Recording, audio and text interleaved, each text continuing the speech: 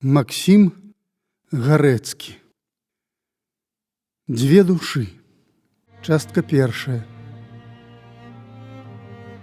Памешчык сярэдняй заможнасці пан Абдзіраловіч заўдавеў у 1890 годзе дужа трагічна. У адну душную цёмную летнюю ноч варочаўся ён з жонкаю дамоў з балю, на якім гуляла шляхецтва з усяго павета. Баляванне было вялікае. Шампанскае лілося як рака, клум, гоман, грыменне прывезенага зэн-аркестра далёка нясліся з ярка асветленага панскага палаца па старыннаму заглохламу парку, насаджанаму рукамі падданых за каралём Панятоўскім, пераляталі заплытае возера з шумячым чаротам і трапетна шэпчучым уночы трысніком каціліся, засмутнела слабнучы цераз сонны фруктовы сад і каналі на дварох спячай вёскі. Сярод агульнай несудзержнай весялосці і скокаў, пад налезаннем начы і музыкі, маладою нервовую паню з няцейку агарнуў нез'яснімы сум, і яна вельмі напужала мужа, настойліва бажала зараз ехаць дамоў, дзе астаўся іх першачок, 3 месяцаў Ігналік.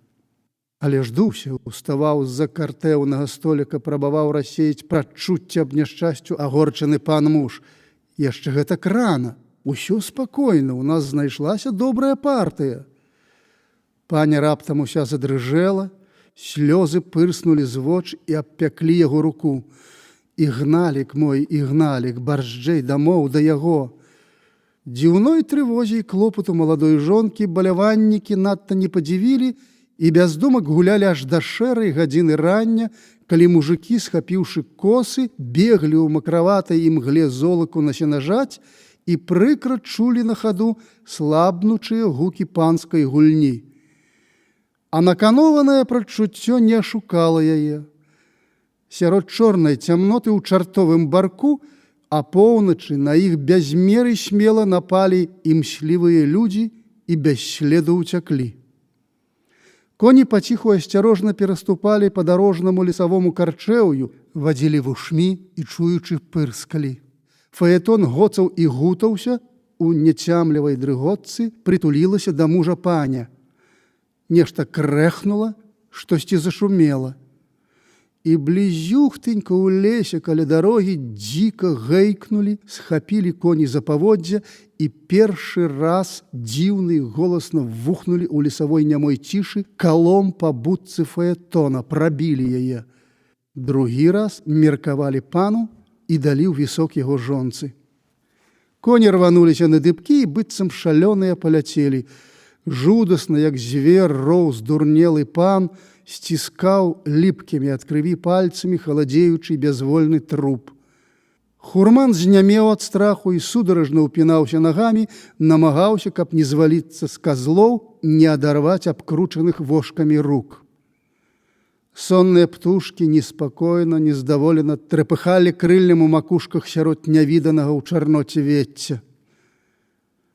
Ігналік астаўся нядужы сірацінка. Пан Абдзіраловіч атупеў з горай злабы на падазраваных забойцаў з вакалічных сялян, забіўся пасля хаўтур у габінет з каньяком і цагарамі, здаецца, зусім забыўся аб быццю дзіцёнка. Верныя слугі ўзялі ў панскі двор мамку з далёкай вёсачкі, а з ёю і яе дзіцёнка хлопчыка, панічовага блізка што аднадзённічка. У дзяціным пакойчыку паставілі яшчэ адну калыску, наспех збітую дваровым сталяром і надта непрыгодную побач з прыгожанькай люлечкай паніча. Але ж абодва дзіцянёткі былі амаль неадзначныя і абодва ў поўным загадзе мамкі. «Еш, пі, ні аб чым не клапаціся», – сказаў неяк раз пан мамцы. «Толькі аднай прашу ласкі ў цябе. Не рабі няроўнасці ў дзяцёх, калі будзеш карміць і даглядаць». Сказаў і зноў забіўся ў габінет. Маланне была ціхая, маўклівая, але разумная і рахманая баба, жонка здадзенага ў салдат і ў скорым часе памёршага там мужика, і прыйшлася якраз да новага жыцця. Добра гадаваліся хлопчыкі. Ігналік падымаўся на ногі дужым і хорошым мальцом, трошку слабейшы і цішэйшы быў Маланнін Васілёк. Дзеці дружылі, бавіліся разам, гулялі, як браткі, слухалі Маланніны казкі і не хацелі спакідацца, калі прывязлі ў двор паважнага настаўніка у даўгім чорным сурдуце і акулярах, каб вучыў паніча пісьменству. Нянька любіла свайго павічочка незвычайна. Здавалася, яна любіць яго болей, чымсь роднага сына. І дзіўныя чуткі папаўзлі былі ў далёкай вёсцы, але добра да пана ніякая дзейканне адтуль не дахадзіла. І ён гардзіўся Ігнасём, чуў у ім сваю белую костку і сінюю кроў, сваю пароду.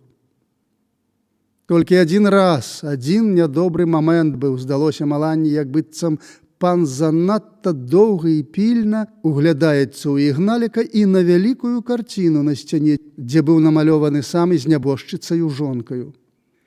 Васілёк, каб хацеў, мог бы выйсці на панскага лакея, кухара ці нават аканома. Адылі матка, як слова наўмысля выдаляла яго ад сябе, і як дайшоў 7 гадкоў, хлопчык бегаў пад паскам у старога Яромы, пасвіў авечкі. Яна давала яму, сустрэўшыся, смачныя гасцінцы з панскага ўжывання, але была строткая. Яна не любіла, калі ён вельмі часта залучаў панскі дом і ўважала бачыць яго ў людской хаце або ў будцы ў дзеда Яромы за фруктовым садам на папасе. Частка 2. Поезд прыйшоў у Маскву са спазненнем, і прапаршчык Абдзіраловіч быў задаволены, што прыехаў уранні, а не ўночы. Нават шкадаваў спакідаць зацішнае купэ. Ноч мінулася так добра. Ехалі яны толькі ўдвох, у купэ першыя клясы, куды і яму дазволілі сесці як хвораму. Унізе грэбліва маўклівы панскае пароды гвардзейскі афіцэр, а на спальнай паліцы ён, прапаршчык армейскі. Шпарка імчаўся поезд сярод ціхой ліпнёвай начы. У расчыненае вакно блішчэлі далёкія, рэдкія зорачкі з чорнага густога і цёплага бяздоння. Унізе за вакном хапаліся ўцячы назад курганкі і лагчыны з паснулымі кустамі, прыніклым нанач да зямлі жытам і араматнаю травою. Сунуліся аставаўшыся цёмныя стаўбы з дратамі, што плывуць патроху ўгару. То раптам скідаюцца ўніз і ўзноў то паволі, то баржджэй усплываюць з мёртвым блісканнем ад святла ў вакне.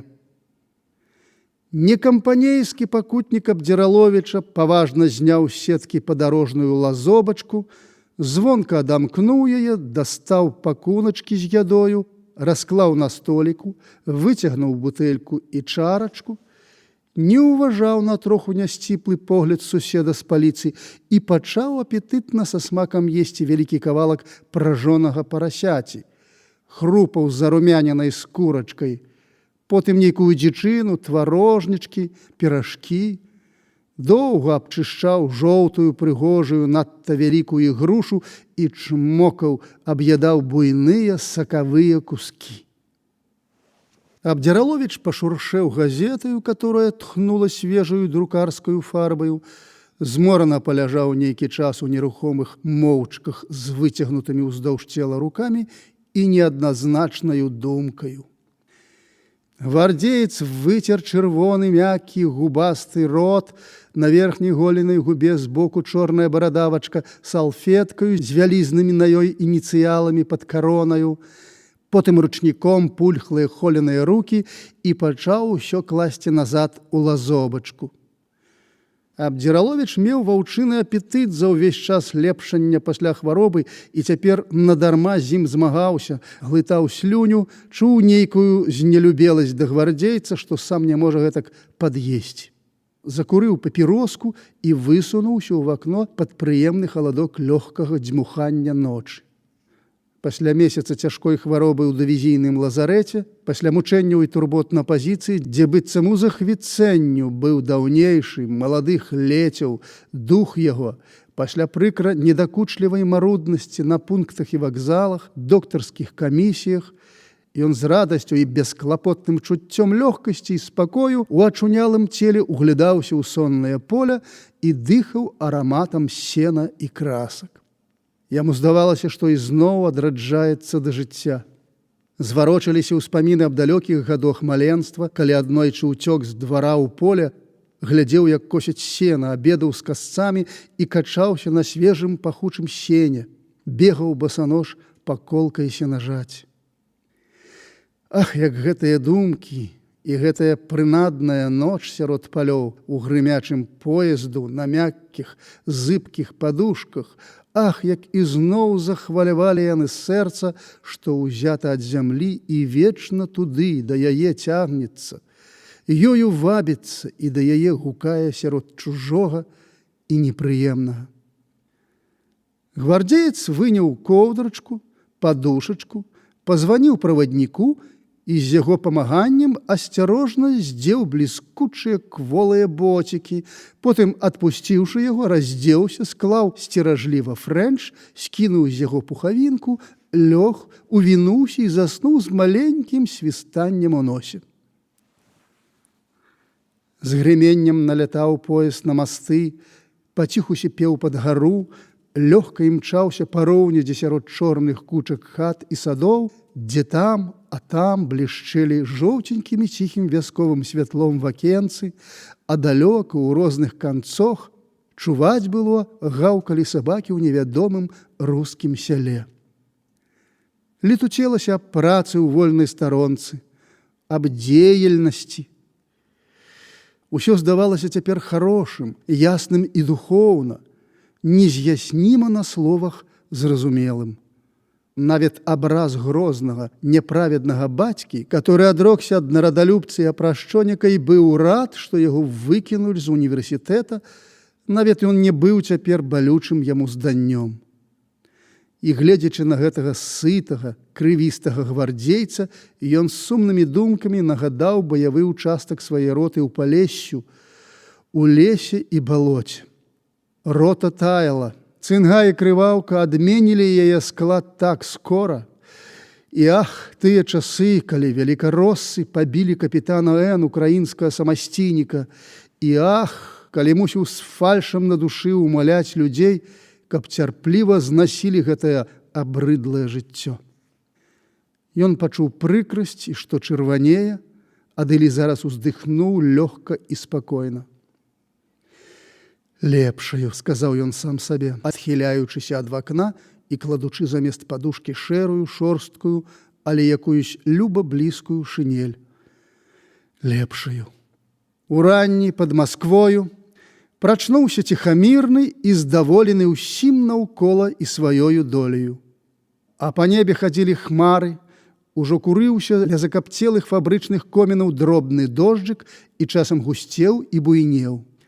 У дождж прыехаў, шчасце, думаў сабе. Калі злазіў па сходнях на перон, заўважыў і пачуў, што дужэй ступаюць ногі, што не дрыжаць так, як там, палохаючы, дзе падсаджвалі яго ў вагон санітары Чырвонага крыжа. Абдаўся вакзальным клумам і сумятлівасцю. Беглі нашэльнікі, важка пхнулі вялізазны воз скрынак, вузлоў і кошыкаў. Дробненька стукалі ножкамі даўно нябачаныя гарадзянкі. Ціхамірны, здаволены сабою, пазіраў на іх, уцяшаўся, што не чуе таго даўнейшага, што пачынаецца так салодка і прыгожа, а мае па сабе нуду і пусткі. У буфеце праштурхаўся сярод падарожнікаў і груду рэчаў да стала і прасіў чорнай крэпкай кавы. Белы тварык з бліскучымі чорнымі вачмі і пасмачкамі заўважыў напроці сябе і спакойна і лёгка адхіліў вочы, збялелы, лёгкі, шчыры пасля хваробы, і пачуваў яшчэ на сабе той радасна вясёлы, ціхі смех бліскучых дзявоцкіх вачэй. А не глядзеў і ўцяшаўся, што зрабіўся новым, другім. На галоснай макраватай клумнай і сумятлівай вуліцы доўга-доўга дарма чакаў сярод сярдуючых і раздражнёных людзей, прапусціў некалькі паўнюхтанькіх вагонаў трамвая, быў, аднак, цярпліва спакойны і з цікавасцю прыглядаўся, ці няма чаго новага цяпер у часе волі на гарадской вуліцы. І нічога, заміляўся зусім, хаця ж вознік быў не па кішэні, хаця ж грошай было надта мала, і яго, зведаўшага ўсю салодкасць пралетарскага быцця, калі пагневаўся з бацькам, цяпер у шынелі афіцэра, хаця і не лічаць, можа быць, за ворага, але не прыймаюць і за свайго брата. Частка 3. Блізка 2 месяцы прайшло ў Маскве ў лазарэце ў прыкрым чаканні, калі пашлюць лячыцца на Каўказ. Афіцэры безмальна ўсе мелі радню ў горадзе, безмальна ўсе былі болей-меней здаровыя, яго такога, як быў вольнаапрадзяляючымся, зараз пагналі на фронт. Блізка што не жылі ў лазарэце, прыходзілі толькі абедаць, вячэраць і зрэдку пад ранне на начлег, калі ён, устаўшы, пазіраў у акно на пустую вуліцу, на дворніку ў белым хвартуху з мятлой у руках і на рэдкіх, марудна паўзучых дамоў змораных начавых вознікаў. І гэта адзінота была яму даспадобы. Толькі дужа не давалі спакою мухі, і Абдзіраловіч выходзіў у садок у будачку, абвітую дзікім вінаградам, ці чытаў кніжку, ці проста сядзеў на сонейку. Хворае цела перашкаджала думаць, і было толькі адно троху многа рэльефнае чуццё. Бурлячая рэвалюцыя праходзе вось міма. А ўжо значна ачуняў, ужо не мучыўся на жывот, не млеў, і было досыць добра. Ужо іншы раз увечары ішоў слухаць музыку ці сядзеў у скверу, хадзіў сярод людзей і ўсё уцяшаўся ў свае вольнасці і незалежнасці. А час ішоў, і рабілася не дужа цёпла, нават у горад убіваліся гукі і фарбы недалёчкай восені. Паменшала мух, але ж кусаліся яны вельмі балюча і ліплі, як смала. Чарод адпраўкі не падхадзіў, і тонкая, маўляў, джгала вужакі нуда на незлавімае мгненне датыкалася да сэрца і надта пужала. За сталом афіцэры гаманілі аб хамстве народа, пад маскаю прылікі, але са злосцю ў душы, як быццам жартліва, спіраліся аб палітыцы з таварышам няняю, што насіла стравы на стол, ці вылічалі волю пакарнейшаму і найцішэйшаму бежанцу, таварышу санітару, который не разумеў, аднак, за якую волю ён знелюбіў ім.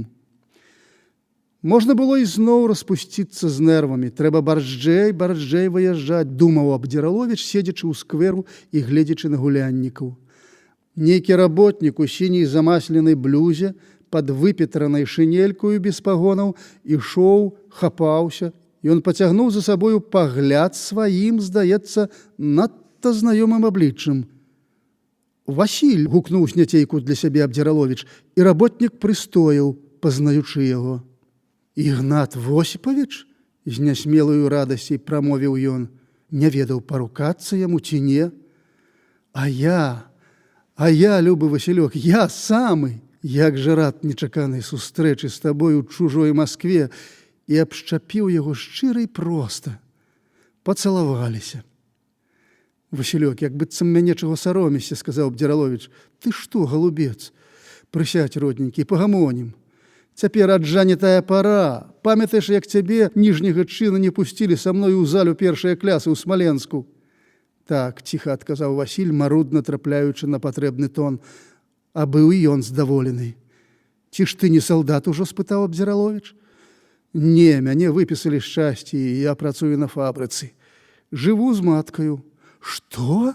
І мамка тут?» – крыкнуў той, не ведаў, як сказаць аб ёй, а казаць, як калісь маланка, саромеўся. «Ай, як добра з ёю пабачыцца! А што, здарова, тупаеце, як тады?» «Ат, якое там здароўе, Ігнат Восіпавіч! А злашчы пры гэткай дарагоўлі, каб хаця страваванне лепшае». Яны троху памаўчалі. «Калі не пагрэбуеце», – невясёла і нясмела усміхаўшыся, сказаў Васіль, «пойдзем, старая будзе надта ж рада, успамінае вас штодзённа. Адрас вельмі старалася даведацца. Клапаціла, ці не забіты вы. А я няўстыдны і не пісаў ніколі сваёй мамцы. Пойдзем. Ах, як добра. Дай веры, Васіль, рад табе, як роднаму брату. З бацькам я блізка, што нічога супольнага не маю, ты, напэўна, ведаеш. І нікагенька ж няма ў мяне. Сустрачаўся, праўда, з рознымі людзьмі. Успамінаць не хочацца. Вось і зноў адзін. Яны ўсталі і пайшлі на трамвай. Былі абодва радыя. У непарадку казалі адзін аднаму аб сваіх падзеях апошніх гадоў, і прапаршчык не пазнаваў даўнейшага Васіля, неклапатлівага, вясёлага, няўважнага пастуха, потым работніка ў прудзе, млыну. У яго вачах быў сур'ёзны, удумлівы, крышачку хмарны работнік, который найлепей разважаў аб значэнні падзей і быў гарачы паклоннік недалёчкай сацыяльнай рэвалюцыі. Той афіцэр нават некалькі разоў счырванеў за сваё няведанне і збочнае сугляданне крывавага змагання. Ехалі амаль не цэлую гадзіну ў незнаёмы край горада. Яшчэ доўга ішлі па нячыстых вуліцах, загароджаных велізарнымі непрыгожымі дамамі сярод фабрычных комінаў і каля высачэннага плота. «Мне добра, блізка да фабрыкі», – хваліўся Васіль.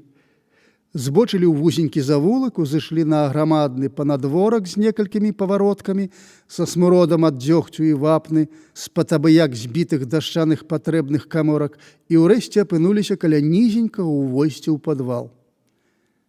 Васіль пастукаў. «Наш палац», – сказаў ён. «Хто там? Ты, Васілька?» – пачуўся Абдзіраловічу знаёмы голас нянькі. «Я, мама, я. З госцем, адчыні». Аббітыя калматаю рагожкаю дзверы скрыгнулі, і тады на парозе паказалася яна. Без пары, вельмі старая, з абгаркам свечачкі ў руцэ. «Зробце ласку», – пусціў Васіль гасця наперад. «Нічога, смеленька, панок», – з пытаннем у вачах запрашала і яна, устаўляла абгараку адбітае дно бутэлькі з папераю. «Не прызнаешся, мамка?» – працягнуў Абдзіраловіч рукі. «А хто ж вы, панок?» І трошку памаўчала і паўзіралася. Раптам неяк пісклява айкнула яна і кінулася да яго. «Панічочак наш! Ігналік, Ігналік!» І схапіла яго за рукаў. Слёзы папаўзлі ў яе па зморшчынах. Яна згубілася ў парадку. «Здароў табе, мамка!» – паспеў ён прытуліць яе з прыкрай, аднак трывогай, каб яна цмокнула ў руку, як гэта было зазвычайна ў іх у дварэ, і пацалаваўся з ёю. «Ах, панічок, Ігналік! Даруйце ўжо мне, буду гукаць Ігналікам, як маленькага. Воля цяпер!» – сарамліва дадала яна і зусім згубілася ў парадку, не ведала, як прыняць, куды пасадзіць яго. «А як жа? Можаш, мамка, нават за вуха падраць і сказаць: «Ах, ты, нягоднік, Ігналік не пісаў, але дай веры, мамка, жыццё так выпадала, і адрасу не ведаў». Васіль маўкліва барабаніў трубою самавара і з чорным ад вугалля кошыкам у руцэ шмыкнуў некуды за дзверы. «А я вагарую тутака. На крылліку, здаецца, вылецела б. Адылі ўсё мадзею з Васільком». Яна агледзелася. «Ай, божухна, як жа гэта я? На самавар-дакі забылася, не паставіла», – думала Васіль у камітэтах сваіх заначуе. «Бальшавік жа ён у мяне. Ай, бальшавік. І Бог святы ведае, да чаго яны дойдзець усё гэта. Пэўне, да Карпавіча па вугалля пайшоў. Той таксама за бальшавікоў цягнець, яшчэ злей. Збівае з розуму і нашага мальца. Заўсёды гамоняць, ды шашакаюцца». Пакой быў досыць вялікі, але гнёў сваімі гмурымі сцюдзёнымі сценамі і нізка навіслаю аблупленую каменнаю столлю. За паркалёвай фіранкаю стаяў адзін ложак, ля печы другі. На стале ў сіняй паперцы ляжаў селядзец. На паліцы каля высокага за кратаю вакна ляжала некалькі нумароў газеты, брашур і тоўстая кніжка ў добрай вокладцы. Нахіліўшы галаву, Абдзіраловіч прачытаў цісненне. «Капітал». «Няўжо Васіль чытае Маркса?» – падумаў ён пра сябе. Тым часам прыйшоў і ён з вугаллем. Старая забегала з селядцом і ўсё пыталася. «А вох ці, божачка наш, бацюхна», – сказала яна, – «каторы год свет увесь круціцца. Воля прыйшла, а ўсё канца няма. Карпавіч наш яшчэ злейшы цяперацька. Толькі і ведае хлопца баламуціць. Ай, каб не дарагоўля, памякчэў бы народ. Калі елі селядца і пілі гарбату з брушнічным экстрактам, у дзверы нехта пастукаўся. «Васілёк, Васілёк!» – пачуўся грубы, але прыемны мужчынскі голас. «Адчыні, браток! Іду на гасця вашага падзівіцца!» «А каб яго качкі знайшоў, калі час!» – нездаволена шапарнула старая. «Завядзе цяпер сваю дуду!» Увайшоў нізенькі з сівымі кучаравымі валасамі дзядок у шырокім пільчаку зверху палатнянай вышыванай кашулі, у апорках. Царамонна пакланіўся і працягнуў Абдзіраловічу руку. «Іван Карпавіч Гаршчок», – сказаў ён. «Васілёў таварыш, работнік па металу». «Прапаршчык Абдзіраловіч», – адказаў той. Дзядок чуў сябе вольны і гаварыў з пэўнасцю і плаўнасцю. Падзякаваў гаспадыні за гарбату і зараз запытаўся ў афіцэра, разглядаючы на грудзях значок з вучылішча. «А якіх вы, так сказаць, паглядаў на палітыку ўжываеце?» «А вось пакуль што яшчэ самаазначаюся. А на фронте гэта мала карцела», – жартліва адказаў Абдзіраловіч. Ігнат Восіпавіч бліжэй за ўсё падыходзіць, пэўне, да сацыялістаў-рэвалюцыянераў, дзялова заўважыў Васіль. Ці мала яму, галубчыку, і без таго клопату было, быццам заступалася старая. Зазнаў горада волі. Можа, бачыў троху добра, як дзіцёнкам у дварэ жыў. У навуку рана пайшоў, потым з татулькам нешта пасварыўся, потым вайна. Як выхвараў, збялеў. Усё гэта недарэчы. Сербануў гарбаты, перабундаваў яе гутарку Карпавіч і дастаў пушачку з махоркаю. «Дазваляеце, цётка?» – звярнуўся да яе і потым ветліва падставіў афіцэру. «Не пагрэбуйце, што душа мае, тым і прымае». «Яно добра», – казаў ён далей, – «значыцца, калі чалавек гора зазнаў. Баржджэй працоўнага чалавека абстоіць, толькі з самаазначэннем бавіцца не выпадае, каб ной ды не спазніцца», – зірнуў ён на Васіля. «Мне малец казаў троху чаго аб вас. А аб бацьку вашым казаў?» «Значыцца, вы за народ, калі з ім за нашага брата пасварыліся. Ну, скажыце мне па шчырасці, каб давялося нам з панамі падужацца, на чый бок станеце вы? З кім яшчэ дужацца хочаце? Ад не мае стары лепшай гутаркі», – замінала матка. «Ці мальска крыві хрысціянскай прылілося? Бывала толькі «ай, каб зямелькі, ай, каб зямелькі», а цяпер і зямля будзе, так яшчэ мала, здаецца, немаведама чаго хочацца». «О не, цётачка, гэта пахнець старыною. Недаволі мы ў іхнія рукі нацалаваліся», – раптам разгневаўся Карпавіч. «Сячы трэба да карэння. Шкадаваць іх? Як нашы гальшанскія князі. Старэйшы сялян у пятлі давіць, а маладзейшы тут у камітэтах бегае, за народ быццам. Не». Познаю начою варочаўся Абдзіраловіч у лазарэт.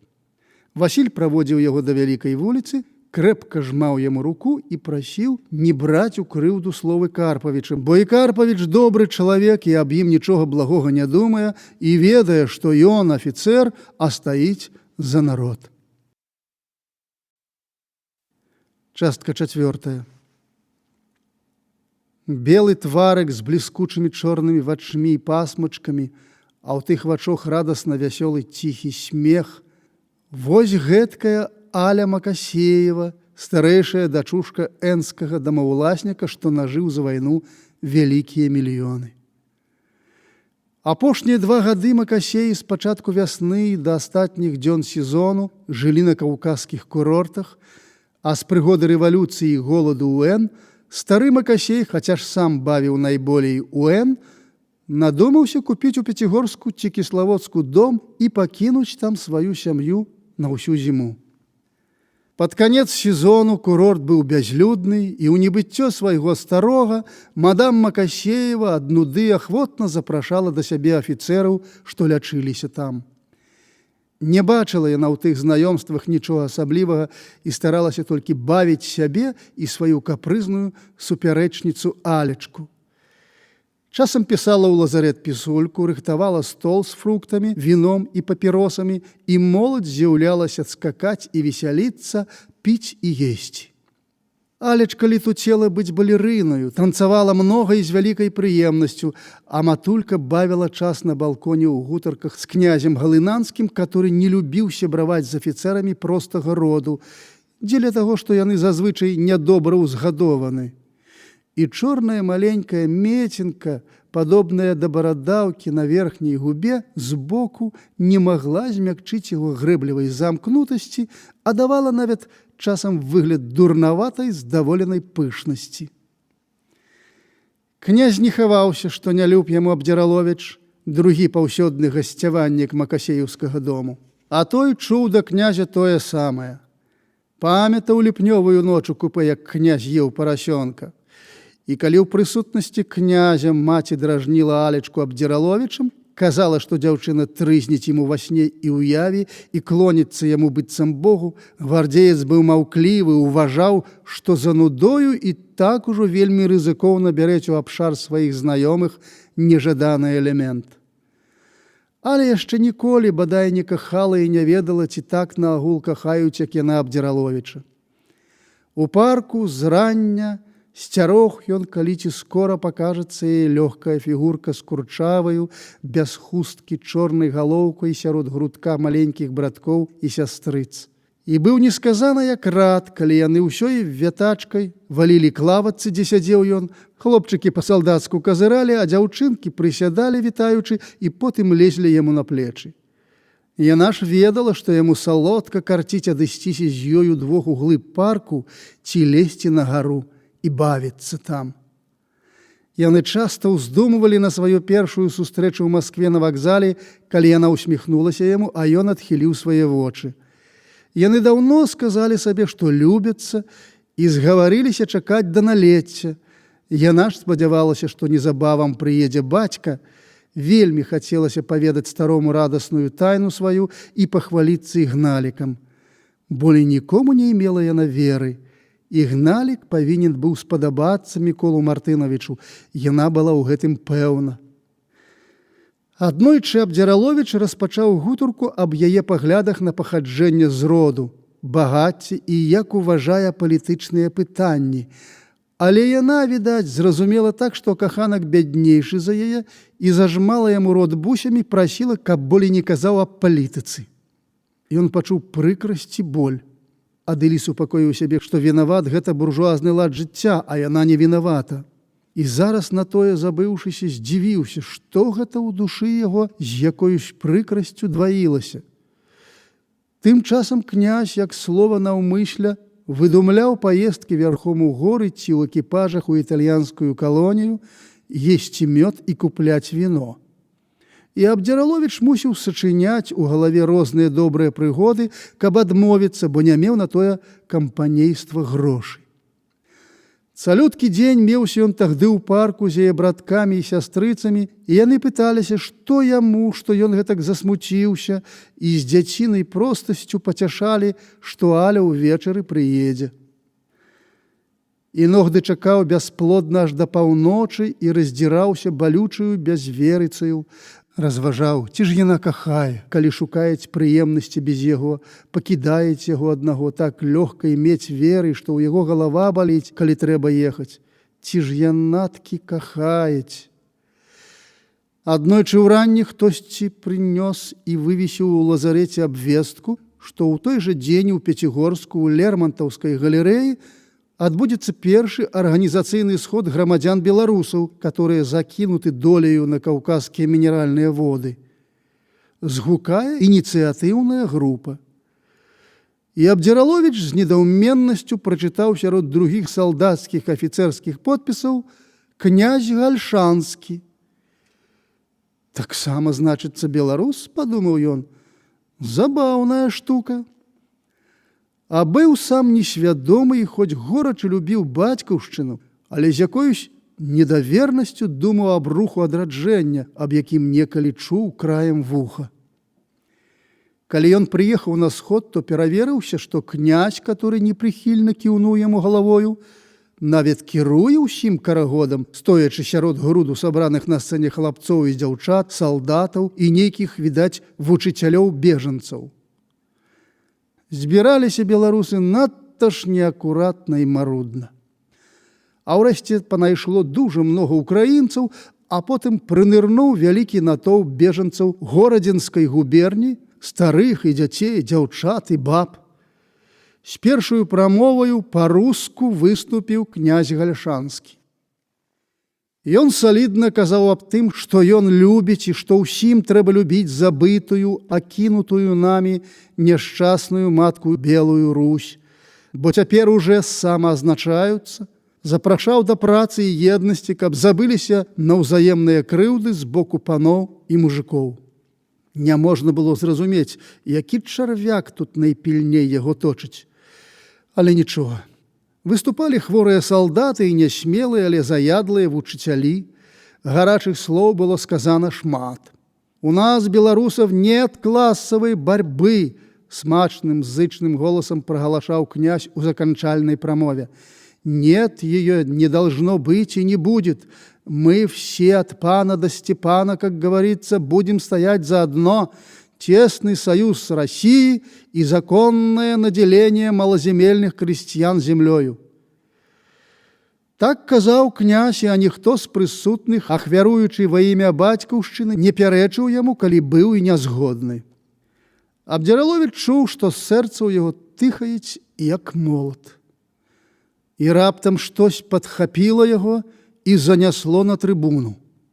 Абурлівым, гняўлівым голасам, надаючы шмат страснай шчырасці і гледзячы ў бок убогай бежанскай масы, казаў ён у яе роднай мове, на якую не паспеў яшчэ забыцца, казаў усё страшней і страшней. «Вашых бацькоў паны забівалі бізунамі і мянялі на заморскіх сучак і прадавалі як быдла. Вашых матак гвалтавалі панічы. З вас самых высмакталі кроў. За бярозавую хлабасцінку з панскага лесу вас гнаілі ў турмах». Князь старшыня патроху бялеў. Заля знямела і занзіла ў прамоўцу тысячы бліскучых вачэй. «І цяпер вам кажуць, у вас няма змагання клясаў перад агульным ворагам». «О, не! Яно ёсць!» Высокай хваравітай звінячай нотаю крыкнуў ён. Бачыў, як з туману выходзіць абраз Алі, яна едзе ў горы з маткаю і князем, пакідаюць яго. «Яно ёсць гэтае змаганне! Яно павінна быць!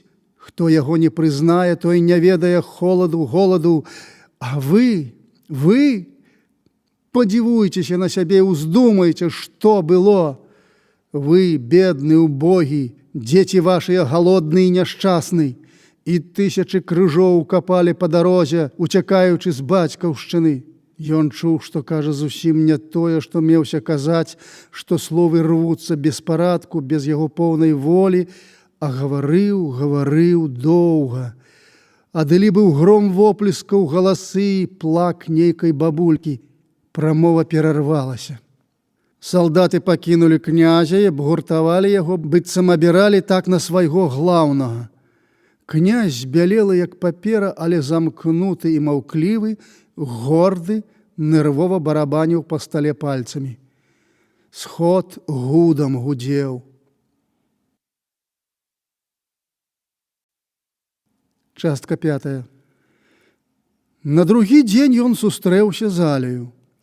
Яна паехала з маткаю на станцыю мінеральныя воды. Чакалі, што прыедзе Мікола Мартынавіч. У парку Абдзіраловіч знайшоў макасееўскую няньку з дзяцьмі і нейкі час пабыў з імі. Малодшы хлопчык паміж гутаркі аб прыязджанню татулькі сказаў: «А наш татулька вельмі не любіць таварышаў. І князь кажа, што яны хуліганы. Калі падрасцеш і пачнеш цяміць усё сам, дык пабачыш, Валя, што гэта можа быць не зусім так». «А чаму вы іх абараняеце? Князь казаў, што яны жалаванне ў афіцэру адбяруць, а вы іх бароніце». Дзіцёнак памаўчаў. Відаць, он меркаваў нейкае пытанне і не важыўся папытацца. «А вы любіце мужикоў?» «Люблю. А я не. Яны ўсе вельмі дурныя». «Неправда, Валя. А князь казаў, што праўда. Ён казаў, што за мужикоў толькі тыя афіцеры, которые самі з мужикоў». «Дык ты, Валя, думаеш, што і я з мужикоў, так? Ты хацеў спытацца ў мяне?» Хлопчык пачырванеў і ўтупіў вочы. «Я не ведаю», – шапарнуў ён. А Мікола Мартынавіч не прыехаў, і матка з Аляю зрабілі на другі дзень невялічкую вечарынку. Пры сустрэчы паміж слоў запрасілі Абдзіраловіча, але ён пасля вячэры забавіўся ў лазарэце. У страўні да яго падсеў вайсковы чыноўнік, вядомы латышскі актор-мастак, хворы на сухоты, звычайна негаварлівы надта чалавек. Ён пачаў распытвацца аб учорашнім сходзе беларусаў, запрасіў прапаршчыка да сябе ў палату, частаваў кавуном і вінаградам і даткнуўся яго палітычных паглядаў. «Вы з пэўнасцю спачуваеце бальшавікам?» – спытаўся ён. «Не», – адказаў Абдзіраловіч па шчырасці, «мне не имецца веры ў магчымасць існавання самастойнай улады радаў нашага пралетарыяту і наогул камуністычнага ладу жыцця. Гэта пакуль утопія». У таго пайшлі па правай шчацэ плямкі, і ён раптам змяніў голас. «А, так», – працягнуў ён, «значыцца, я вас нядобра зразумеў. Мне пераказвалі з прыгоды вашага выступу на сходзе зусім што іншае. Значыцца, вы за хаўру з такімі ягамосцямі, як нашае сіятельства, которое, колькі мне ведама, не дужа, аднак шануе вашу асобу і не адмовіцца бадай паставіць нам ножку хаця б у інтымных справах». Латыш нерваваўся. Абдзіраловіча кальнула. «Гэта другое пытанне. Але палітыку ўрада ў цяперашнім складзе я лічу справядлівай і буду ў разе патрэбы бараніць яе так, як належыцца салдату і проці ўсякага ворага». Так, і зноў працягнуў той на сілу, а наўмысле ўсміхнуўся. «Ну, ведама, проці ўсякага ворага. Балазе ў радах гэтых ворагаў няма роднага або блізкага чалавека. Балазей самі ж вы, мяркуючы, так сказаць, па адзнаках звонку белая костка». Каб не пасварыцца, Абдзіраловіч хацеў ужо ўцячы ад сухотніка, добра пастукалі. «Зробце ласку!» – крыкнуў латыш. «Адчыніце дзверы!» І дзяўчына-казачка, дагляданніца хворых, падала прапаршчыку сэкрэтку. «Вам пасланец пісулечку прынёс», – ласкава прамовіла і прыхільна паглядзела яна. «Ігналік, прыходзьце зараз, чакаю, Аля!» З радасным тамаваннем у сэрцы прачытаў ён і пачуў ізноў прыязнасць да раздражнёнага актора і трошку нейкую вінаватасць перад ім. «Даруйце, як ласка, прашу прабачэння. Пайду», – з яснеючай усмешкай жмаў ён яго руку. Так, нічога, не марнуйце часу, вам, здаецца, некалі безуважна і сцюдзёна адказаў хворы. Абдзіраловіч ляцеў на крыллі да Макасею, аднак жа спазніўся. Тут ужо было многа каго, у той лічбе і князь. Ён сядзеў з гаспадыняй каля самавара і з паважным выглядам аб нечым гаманіў з ёю. Прапаршчык Кунст іграў на гітары, Аля і дзве малыя сястрычкі вярцеліся ў вальцу з афіцэрамі. Пакуль Абдзіраловіч падышоў да столу, князь паспеў адысці ў вугол, дзе быццам надта цікавіўся нейкаю гравюраю. Гаспадыня сянне высакарэдна падставіла Абдзіраловічу руку і не сустрэла паўсёднымі жартамі, як ён дружыць з Алечкаю і запрашаннямі пачаставацца. Толькі Аля, як скончыўся танец, угледзеўшы, скоранька падбегла да яго. Чорныя вочкі блішчэлі і казалі тое, што толькі ён і яна разумелі. Дзяўчынка з пяшчотаю шлёпала яго па руцэ, кажучы: «Нядобры, нядобры, не можна так пазніцца. Мы з мамаю учора бачылі вас у Пяцігорску 2 разы, а вы ніводнага разу не мелі ласкі заўважыць нас. Спачатку вы ехалі ў трамваі, потым ішлі з нейкімі таварышамі. Мама вельмі здзівілася. А мне ўсё роўна, толькі не можна было падысці, шкода». І потым дадала, заглядаючы знізу ў глыб яго вачэй: «Сэкрэтачку атрымалі?» «Ага», – адказаў ён нутраным з дрыжачымі ноткамі голасам і глядзеў на чорна-бліскучыя курчавыя пасмачкі і незвычайна ясна зразумеў, якая ж дзяўчына яму блізкая і як яна люба яму.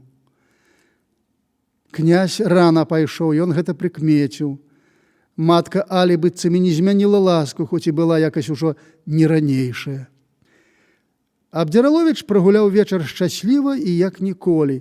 Скакаў з дзяўчынкамі, Алінымі сястрычкамі, сыграў для іх штосьці на гітары з асаблівым мастацкім захапленнем, астаўся залечкаю на балконе, глядзеў на ясныя зорачкі на далёкім небе за чорную спячую аграмадзіную Бештау. Апавядаў некалькі падзей з свайго жыцця, намаляваў ёй абраз свайго дзяцінства і маленства, развіваў планы на будучыню.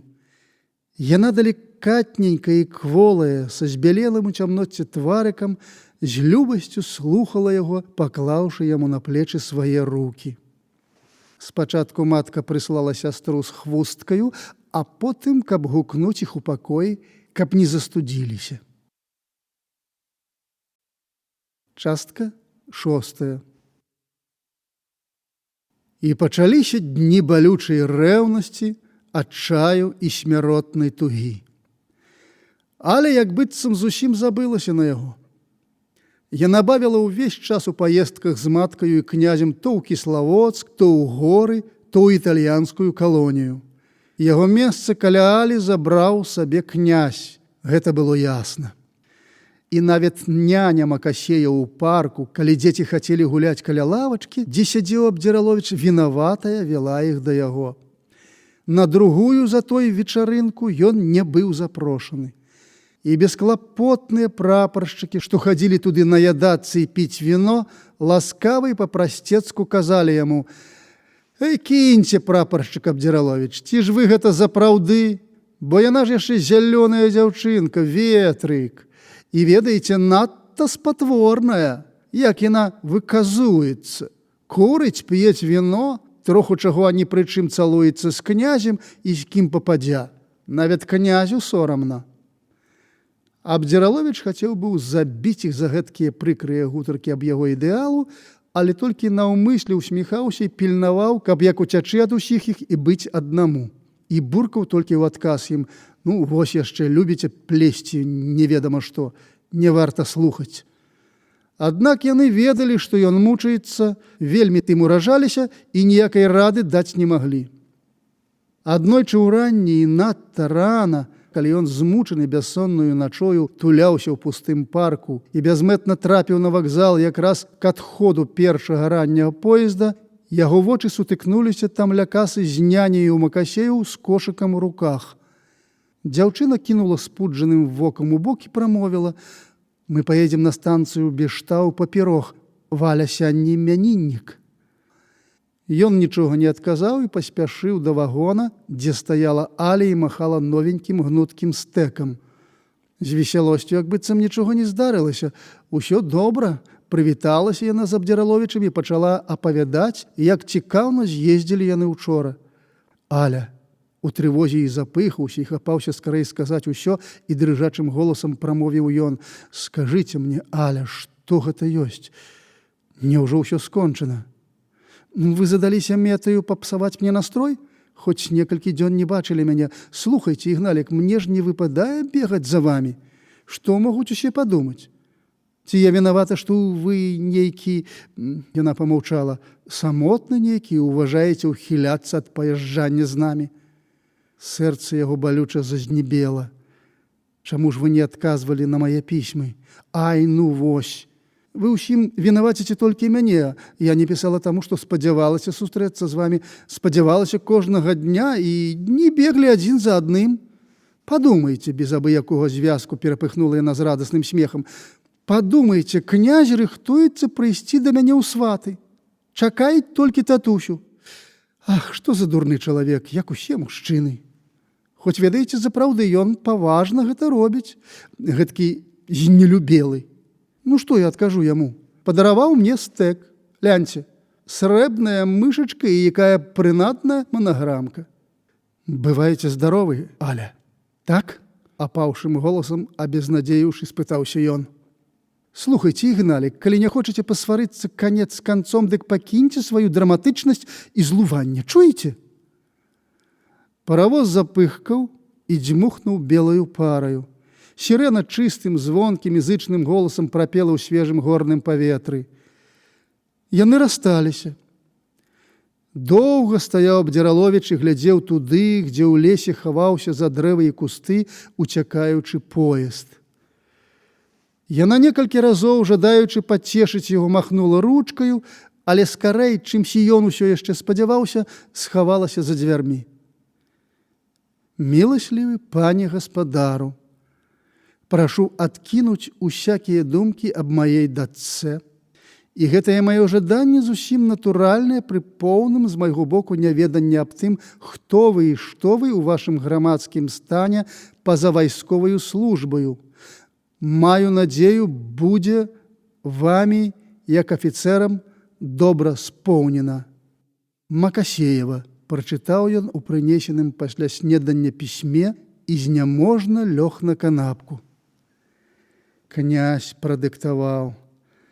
Аб яго залатой торбе яна добра ведае, скрыгнуў ён зубамі. А ты, Аля, Аля, ах, навошта ўсё гэта было?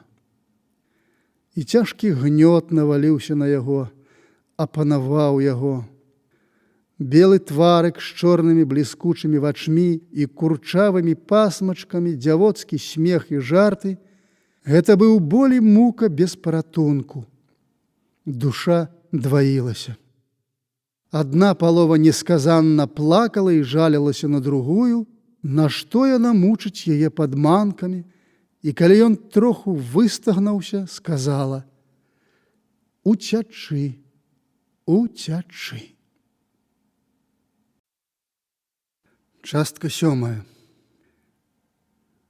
Тая смутно тихая пора, которую так любіў, которая стаяла ўваччу, калі думкі ляцелі да хатак Беларусі, яна ўжо даўно мінулася, калі ён прыехаў. Ужо даўным-даўно перайшлі тыя дні, калі слабнучая сонейка яшчэ прыпякала, а селянін першы раз сёлета паліў пад асеццю. Дым шэрапалавою стружкаю віўся па-над вільчыкам страхі і плыў угару чуць віднымі фарботамі. Цягнулася белая ніцявінка павучыння.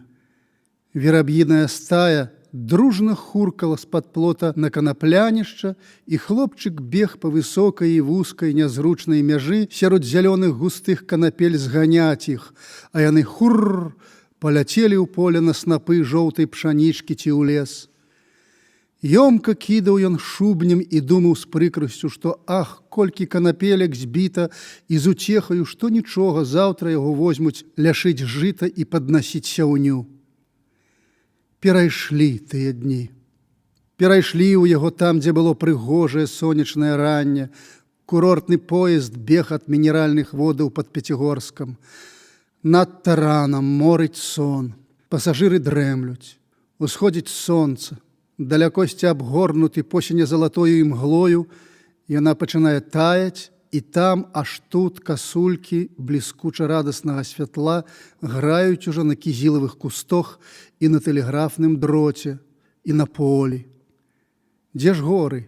Мясціна то ўжо гарыстая, то скідаецца тэрасамі ў шырокі бясконцы дол, то карагодзіцца круглымі ад кустоўя курганкамі ў перамешку з роўнымі кароткімі шнурочкамі чорна, як сажа раллі.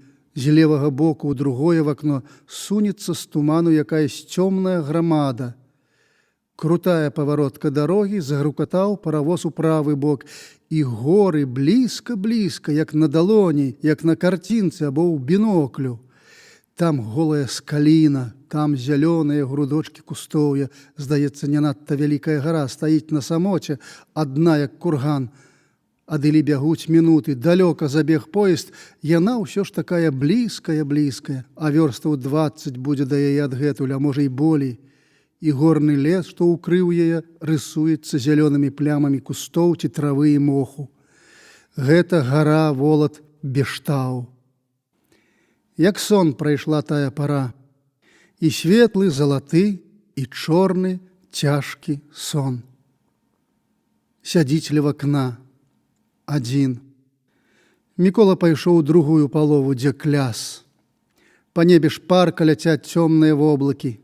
Распаўзаюцца, чапаюцца, збіраюцца ў адзін груд і засціць неба.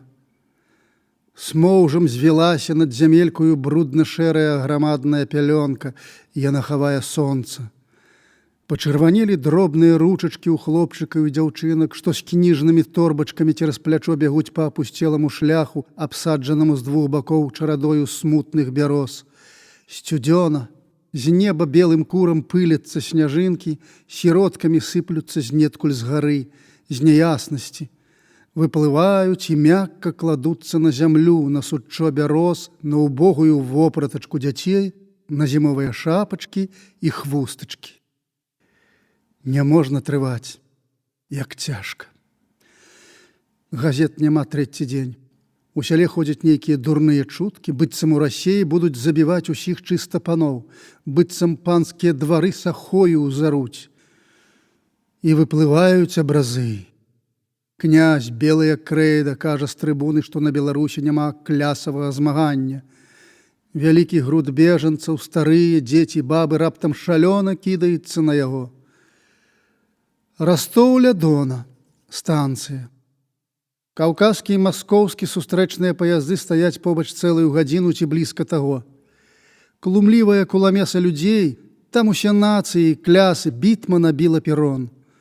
Малады чарнявы прапаршчык з глыбокім смуткам у карых прыгожых вачох, гэта ён сам, ідзе ў залю першага кляса, дзе па застоллях сядзіць новая і даўнейшая публіка, паны і мужыкі ў салдацкіх шынелях. Вунь там за асобным столікам у вугле селі ўдвух чорны, лысенькі, разумны армянін і кастамары, сур'ёзны пан з калматымі чорнымі бровамі пры сівеючых валасох, з троткім паглядам. Нешта ўздумваецца.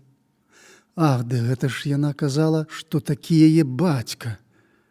Во, душа, Мікола Мартынавіч, дагуляліся вы, радыкалы, на Каўказ захацелі, на самоту? А трэба даведацца сям'і, хмура кажа той. Подаўга маўчыць. Мы работалі, мы працавалі, з нічога стварылі многа, скажу я вам, вядзе ён гутарку далей, так быццам адказвае на свае думкі. І каб гэткіх, як я, як мы, болей, а болей, Расія была б слаўна, заможна і магутна. Ды ці мы ж вінаваты, што ідуць зладзеі, гультаі і лезуць на месца, здабытае намі? Яны абодва злёгку аглядаюцца на яго і гамоняць паніжонымі галасамі. А не думае Мікола Мартынавіч, што побач сядзіць той, который любіў Алю, яго папсаваную багаццем дачушку? Не, ён яму не паможа. Апошняя надзея праходзіць міма.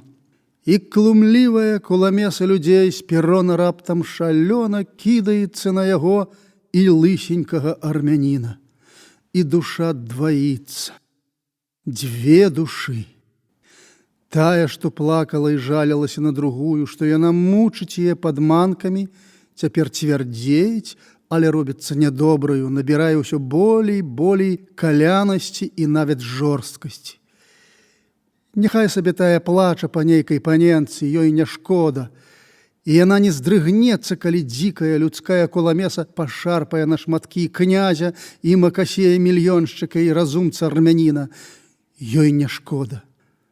А тая другая падумала і здрыгнулася. Плывуць абразы. Бывае так, што сярод холаду, шэрасці, пустэльнасці і нуды асенняй прыроды, сярод прыкрага надвор'я самай позняй восені на небе неяк неўпрыцем прагаліцца маленькі сіненькі лапічак, адзін, другі, трэці. Вось ужо немалая частка неба вызваляецца з-за хмар, сіняя, радасная, яшчэ лёгка плывуць па яе берагах прыгожыя фарботы цёмных пасяродку і белых наўкол болачак.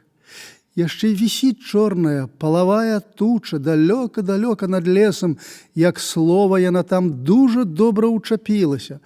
А зірніце скрэй, як там, вонь, шпарка перасунулася астатняя срэбная хмарка цераз сонца, бліснуў з неба першы сноп светлага калосся на крыллі пруда ветрака, убачыўшы сонца і мякчэйшай хоча быць мёрзлая груда пад нагамі дзяўчыны, што схапіла вёдры, бяжыць вады, бяжыць і нечага смяецца, а сонейка забылася, забавілася, любуецца на дзявоцкае прыгаство. Бывае так, а там ізноў шэрая нуда.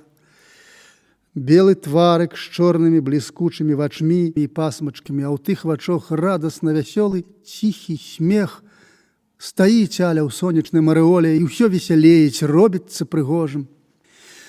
Аля, Аля, ах, Аднойчы распачаў гутарку аб яе паглядах на паходжанне з роду. Багацці, як уважае палітычныя пытанні, але яна, відаць, зразумела так, што ён бяднейшы за яе і зажмала яму рот бусем і прасіла, каб болей не казаў о палітыцы. А можа, і тады нават думала, што ўсё роўна у іх нічога не выйдзе. Дык, можа, няма аб чым гаварыць, няма на што супакойваць яго? А можа, яшчэ гарэй зразумела яна?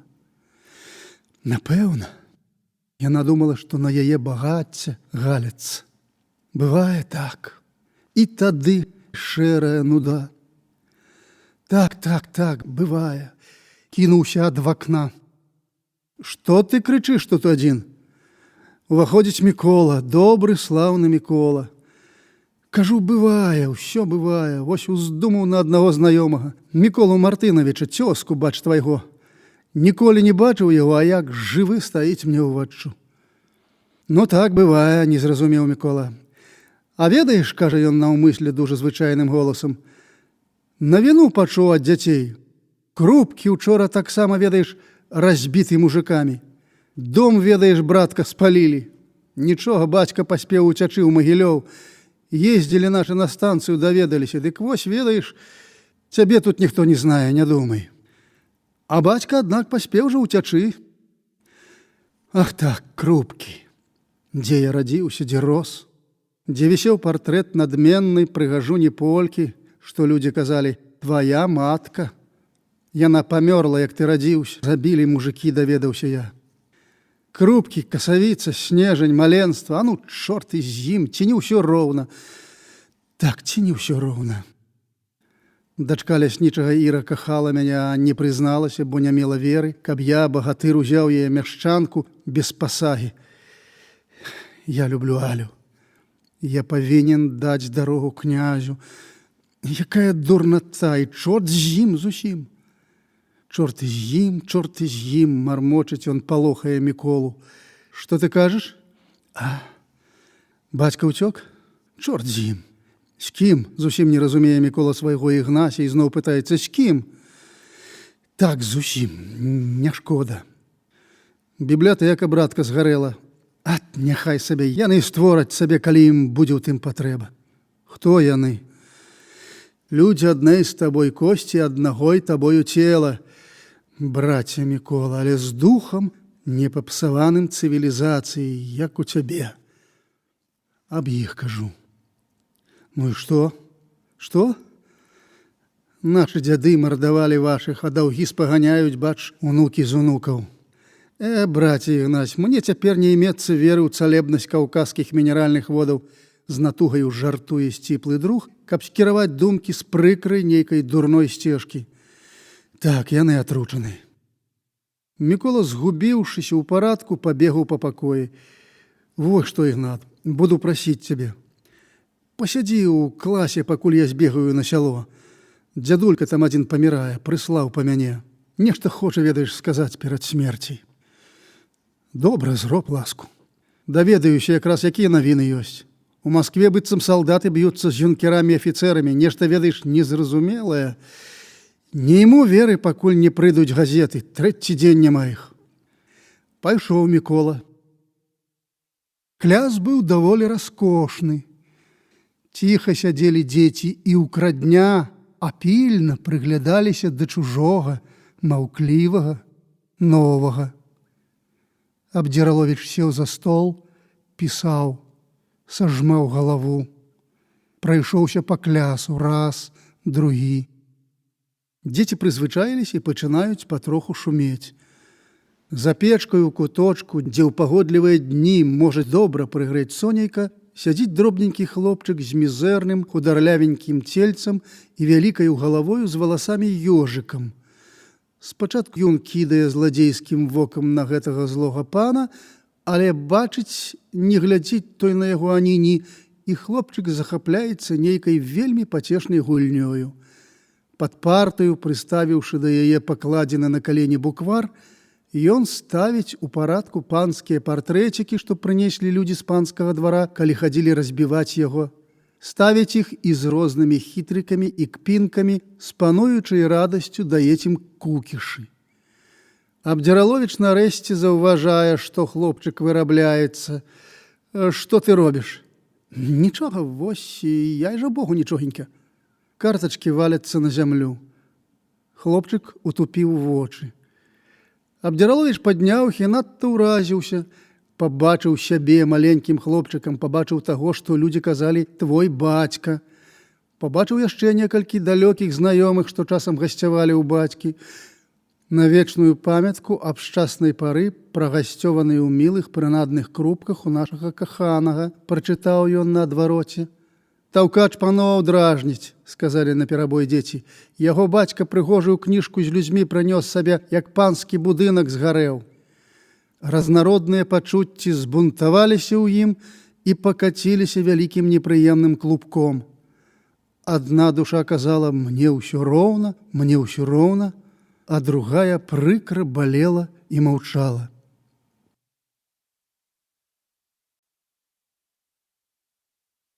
Частка 8.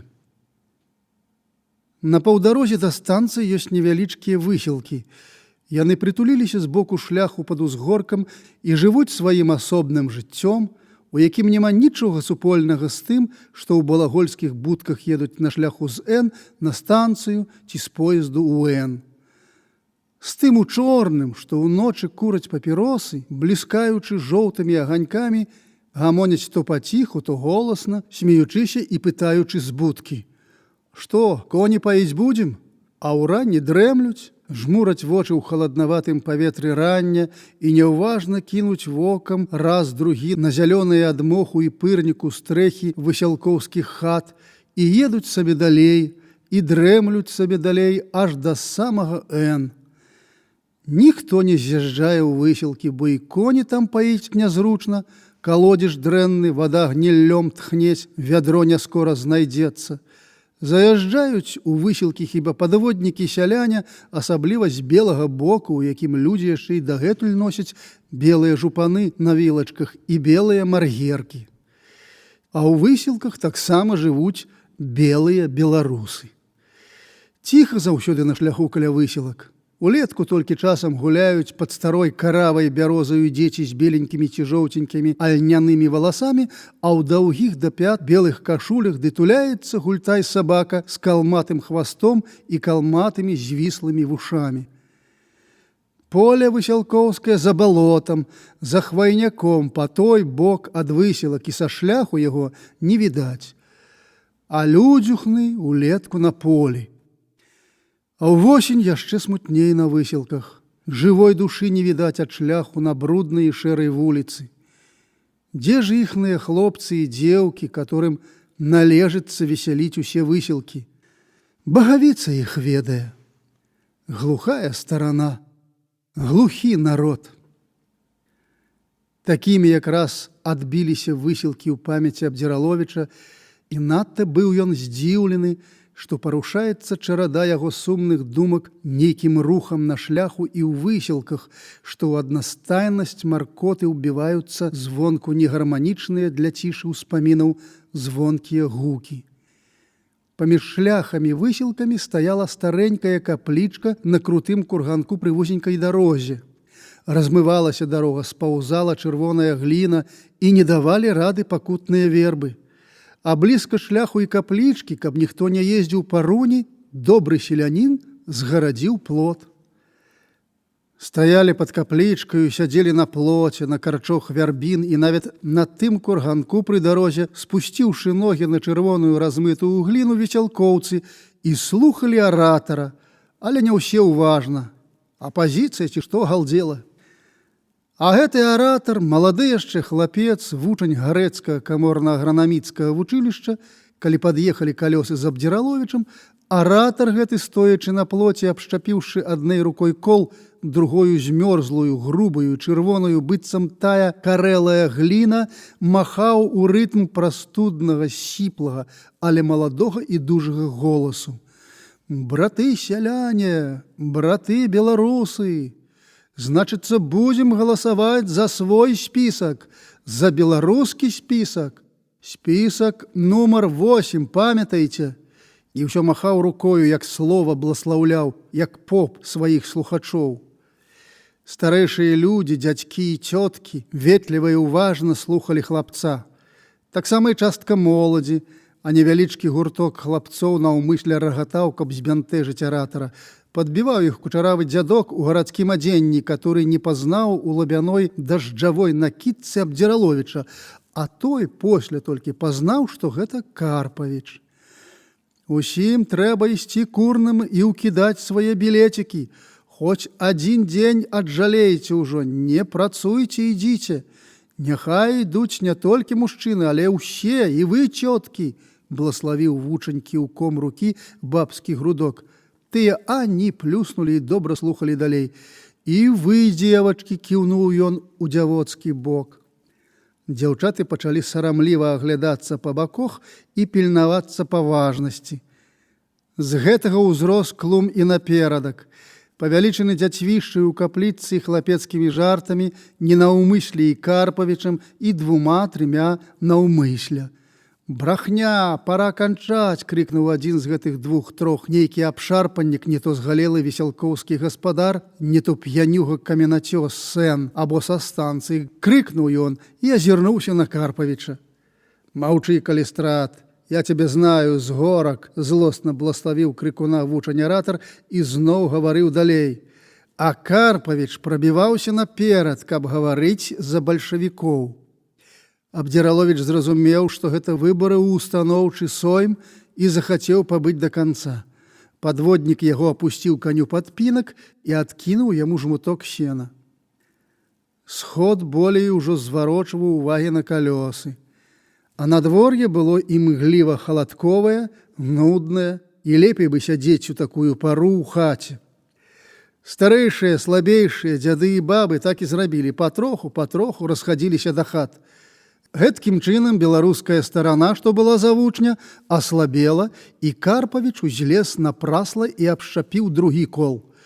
Вучань пачуў небяспеку, яшчэ больш напружыўшы свой сіплы голас, скрычаў: «Браты, беларусы, браты сяляне, дзядзькі і цёткі, і вы, маладзейшыя, значыцца, будзем! Таварышы, таварышы сяляне!» — зазвенеў у перабой яму высокім галаском Карпавіч. «Паслухайце ка мне, калі хочаце, каб быў вам мір і зямля. Паслухайце ка мне, я вам кажу самую лепшую праграму, каб быў ужо адразу і мір, і панская зямля. Паслухайце, таварышы, праграму бальшавіцкую, каб было вам усяго як найболей». І да Карпавіча пасунуліся ўсе, хто быў у салдацкіх шынелях, і Калістрат, і нямала яшчэ каго, нават і дзеўкі ўслед за хлопцамі. Вучань спазніўся ў пару змоўкнуць і гаварыў далей, хоць і слабеў ад прыкрасці, што Карпавічаў голас так звініць. «Гэй, паніч, кінеш ты, ай не?» — схапіў яго за падол шынелі Калістрат. «Усё ж роўна не аддадзім табе галасоў».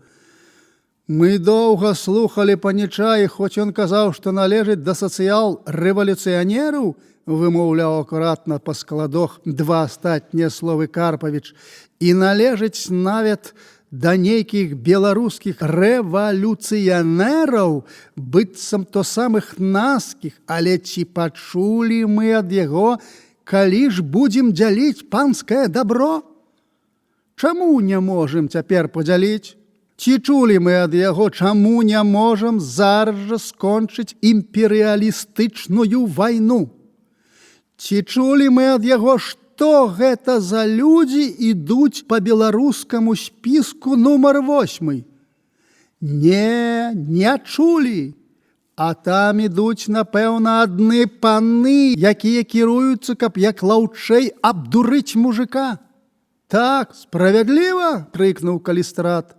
«Але ж гэта спісак беларускі, наш родны!» — крыкнуў вучань і блаславіў слухачоў зусім крыва, губячы настрой. «Не трэба нам панскай радні!» — звінеў Карпавіч з заядласцю. «Не трэба, не трэба!» — падхапіў Калістрат і хлопцы ў шынелях. Дзяўчаты троху палахліва, троху сарамліва адсунуліся яшчэ далей ад вучня, пачалі канфузіцца і дзядзькі. «Не трэба нам, паніч, твая праграма, ну!» — крыкнуў Калістрат і пацягнуў яго, спрабуючы далоў за хвост шынелі. Вучань скокнуў з плота на зямлю. Быў ён нязграбны, касалапы, у вялікіх ботах і захлюпаныя разрэзы шынелю з жоўтымі гузікамі і зялёным кантам цялёпалі па шырокіх халявах, калі ён ішоў. «Вы едзеце на станцыю?» – запытаўся ён у прапаршчыка. «Можа, падвязлі б мяне троху?» «Добра, будзе весялей, сядайце». Яны паехалі. Сход слухаў Карпавіча, і толькі мала хто з болей з дзяўчат правадзіў іх пад воду маўклівым паглядам. І зноў пачалася імгліва халадкаватая нуда ў апусцелым полі. «Чаму ж вы не давялі змагання да канца?» – запытаў Абдзіраловіч. Вучань памаўчаў, пакрактаў, пахухаў па пальцы. «Усё роўна», – сказаў ён. «Чаму?» «Так.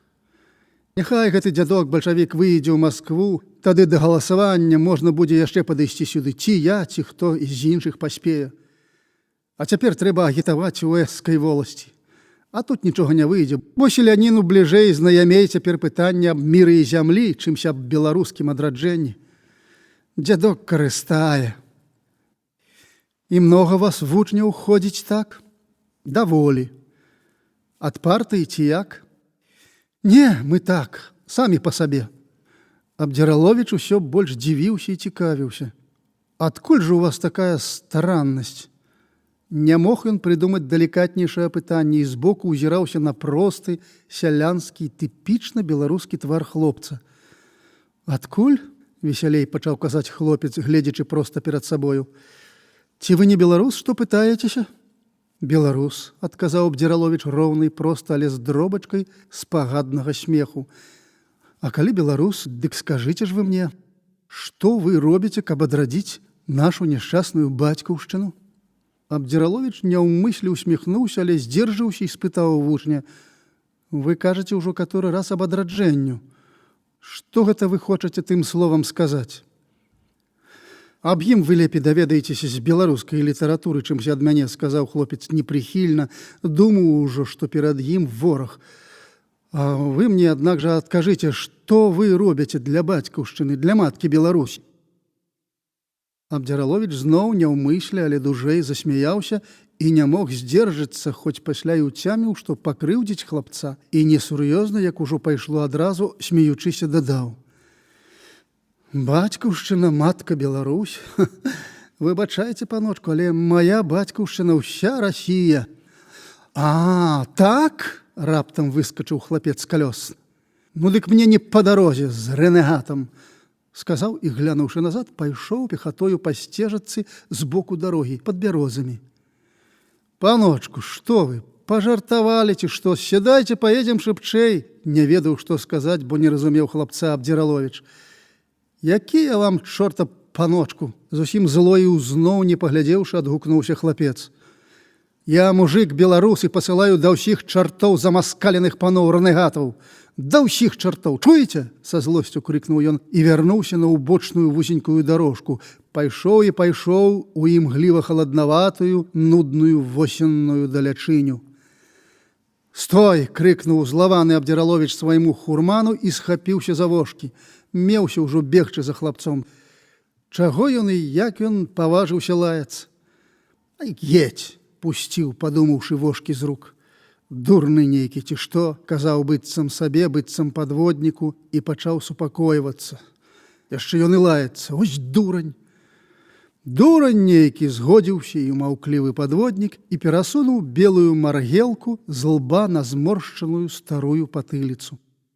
А той пайшоў і пайшоў у сваіх вялікіх ботах. Частка 9.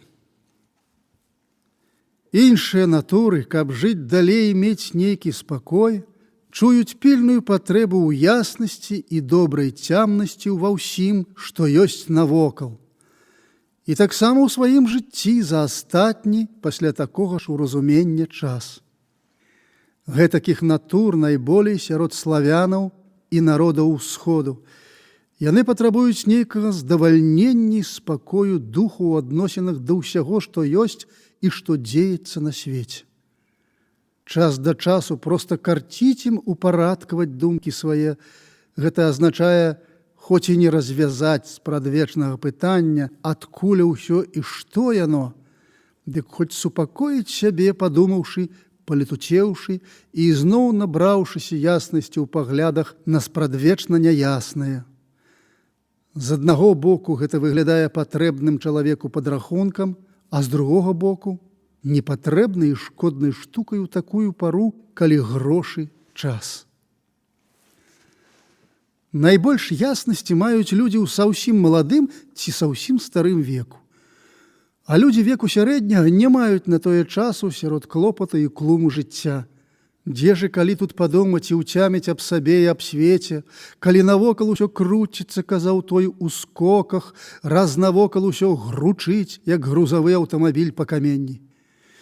Цямнасць тую часам неспадзеўкі знаходзяць, аднак, і яны на глухой прасёлкавай дарозе, праехаўшы па ёй колькі дзесят вёрст. Ціхая бязлюдная дарожка сярод жыта ці сярод сумнай імглы восені, ці нават узімку сярод белага скутага сцюжаю поля, даецца патрэбны спакой і родзіць у душы патрэбную, хаця ж не вясёлую, але ціхамірную яснасць.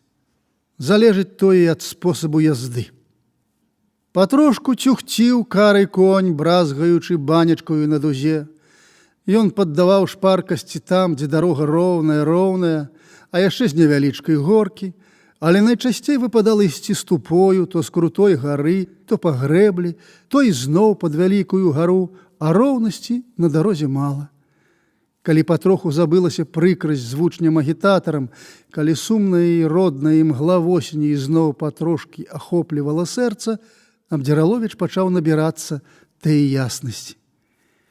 І як маўклівасць белабрысага з чырвонай зморшчанай шыі падводніка ў белым жупане і белай маргелцы, і як аднатоннасць дарогі, і як хваравітая прыемнасць ад мулкасці на нядрохкіх калёсах, што з'явіліся неўпрыцем намест мяккасці пасцеленага сена і пераходзіць няўзнанку ў нейкую анямеласць, калі праехаў, не вылазячы 20, а можа і 30 вёрст, як самая дарога, так цягнулася і такою была чарада яго думак, у канцы каторай павінна была наступіць яснасць, як станцыя ў канцы дарогі, хоць і тысячы станцый, апрача гэтай ёсць яшчэ на свеце, хоць і шмат іх яшчэ давядзецца праехаць за ўсё жыццё. Але якая ж яснасць? Няма яснасці. Ёсць тое, што ён не ведаў, як назваць, але прадставіў вялікая мутная лужына, ці нейкія паводкі, ці поўная дажджавой вады канава, а ў ёй паволі плывець шчэпінка, то плывець, то прыстоіць, то паціху перакруціцца там, дзе была. Няма яснасці, бо няма галоўнага. І куды цяпер паплывець тая шчэпінка? Ці ж ён ведае? Няма глаўнага. Аля? Не, яна не глаўная, што было перагарэла. Каханне да яе сціхла, прытулілася ў куточку. А можа, зусім яго не было і зусім яго няма. І цяпер, можа, нават і блізкасць дзяўчыны не змагла б яго настрою, які ёсць цяпер, які быў у Маскве на вакзале, калі белы тварык з бліскучымі чорнымі вачмі і пасмачкамі заўважыў наўпроці сябе і спакойна і лёгка адхіліў вочы, збялелы, лёгкі і шчыры пасля хваробы. І пачуваў яшчэ на сабе той радасна вясёлы, ціхі смех бліскучых дзявоцкіх вачэй. А не глядзеў і ўцяшаўся, што зрабіўся новым, другім. Дык што ж глаўнае? Курчавы дзядок, што паднасіў яму махорку ў пушачцы, казаў, што душа мае, тым і трымае. І што крычаў, абшчапіўшы кол у перабой вучню, таварышы, сяляне, паслухайце ка мяне, найлепшая праграма. Гэты дзядок мае глаўнае змаганне з панскай няпраўдай. А яму гэта не глаўнае. Калі адзін голас кажа «ідзі ў партыю», другі голас насмяхаецца на сваёю ж палавінкую і быццам з нейкаю цехаю шэпча «няма табе партыі». А вы мне, аднак жа, адкажыце, што вы робіце для бацькаўшчыны, для маткі Беларусі? Пытаецца касалапы хлапец-аратар. Што раблю? Чакайце, аб чым гэта я думаю, апроч таго, ага. Вучань надта добра вымаўляе па-беларуску, а я гарэй. Мне мала і слоў, асабліва на даўлячоныя паняцці. А на што мне, на што мне? Моя ж бацькаўшчына Расія.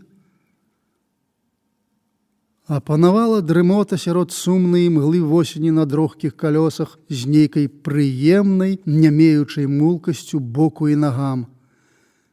Да універсітэта гаварыў найбольш па-беларуску і думаў па-беларуску. Не, школа навчыла думаць па-руску, ці ж праўда? І лавіў сябе, як думае, па-беларуску ці па-маскоўску. І не мог злавіць. А вы, аднак, адкажыце мне. Ён нічога не мог адказаць. Ён нават не можа адчуць усяе глыбі гора і няшчасця гэтай старонкі, што цяпер усцяж укрыта акопамі, крыжамі і магілкамі. І тады хочацца адарвацца ад прыемнай мулкасці калёс і бегчы па дарозе. Частка 10. Іван Кірпячонак-Гаршчок, або Карпавіч, так звалі яго ўсе, калі пабыў у свеце, належаў да той даўняй і немалой чарады выхаджэнцаў з беларускай вёскі, которая чакаюць яшчэ ў літаратуры свайго пісьменніка. Чарада гэта маюць свой пачынак у дужа далёкай мінуўшчыне, калі прадзеды нашыя, то той, то гэты не прыкутыя да свайго загона, як цяпер унукі абы якой культураю, раптам кідалі грэчкасейства і беглі ва ўвесь белы Божы свет шукаць волі, ці тое гамаваць свае атавістычныя пачуцці. Чарада гэта праходзіла таксама скрозь тыя слёзныя часы, калі дзяды нашы, то той, то гэты, і найбольш, як той казаў, з ганарыстых, уцякалі ад жорсткіх паноў сваіх, бадзяліся па чужой тугою аранай старане, туляліся ў розных глухіх кутках, канчае век свой ці ў цёмных лясах, ці ўзімку на бязлюдных дарогах, на беленькай снегавой посцілцы, ці ў гарадах, на каменні, пад плотам, калі яшчэ раней таго не накладалі галоўкаю за скрынку пушнога старасветскага хлебца. Цягнецца яна даўно з трупехлымі крыжамі і касцьмі ды згладжанымі ад доўгага часу могільнымі курганкамі, і ў тыя жалобы ціхія гадзіны, калі беларус у белай кашулі здабываў царом сярэднюю Азію і ішоў на вечныя часы за сваю веру ў Сібір і вызваляў балканскіх браткоў з турэцкай няволі і насыпаў чыгункі па ўсяму ўсходу Еўропы, і дзе толькі, апроч хіба свае бацькоўшчыны, не капаў у горах руду, не спушчаў ваду з гнілых балот. Губіць свой стройны парадак і буяець ва ўсе бакі чарада ў астатнія колькі дзесят гадоў, калі нарадзіўся людзей вялікіх шмат, а зямля не вырасла, а ўсохла да вузенькіх, што і курыца пераскочыць, шнурочкаў. Пацягнуўся тады з вёскі народ куламессю, і хто куды, у Петербург і Маскву, Рыгу і Адэсу, Тыфліс і Варшаву, і ў далёкую заморскую Амерыку, дзе ёсць дзіўны горад Нью-Йорк, дзе ёсць глухія, а багатыя фермы ў немцаў і расейскіх духабораў, і дзе можна зарабіць добрую капейку, хаця ж і надта цяжкаю працаю. Губіць свой стройны парадак чарада ў гэную пару, бо хлопцы з беларускай вёскі пачалі выхадзіць цяпер не толькі ў свет, а далі ў людзі. Школы адчыняліся, і можна было вучыцца на пісара і на вучыцеля, на чыноўніка, а то дык яшчэ вышэй, ксяндзы, папы і нават афіцэры пачалі выхадзіць з-пад мужыцкіх стрэх. Што ж, як таму таланіла, Мікола Мартынёнак Макасей пехатою і басанож уэн прыйшоў, бо ў дарозе лапці стаптаў, але пашчасціла хлопцу. Цяпер ён Мікола Мартынавіч, і вялікія імёны маюць. Іван Гаршчок ці тое Карпавіч па чыгунцы прыехаў у Маскву, і дай жа ў ботах, што дзед перад смерцю адказаў, а не меў ён гэткай удачы, хоць і нішто сабе ў манахах жыў. Дужа псуець сабе кар'еру мужыцкі сын, калі не скора забываецца на хату бацькіну. Тушнуюць тады немаведама чаго. У горадзе ходзіць, але непрыкаяны, а дамоў прыедзе, да працы ахвоты не маюць. Так і прамарудзіць задарма жыццё сваё. Ні Богу свечка, ані чорту чапяла, ні пан, ні нашчанец, мужицкі брат. Іван Гаршчок быў хлопец удалы, змалку на ўсё здатны і здольны. Змалку ж ён і чытанню, пісанню добра няўся. Як скончыў ён царкоўную школу, пасадзіў яго бацюшка ў школцы граматы вучителем. А Гаршчок, калі за што браўся, дык браўся шчыра, замучыў дзяцей малітвамі, а баб і мужчын, чытаючы ім душаспасительны лісток з дужа страшнымі малюнкамі. У п'янюгі з рота лезець вужака, пляткарка ліжаць языком гарачае залеза, ну і так далей. І сасніў аднойчы Гаршчок, што ён вялікі нейкі праведнік ці манах, і пачуў голас ува сне, што павінен ісці ў манастыр, у манахі. І пайшоў, папоўніў чараду. Быў ён з маладосці прыгожы, вочы зоркія, спрытныя, валасы кучаравыя, від да ўсяго чалавека спагадны і радасны. І скора і лёгка ўбіўся ў ласку да архімандрыта, даручаў той яму стаць дамашчэй, калі знаймуюцца багамолы, і пільнаваць, каб клалі грошай, каб не было абы-якога непарадку. А манастыр быў знамяніты. Многа вялікіх паноў прыязджала сюды, асабліва з таго часу, калі забілі недалёчка ад манастыра важную асобу царскага роду. Прыязджалі князі і графы, княгіні і графіні закупляць панихвіды. І прыязджалі дзве князёўны. Любілі яны дамашчэй прыкладацца, а станавіліся недалёчка да прыгожанькага послушніка. І неўпрыцям для самога сябе паслізнуўся ён і дайшоў да астатняй брыды. Грошы краў, цела брудзіў, а сумлення гарэлкаю заліваў. Прапаў Іван Гаршчок. Трапіў у самае басяцкае прадонне. Прачнуўся аднойчы на голых, запэцканых гразёю, шалупашкамі, слізкімі гурковымі кавуновымі недагрызкамі, замасленых басяцкім шкумаццём палацях у начулішчы. Ляжаў паміж кудлатага, чорнага басячугі і абшарпанай п'янай бабы. І нічога не памятаў. У расхрыстанай з калматымі косамі абшарпанкі цякла са шчэрбы на збітую шчаку слюня. Адной рукой баба сцяла Гаршчка з-за палу, а другую адкінула голую, без ададранага рукава капоты. Жылаватыя брудныя ногі тырчэлі з-пад абмызганай спадніцы, звісаючы з палацяў. Гаршчок намагнуўся ўцяміць усё і абмеркаваць, але нудна было пад ложачкай, балела галава і гідзіла яго ад аблічча абшарпанкі. Дужа карцела курыць, ды не было чаго. Ён вызваліў палу пінжака, і баба заварушылася і засмактала, а кудлаты басяк скрыгаў скрозь соння зубамі. Пацягнула знізу ў разбітую шыбу з мутнога надвор'я свежым ветрыкам і прыемна асвяжыла галаву. Нылі ўсе косці, калі скрануўся Гаршчок і палез далоў. Ён агледзеўся, начлежны дом быў повен. Была самая пара сну.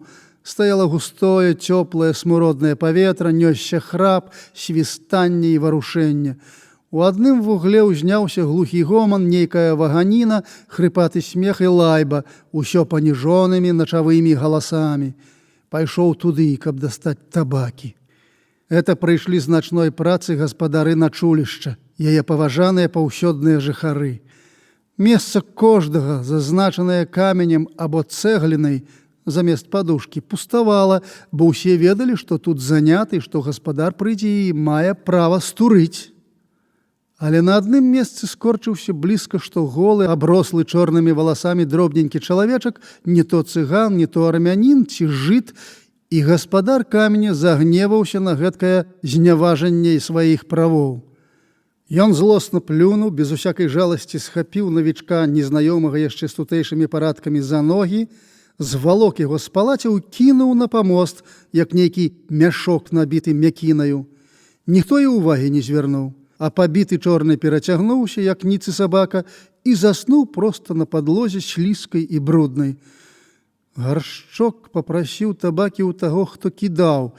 Той злаяўся, падумаў, патрос у кішані і дастаў шчэпаць махоркі. Потым з маскоўскага суконнага картуза, маслянага ўжо як бот, выдраў кавалачак газетнай паперы і даў Гаршчку. Падзякаваў спіну басяку, пайшоў на двор і сеў на тумбе, рупліва звярнуў цыгарку і зацягнуўся прыемна і соладка. Палягчэла галава. Не так нылі косці, і ён мог абдумаць сваё палажэнне. Апошнія капейкі былі прапіты. У кішані нічога, на сабе чорны пінжак, там-сям пазашываны белымі ніткамі, надзеты проста на голае цела, абшарпаныя дзіравыя штаны і стаптаныя, збітыя на нет бацінкі. Срэбраны крыжык, на который неяк і ў п'янага, і ўжо бязбожнага Івана не паднімалася рука, бо то была памяць дзіцячых гадоў бацькаўскай хаты і праўдзівага яшчэ да вучыцельскага і да манастырскага жыцця, гэты крыжык згубіўся ці адарваўся, ці яго хто адрэзаў у п'янага і прапіў. Першы раз за ўсю гульбу паўстала пытанне, што рабіць. На работу нідзе не возьмуць басяка, ды кепскі з яго работнік. Прасіць? Страшная мільганула думка. Красці? Бліснула яшчэ страшнейшая і горкая. Абчысціўшыся троху і падцягнуўшы штаны, паплёўся ён па сонных, яшчэ пустых завулках на ўзбярэжную. Там ужо мялі белыя дворнікі, махаючы грамаднымі мётламі, беглі на рынак бабы з кошыкамі і цягнуліся на начлег самыя розныя гулякі. Недзе далёка за заставаю ударыў і загудзеў звон, будзячы на душы нешта колкае і балючае. Брызнула восеннае сонца на закапцелых вярхушках фабрычных каміноў, заскакала па дахах і главах і пабегла бліскучая па рэйках. З-пад трамвайнага парка заліўся дробна і звонка задрэнчаў званок, і цераз раку па каменнаму мосту пабег з грукатам і гулам першы з адным-двума работнікамі вагон трама. Ціха калыхаліся сонныя лайбы на пляскучых водах ракі, а над імі трапыхаліся флажкі. І зноў загудзеў далёкі звон. Так пачыналася раніца горада. Гаршчок асцярожны і быццам сонны злез па прыступачках даўгой лесвіцы да ракі, з нейкай дзіцячай радасцю заскрыпеў бацінкамі па берагавому жвіру, адчуваючы блізкасць да прыроды, уліваючай у людзей спакой і сілу і спадзявання. Свежы ветрык абдуваў гарачы твар халадком. Гаршчок скінуў кепку, прыгоршчамі набраў вады і, смакуючы, мыўся. Вецер уздымаў кучаравыя, даўно нячэсаныя валасы. Павесялела яму, ёлкасць чуцця пачала знікаць. А горад вясёла, як звычайна, прачнаваўся і ўсё гулчэй і званчэй гаманіў, гудзеў і званіў. Чырвонае сонца ўсё болей залацеючы узнімалася на празрыстым сінім небасхіле і залівала святлом шкло ў вокнах вышэйшых паверхаў, дахі, вывескі, дрот, вітрыны. Зазванілі недзе яшчэ, запляскалі па бруку капытамі коні звозчыкаў, з громам і гулам цягнуліся ламавікі з даўгімі смоленымі бочкамі. Сярод гулу Гаршчок ціха ішоў бачком, каб не біць у вочы дрэнным адзеннем, і думаў, што цяпер рабіць.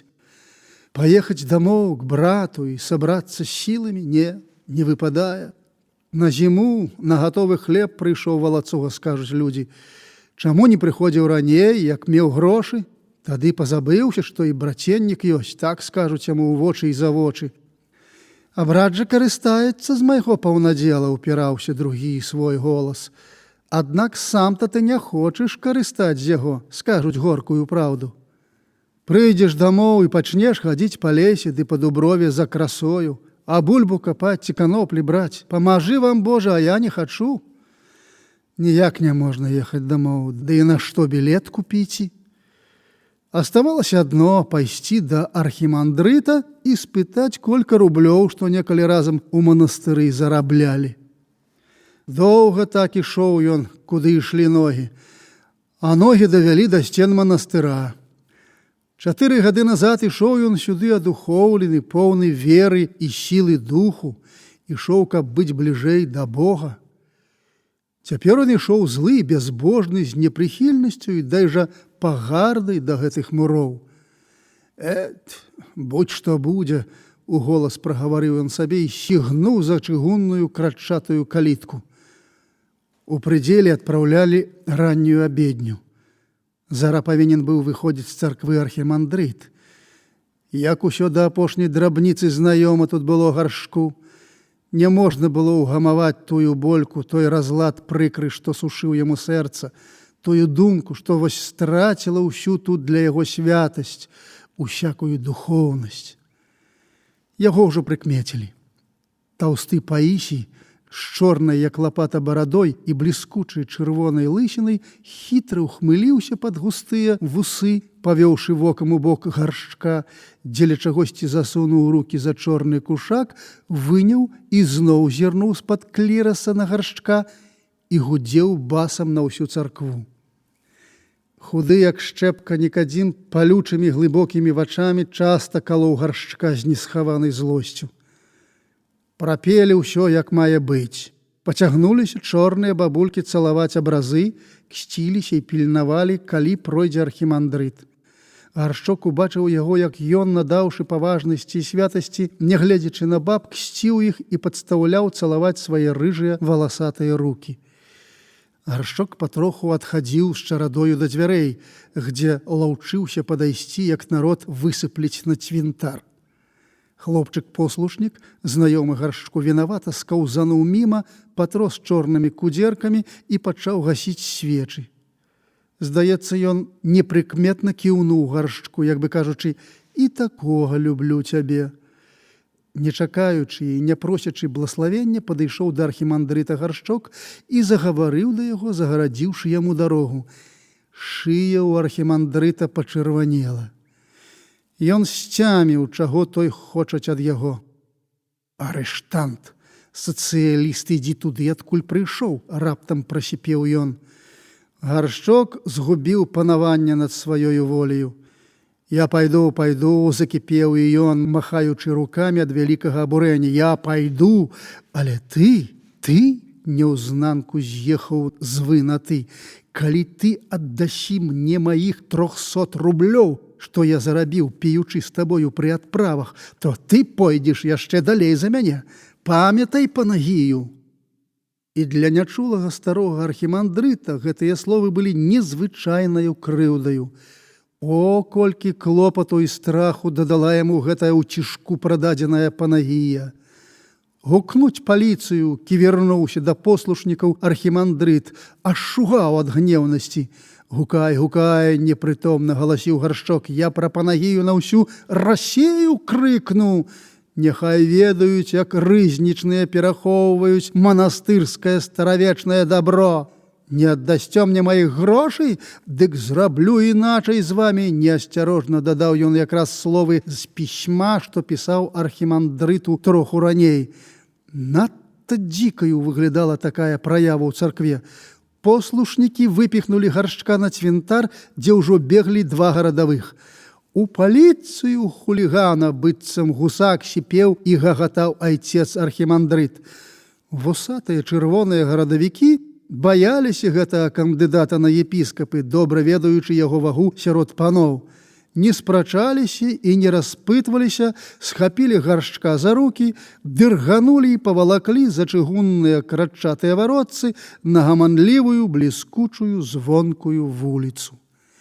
Я пайду, я ж сам іду, увесь белы ад крыўды і сораму, што ўчынілі над ім гвалт, кундыячыў Гаршчок гарадавым. Тыя маўчалі і цягнулі за рог вуліцы. Там агоўталіся. Ахвота чапацца з імі, сказаў старэйшы. Ну ты, Баброў, ідзі на пост, я адзін з ім саўладаю. Баброў усміхнуўся, зірнуўшы на мізэрную фігурку шабадранага басячугі, пайшоў. Старэйшы Сімановіч знаў Гаршчка яшчэ тады, калі ён быў у ласцы ў архімандрыта, раней у тую пару казначэя і потым рызнічнага. Цяпер шкадаваў яго. Эх, Іване, сказаў ён, добра я цябе знаю, быў ты і сыты і абуты, у гонару і з грашмі, чаго табе было з імі сварыцца? У Гаршчка кожная жылка дрыжэла. А цяпер, Іваня, пакінь ты іх і займіся чым-колечы другім, што табе падходзіць, умаўляў гарадавы. Во да чаго дайшло, агледзеў ён Гаршчка з гары да зямлі. Я папрасіў у яго на дарогу. Як у чалавека папрасіў, сказаў Гаршчок. Ну, во што, падумаў Сімановіч, у паліцыю мы не пойдзем і пратакол пісаць не будзем, бо дзеля гэтага і ён павінен быў явіцца. А ну, на ўсё можа забудзецца. Але каб мне не дасталося, калі хопіцца часам, то заўтра ў гэтую пару ты прыйдзеш да мяне. Спадзяюся, што не спытаюць аб табе, але на ўсякую прыгоду, сам ведаеш, служба, дзеці. Ну, раздабывай грошы, купляй білет і едзь сабе з Богам у сваю вёску. Гаршчук утупіў вочы. Журавы там цяпер лятуць, бабы лён сцелюць, каноплі выбіраюць, пеўні на дабіркі зарэжуць, гаманіў з летуценнем у шэрых вачах Сімановіч. Ён дастаў партманет і штосьці поркаўся ў ім. Дык дэкляруешся? Ага, дзякую вам. Ну, дык во, замітусіўся гарадавы. Мая рука лёгкая, будзеш мець на дарогу. І сунуў Гаршку беленькі паўрубель. Ідзі сабе. Пайшоў на пост і яшчэ па дарозе крыкнуў: глядзіш, прыйдзі на ўсякую прыгоду. Астаўся быццам выніцаваны Гаршчок, варочаў у порных пальцах манету і чуў нямую прыкрасць. Кру, кру, крукало ў вушах. Як слова высока-высока ў небе лятуць журавы над логам, где бабы сцелюць лён, а каб было чысцей, грабяць баграна-залатое асінавае лісце, што наляцела з лесу так далёка. Сярод гоману і звону паплёўся Гаршчок прапіваць паўрубля і ўсё болей мякчэў ад думкі, што паедзе на жыццё дамоў. А злосць так часам і падпірала яшчэ і была балючай, дужа вострая ад зняможанасці і ўніжэння. Арыштант, сацыяліст. Я ж табе пакажу, што я за арыштант. Я цябе дапяку. Калі на другі дзень Гаршчок прыйшоў да Сімановіча на пост, той старанна пераксціўся. Пойдзем у паліцыю, гукаюць. Што рабіць? Потым яго вывелі на двор, где стаяла цёмная карета, адчынілі дзверцы, упіхнулі яго туды, пасадзілі да яго жандара, замкнулі ў цямноце і некуды павязлі. Мякка каціліся аббітыя разінаю каточкі па роўных брукаваных вуліцах, толькі пляцкалі конскія падковы, а думкі ў Гаршчка заскакалі. Што хочуць зрабіць, за якія ўчынкі? Прывялі яго ў ахранку, увялі ў раскошны пакой і пасадзілі між двух жандараў.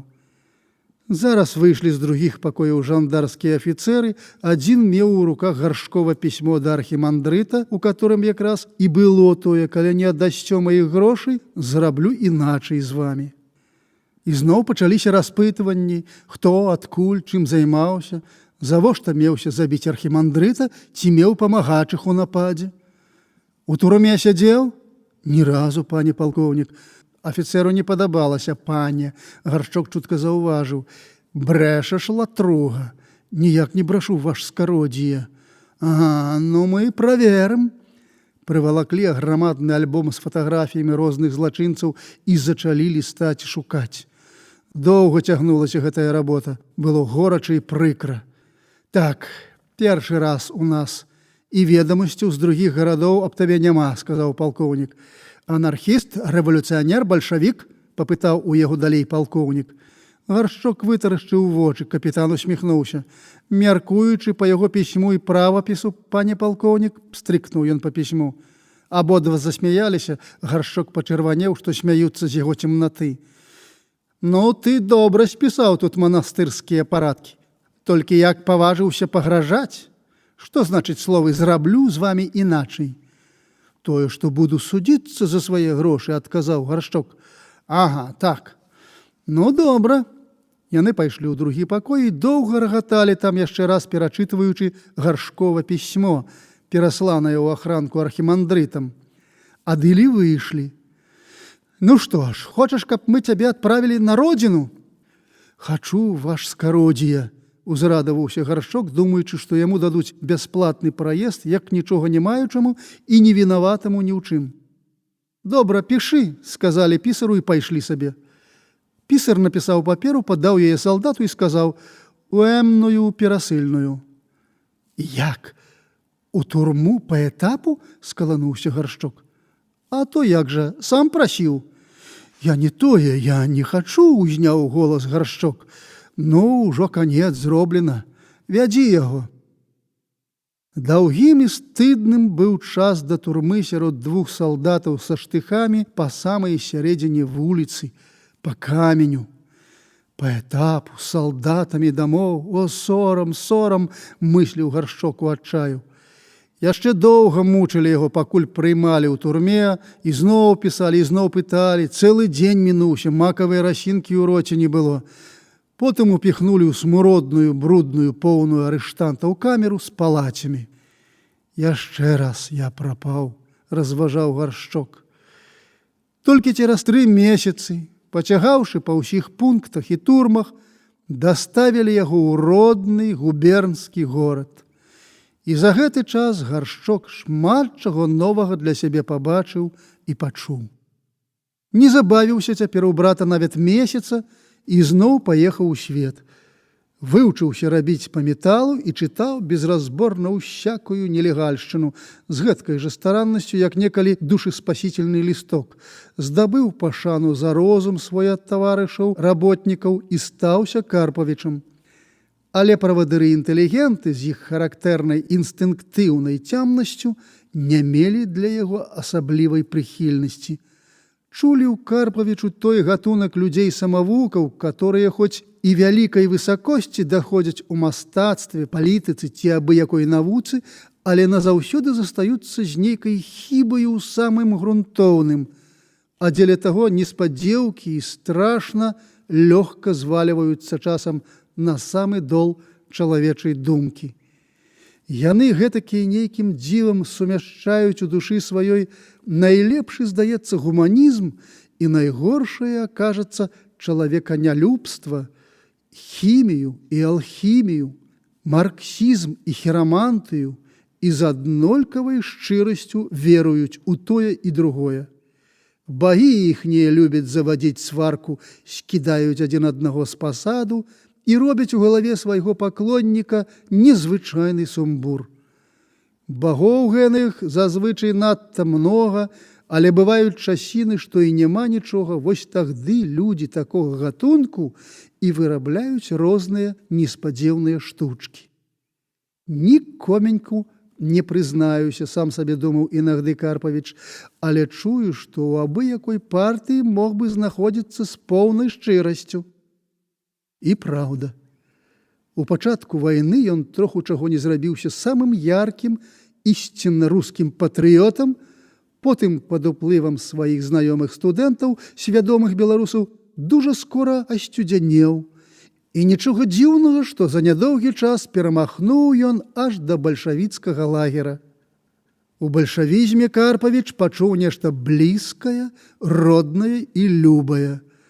Доўга шукаў, дзякаваць Богу, знайшоў ткі, уцяшаўся дзядок і, пачуваючы дужасць і адвагу, зрабіўся нейкім пэўным, ва ўсім чыста, гаварыў з людзьмі вольна і плаўна і быццам рос нізенькі з-пад сівых кучаравых валасоў. «Сячы трэба да карэння», любіў казаць і часта казаў цяпер Карпавіч, хоць і не траціў свайго паўсёднага гумару. Частка 11. Алечка ведала, што ў яе жыцці ідуць чарадою то добрыя, то нядобрыя дні. Яна нават заўважыла, што дрэнны настрой, гэная адзнака злыдняў, пачынаецца заўсёды з вечара ў панядзелак. І не так было Алечцы прыкра тое, што Ігналік паехаў не развітаўшыся, як тое, што ад'язджанне яго трапіла на пачатак нядобрай паласы жыцця. «Яшчэ падумаюць, што я аб тым шкадую», – разважала дзяўчына і наўмысля хавала ад усіх свой брыдкі настрой. Зусім не можна было спадзявацца, каб прапаршчык Абдзіраловіч быў гэткі неўзгадаваны, выехаў нічога нікому не сказаўшы, быццам уцёк. Так жартам казала яна і так наўмысле смяялася, а хоць і ўночы выязджаў, каб, ведама, схадзіла б на вакзал. Так яшчэ дадавала яна, каб кожны зразумеў, што ёй ані каліўца не карціць ні яго ўзгадавання, ні яго ад'язджання. Яна гаворыць, каб пасмяяцца. Князь, аднак, разумеў яе зусім іначай і без праўдзівага смеху паднімаў голеную пульхлую губу з чорнаю мецінкаю, паказваючы белыя быццам пена зубы. Заўважыў тое, што яна хавала ад усіх і перш з прыкрою цярплівасцю, а далей з цярплівай злосцю скаліў ёй свае зубы і не хацеў, ці, можа, і не мог мець замкнуты твар перад раптам знелюбелаю дзяўчынаю. А за гэта і сам знелюбеў ёй. «Князь, падумаеш, наўда вялікая», казала яна ў той дзень сваёй малодшай сястрыцы, клаўшыся спаць. «Усе за яго ніжэйшыя, усе неўзгадаваныя, толькі ён адзін харошы. Падумаеш?»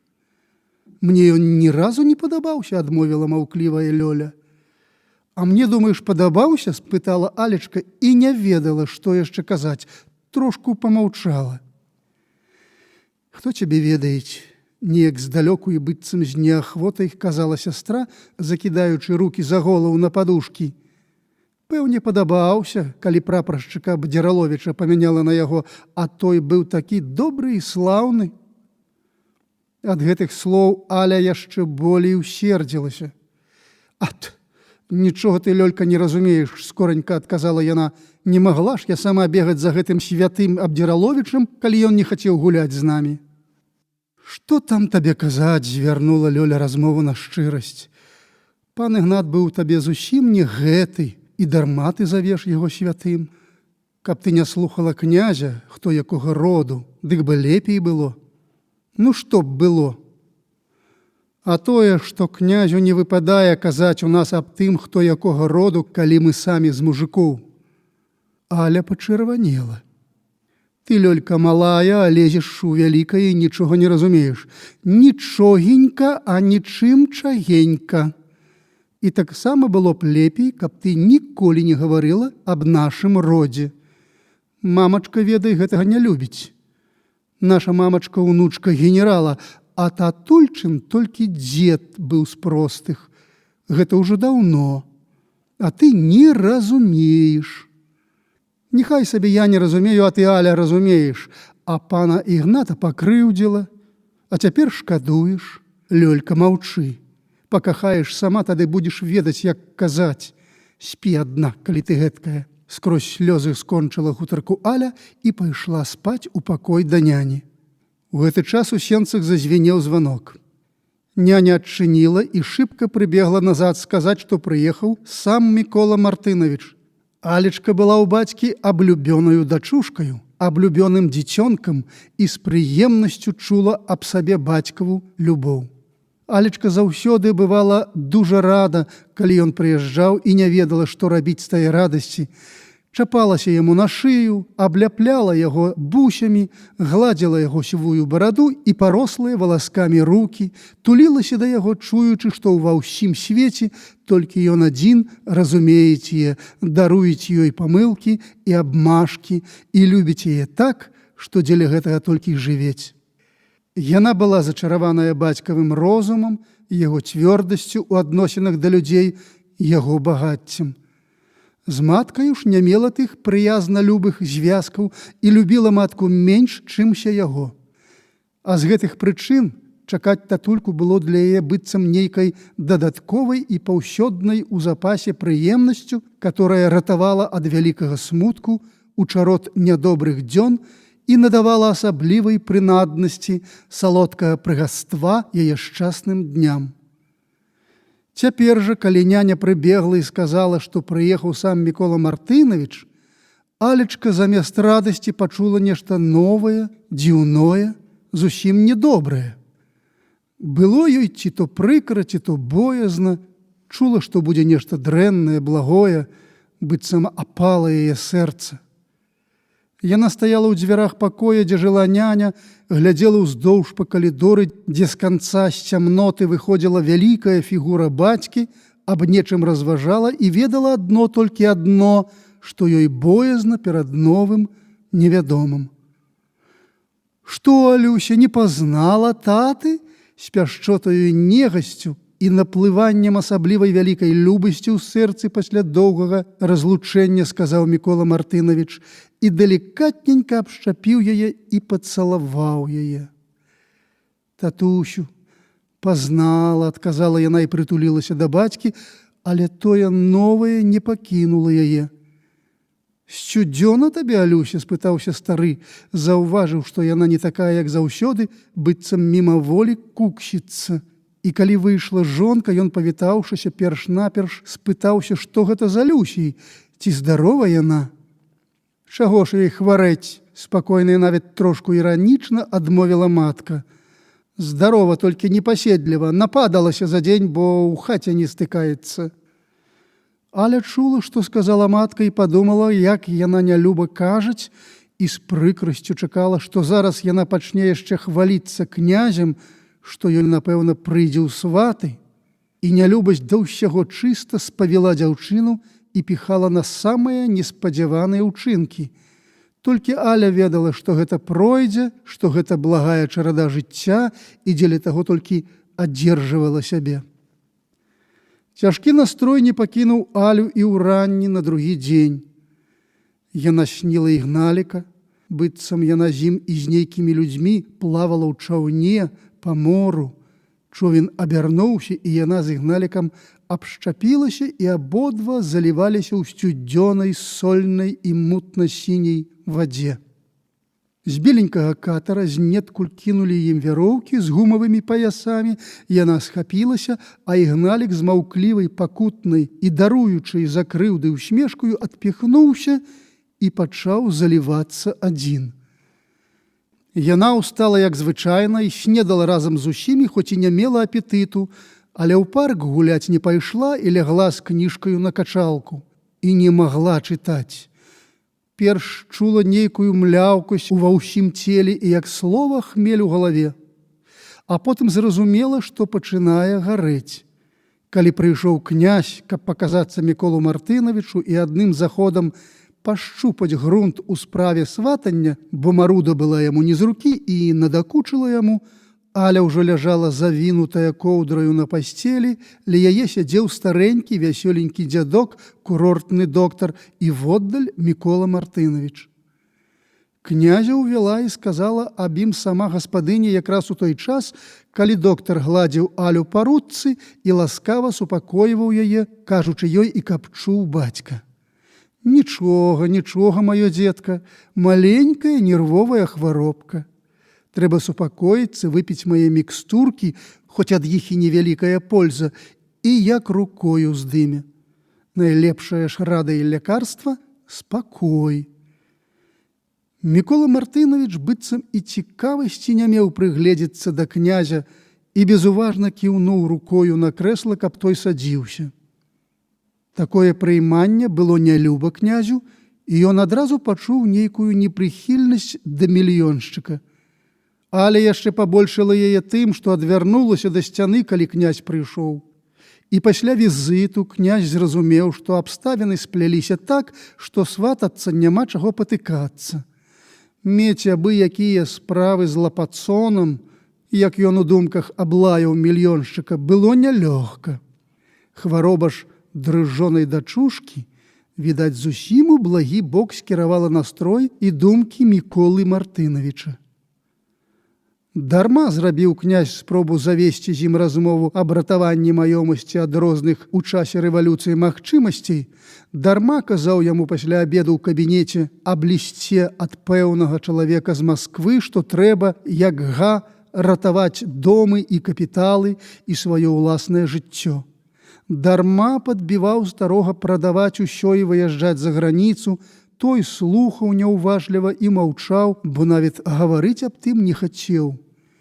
Мусіць, не ён вясковы выхаджэнец веры, каб хам мог яго зжэрці.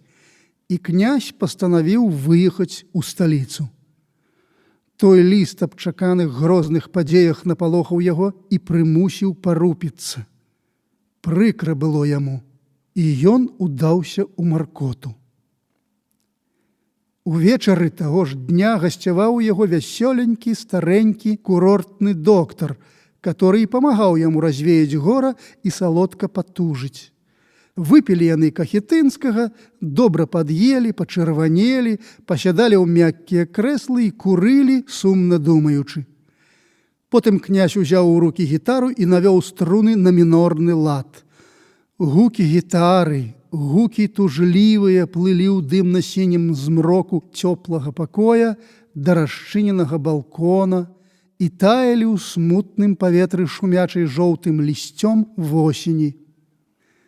Замігцелі на цямнеючым небе зорачкі, адна, другая і трэцяя за чорную каўказскаю гарою. Гітара дрыжача варкатала, і князь маўчаў і думаў аб тым, што было і што мінулася. «Эх, мінулася, мінулася», – казаў доктар і качаў галавою. «Да вайны было, а цяпер мінулася, мінулася ўсё, эх-ха-ха». І ўздыхаў, ківаў галавою. Частка 12. 5 дзён не сціхала кананада. Без перастанку трашчэлі і трэскалі кулямёты і стрэльбы, то быццам заціхалі, то зноў набіраліся заядласці. Памаўчаўшы, бухалі пушкі, і чарада глухога, дужага гулу хавала ў сябе тое трэсканне. Быў 5-й вечар. Хмурая восенная мга паўзла з сівага неба на цяжка хворы горад, на кананаду. Карпавіча і Васіля адпусцілі дамоў, каб яны выспаліся і зноў прыйшлі змагаць буржуяў. Апэцканыя, абшарпаныя, з кулямётнымі патранташамі цераз плечы і ў кол пояса, з набітымі стрэльбамі ў руках, перабягалі яны пад сценкамі, прабіраліся да свайго квартала. Зрэдку там а там пёк з вакон і з люхтаў захованы вораг. «Не здаюцца, каб іх удушыла», – мармытаў Карпавіч аб белагвардзейцах. «Кажуць, нам ужо помач ідзець з Петраграда», – весяліў надзеяй сябе і старога Васіль. «Ах, каб жа Бог даў», – уздыхнуў змучаны Карпавіч і без асаблівай цікавасці і ўважнасці засудзіў сябе, што бальшавік, а гаворыць Бог даў. «Каб жа Бог даў», як той казаў, падумаўшы і пераскачыўшы небяспечнае месца, дадаў Карпавіч. «А як мы іх турылі па газетнаму завулку», весяліў успамінамі сябе і старога Васіль. «Шкода, што не злавілі начальніка партыі, гэтага нягоднага князя. Гальшанскага? Шкода, правда, што. Партыйка то яго так сабе, блазні, кадеты, юнкяры. Во сам б'ецца, як нячысцік. Усюды х паспее», гаварыў стары. «У страўню вегетарыянскую, ці там недзе шмыкнуў і схаваўся.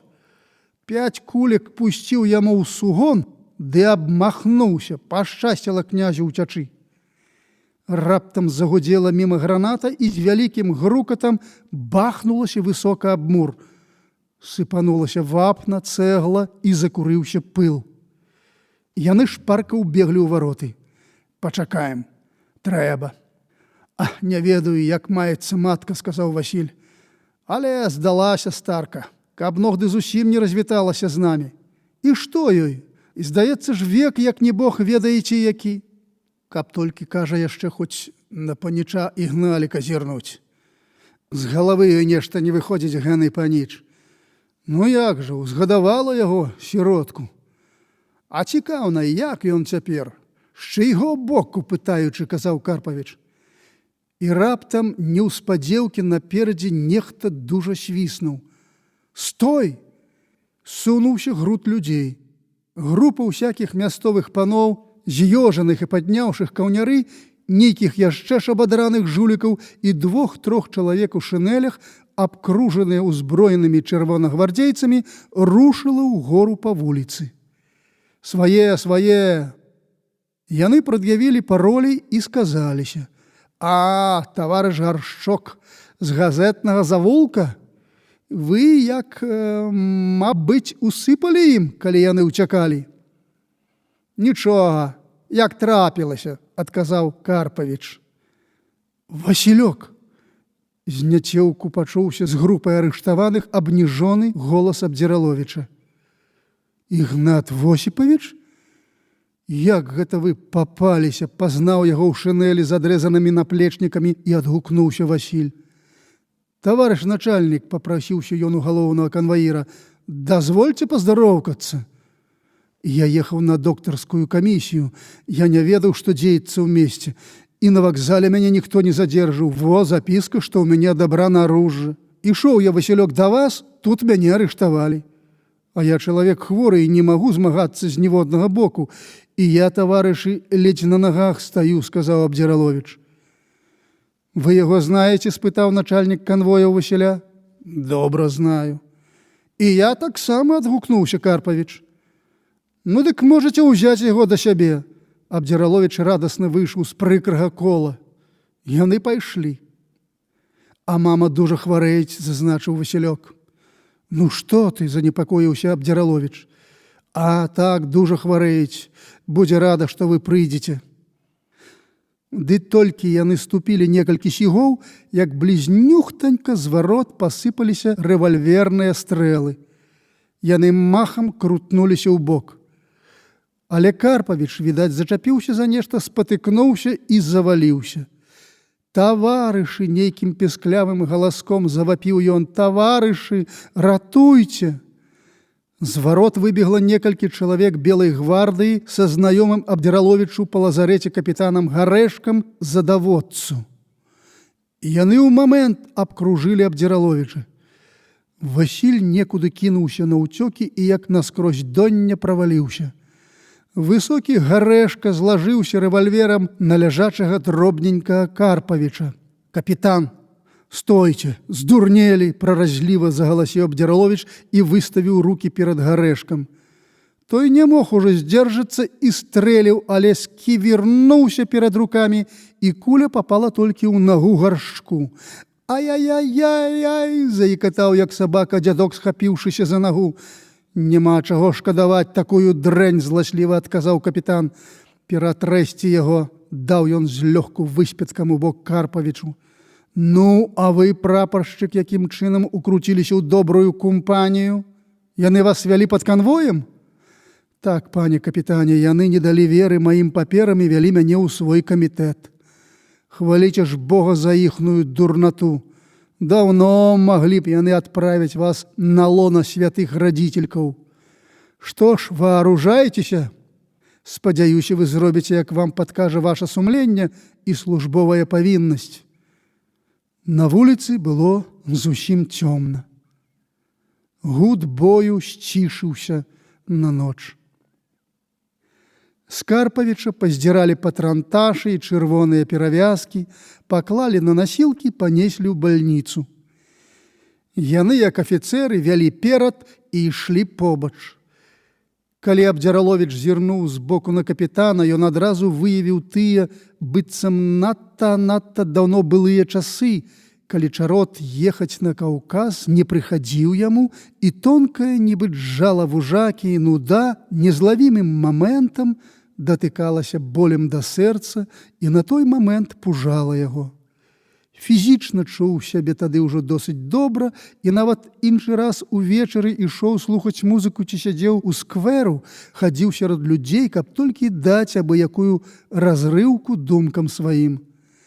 Бурлячая рэвалюцыя коціцца вось міма, думаў ён тады, але не адно гэта смуціла яго.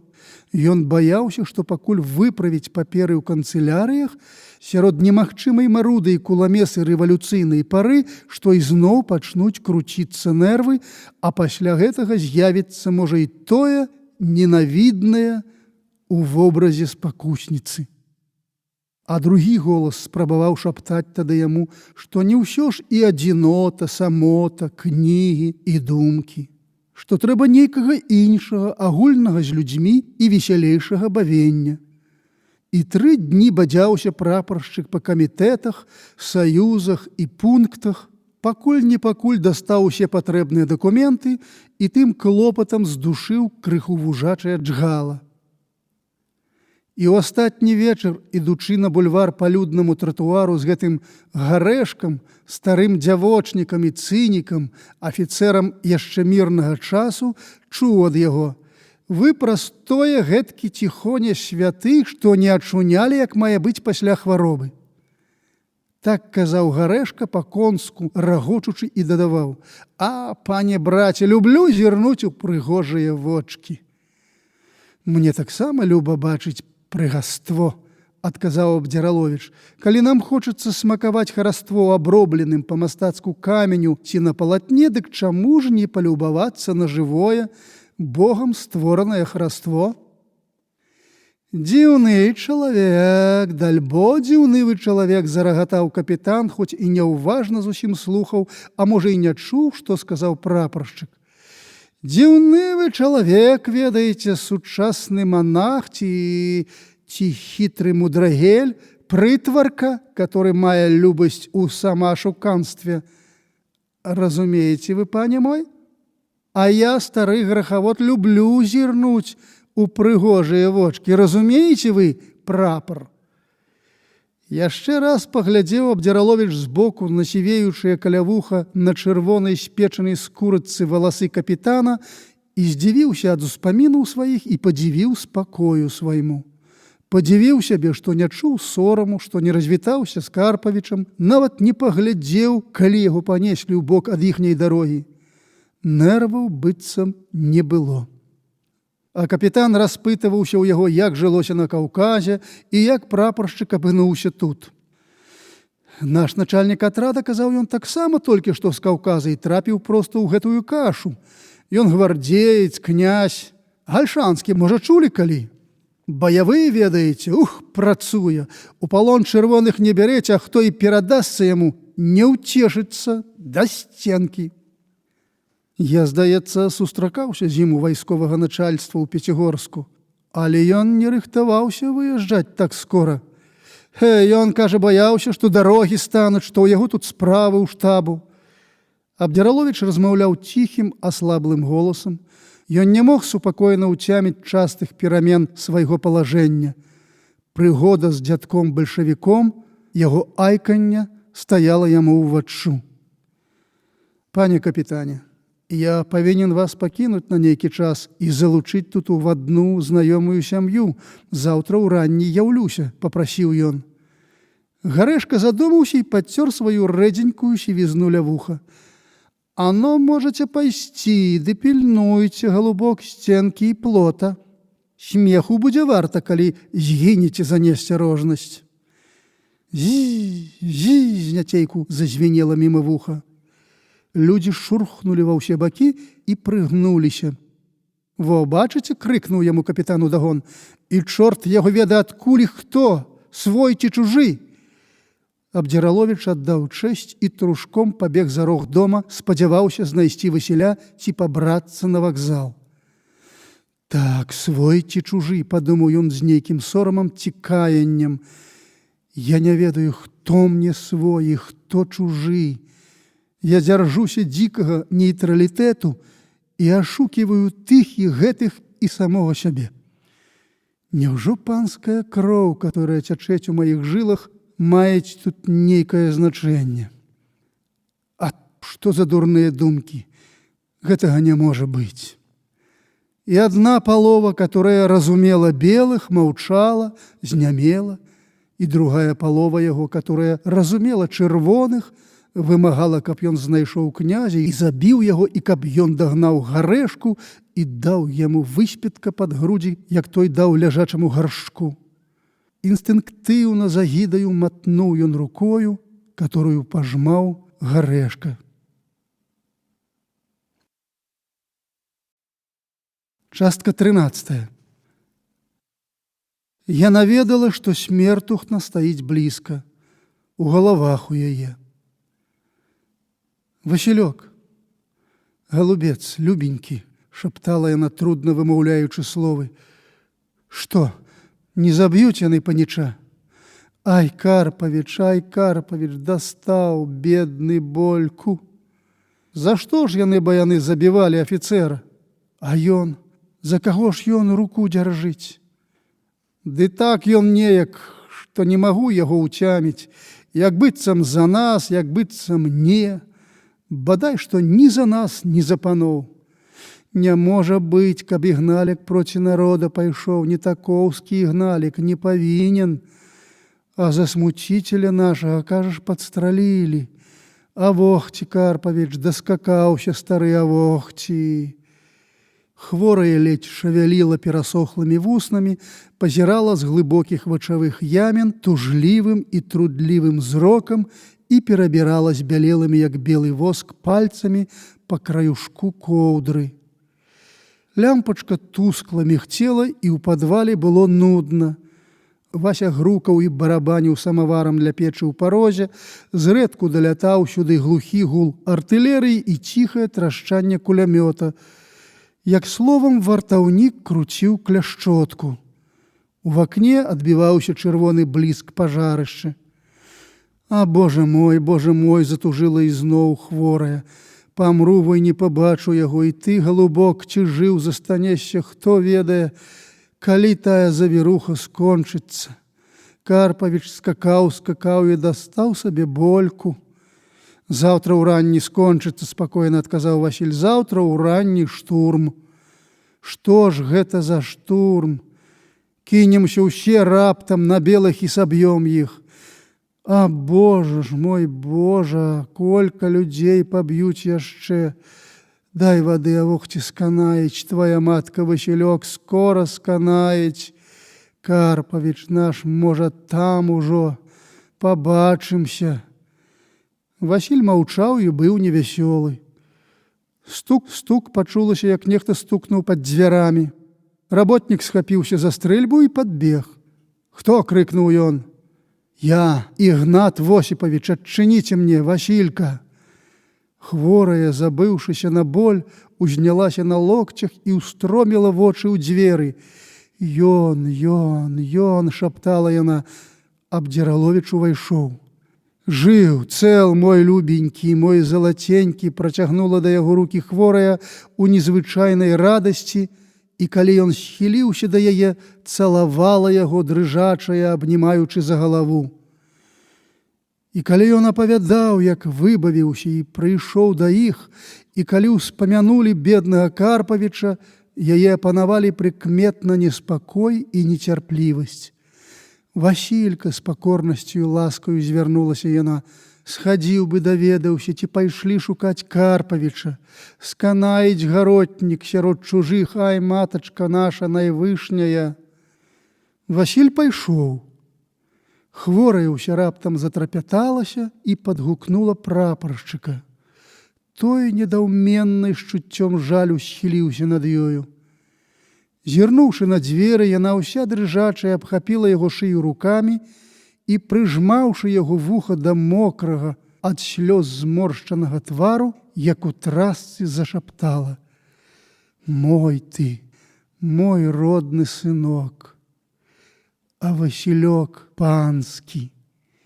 Перамяніла я вас маленькіх, пераклала, меркувала, шчаслівейшы ты будзеш, мой ты Ігналік. Не, ты Васілька, а ён Ігналік мой». І ўсё дужэй і сударажней прыціскала яго канаючая маці да худых грудзей сваіх. Частка 14. І воз тае пары, як яна памёрла, мінула колькі месяцаў. Абдзіраловіч меў такі характар, што што-небудзь незвычайнае ў жыцці не ўражала адразу душы яго болем і радасцю. У маленстве ён бачыў вялікі пажар перад самымі пакровамі ў вялікім сяле недалёчка ад Крупак.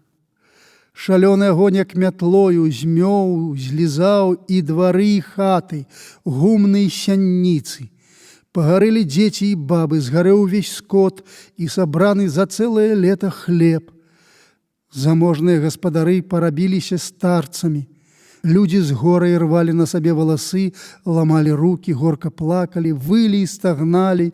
І нават у старога пана Абдзіраловіча кранулася сэрца, і ён, прыляцеўшы на злую прыгоду з сваімі батракамі, кідаўся ў вагонь і ратаваў падурнеўшых ад страху людзей. Ігналік тым часам хадзіў толькі асцярожна сярод абгарэлага бярвення і мужыцкай худобы і смяцця, хадзіў як старонняя асоба і не мог адчуць глыбокасці людскога гора. Таксама, калі быў на фронце, бачыў спачатку вайны шмат трупаў, ды яшчэ ў адным груду. Іншыя таварышы яго ад гэтага бачання трацілі спакой, сон і апетыт, а ён доўгі час і ў гэтым разе быў толькі пабочным глядзельнікам і ціхім думаннікам. Меў такі характар, што нічога не адчуваў глыбока адразу. Затое ж, калі міналіся дні, тыдні і месяцы, і калі ў іншых людзей слёзы высыхалі, ён патроху ды болей а болей пераймаўся тым, што некалі фатаграфічна адбілася ў яго памяці. Глыбей а глыбей адчуваў тое, што другіх збівала з ног адразу, а потым пераходзіла ў іх і забывалася імі. А пасля таго пажару прабегла болей 10 гадоў, як давялося быць яму ў Магілёве ў справе паступлення ў войска. Любіў ён гэта ціхамірнае тыповае беларускае места. Любіў яго ціхія завулкі сярод сонных садоў і маленькіх домікаў аб 11 гадзіне ціхога вечара ўлетку. Любіў магілёўскага чыноўніка ў жаўтаватым белым з непрыкметнымі плямкамі на грудзях кіцелю, ведаў, што ў таго ёсць ахвота загаварыць з прыезджым добра апранутым чалавекам і для таго ахвотна зюкаў з ім аб жыцці добрай магілёўскай шляхты ў знаёмых абодвум ваколіцах і засценках, адкуль новы прыяцель чыноўнік і сам родам, і разам з ім ганіў і хваліў магілёўскіх жыдоў. Любіў пасядзець у магілёўскай піўной з напета па-летняму расчыненымі дзвярмі пад зялёнаю вывескую беларуска-амерыканскі бар. У піўной шыравокая, круглавідая, з белаю шыяю і беленькімі мяккімі ручкамі мяшчанка у шырокім зрабенька паркалю капоце частуе гасцей не дужа цёплым півам і ласкавай размоваю, жаліцца на духату і тамуючы, махаюць хвустачкаю перад ружова-потным сытным тварам і пытаецца: «Хлопец вы, айне, а калі не, дык чаму не носіце на правай руццы заручальнага пярсцёнка?» Любіў часам падзівіцца на клум жыдоўскай вуліцы, дзе вас палічаць за важнага купца і па заслузе ацэняць вашу адукацыю, уборы і веданне еўрапейскай палітыкі, а ў аптэцы на рагу замятныя ляпёшкі пагамоняць з вамі прыкладам гэтак: «Вы хочаце пайсці ў гарадской сад? Пожалуйста, лучше за ўсего просто по нашей улице до конца и направо». І любіў сядзець у садзе на лавачцы сярод кустоў акацыі, высака на кручы і адтуль любавацца на Дняпро, лупалаўскія хаткі і садочкі і залацеючыя далі на заходзе сонца. Цямнець, халадзець. Загаманілі па дарожках гуляннікі, завухала аркестровая музыка.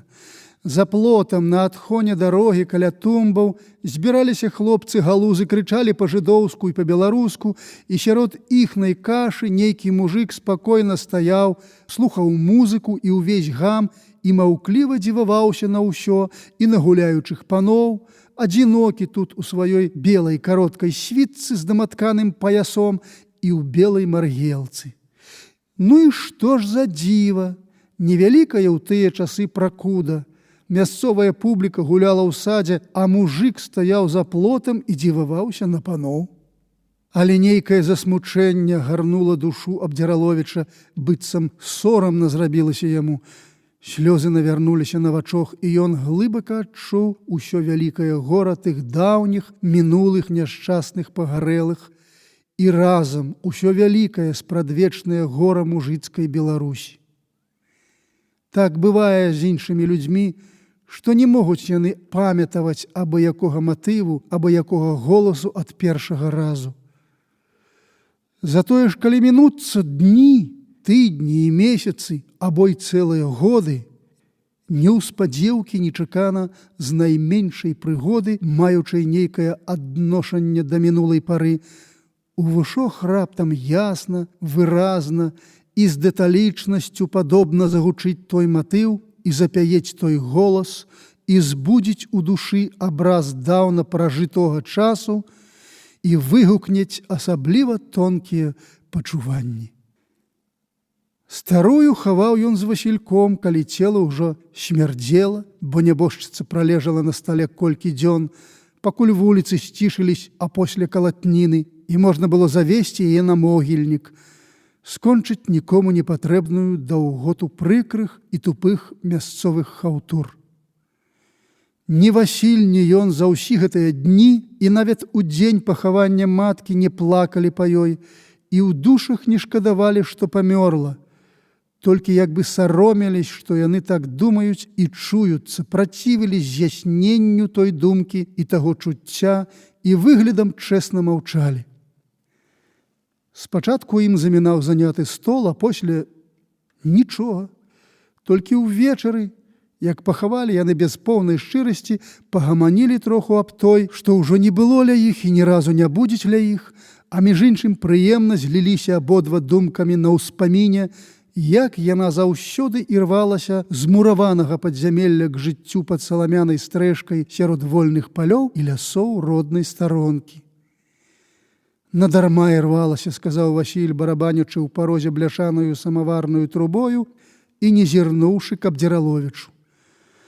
«Отож, надарма», – дадаў ад столу той, лістаючы капітал, і падумаў, што будуць гніць яе старыя косці сярод мураваных падзямелляў чужое Масквы. Пайшлі дні за днямі. Васіль хадзіў на работу, бегаў на сходы, працаваў у камітэце, і Абдзіраловіч рэдка заходзіў да яго, нудзіўся ад дзяньгубства і разважаў, што рабіць. Так было, пакуль не прыкульгаў з бальніцы Карпавіч. Рана яго была зусім не цяжкая і лёгка загаілася, але кулька зачапіла нешта такое, што Карпавіч так і застаўся кульгавым. Ён надта бедаваў, што схаўтурылі бабу без яго, але незабавам уцешыўся з важнай для яго прычыны. Цэнтральны камітэт партыі запрапанаваў яму паехаць у Н у сваю старану і памагчы там таварышам наснудзіць бальшавіцкі лад жыцця. Першы раз давалі такую веру Гаршчку, і дзядок так дужа здаволіўся, што доўга ніяк не ўмеў схаваць свае гордыя радосці. Падбіў ехаць Васіля і не быў працівен, што хлапец намовіў ехаць з імі ў Н прапаршчыка. За прыгожыя відалі ўпадабаў Абдзіраловіч новае месца. І гулянне па мясцовых ваколіцах было салодкім для яго супакоем ад бальшавіцкай і сабатажнай бесталкоўшчыны на цывільнай службе, дзе пачаў працаваць, калі энная вайсковая камісія звольніла яго па беламу білету. Меў даволі часу, жыў адзінотна ў невялікай і ціхай жыдоўскай сям'і. Упадабаў гуляць і любавацца на прыгожыя відалі наўкол Н і разважаць аб жыцці.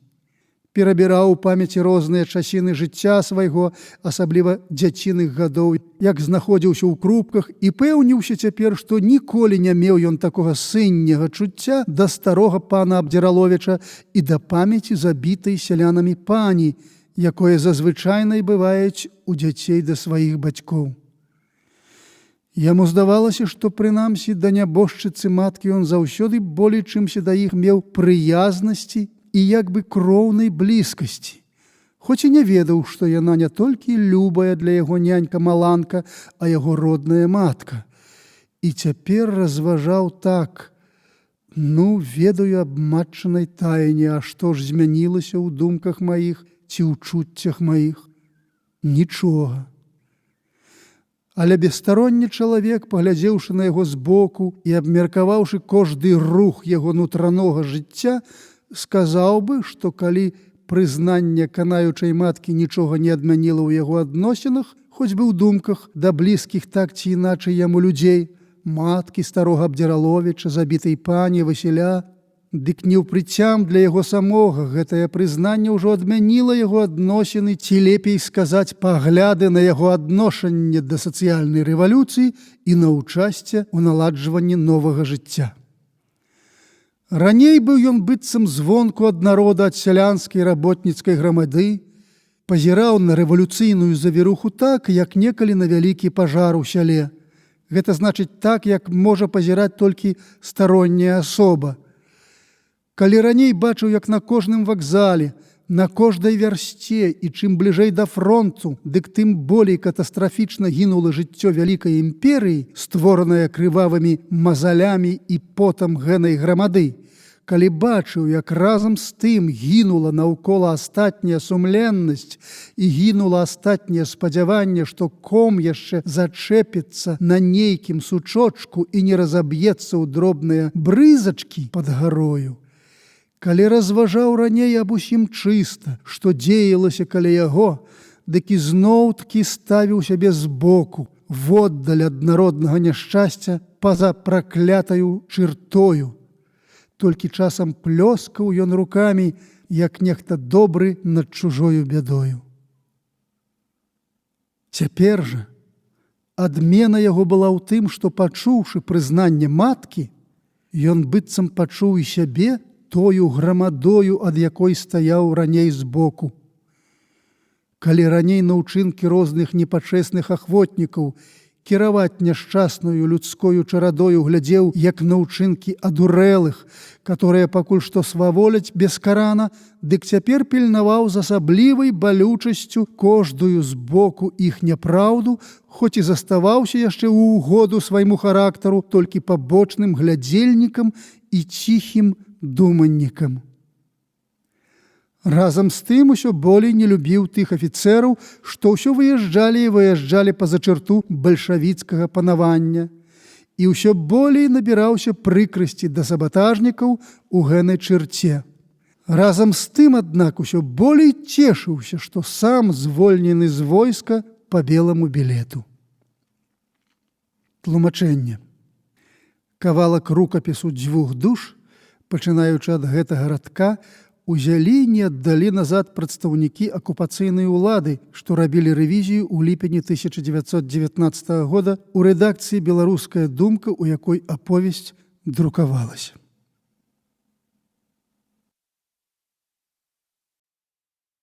Частка 15. Вечар. Сонейка схавалася, і толькі на заходзе, над прыціхшым гайком, чырванеецца паласа небасхіла. І сціхамірнае поле, і супакоеныя хаты, і шанатун сад, і бяроза ля пуні, усё зрыхтавалася, каб спаць. І рэдка-рэдка варушыцца на грушцы той ці той галуза лісцік, хочуць пабавіцца з невялічкім ветрыкам, але пакінуты ім, і ён рупіцца памаліцца на ноч і змоўкнуць. Немаведама, дзе дзяваўся той ветрык, бо млоснаю нямотаю падыхала летняе неба, цёмнае і душнае. Скончыўся святочны дзень. Заціхла і Высялкоўская вуліца. Груд мужчын і баб, што сядзелі і гаманілі на бярвенні і шулах, звезеных летам увосень з панскага лесу, патроху рассыпаўся ва ўсе бакі, і ўсё было пад уладай панаваннем жніўныя ночы, што распаўсюдзіла свае хмельныя, цяжкія чары і залезла быццам нехоця ў астатнія куточкі. Заснула зямля. А Міколу Канцавому не спалася. Ён выйшаў з хаты, палашчыў жука, прайшоў скрозь сад і засягаў млеючае ад нямога любоўнага юру поле, па мяжы сярод ужо высокіх і пахнючых канапель. Далёка за лесам на небе пыхалі і тухлі зарніцы. Позны вечар. Прыціхла ў цямноце жыта і пыльны шлях. Позны вечар. На выгане за сялібаю з канца хат, аднак яшчэ даносіцца гоман, порскаюць, тупочуць нагамі нявідныя коні. Начлежнікі выязджаюць. Скрыпнулі вароты, ляснуў завал, а там гаўкнуў сабака, ля калодзежа скрыгнула вага, і адтуль і патроху, адзін за адным, начлежнікі з'ехаліся і пацягнуліся ў цемені па дарозе ў поле. Гей-гей, фью, фью, фью, кось, кось, кось.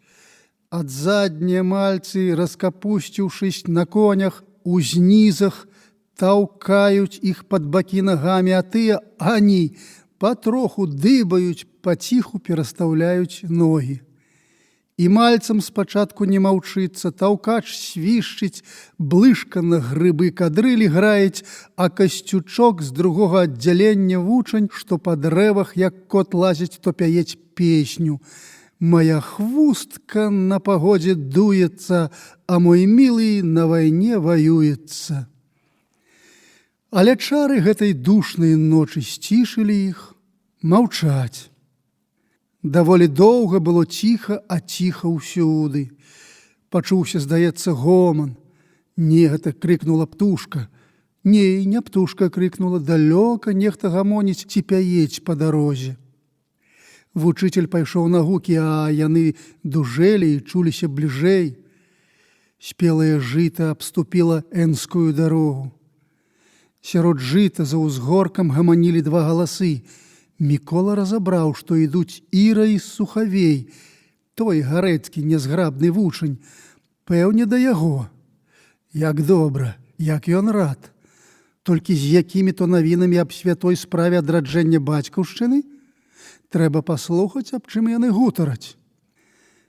Мне больш падабаецца Якуб Колас, кажуць, смешнаю паважнасцю Сухавей, бо мне ў яго вершах чуецца тое, што я чую цяпер, тут, пад беларускім небам, сярод беларускага жыта, той шчыра беларускі дух, які ёсць адзнакай іменна беларускай паэзіі, а не якой іншай. А мне Янка Купала, бо ў яго можна знайсці і гэты дух, і апрача таго лепшую, чымсьці ў Коласа, тэхніку верша, адказуюць яму любым голасам Іра. А мне абодва разам радасна выступае да іх збоку з дарогі з цямноты Мікола і вітаецца.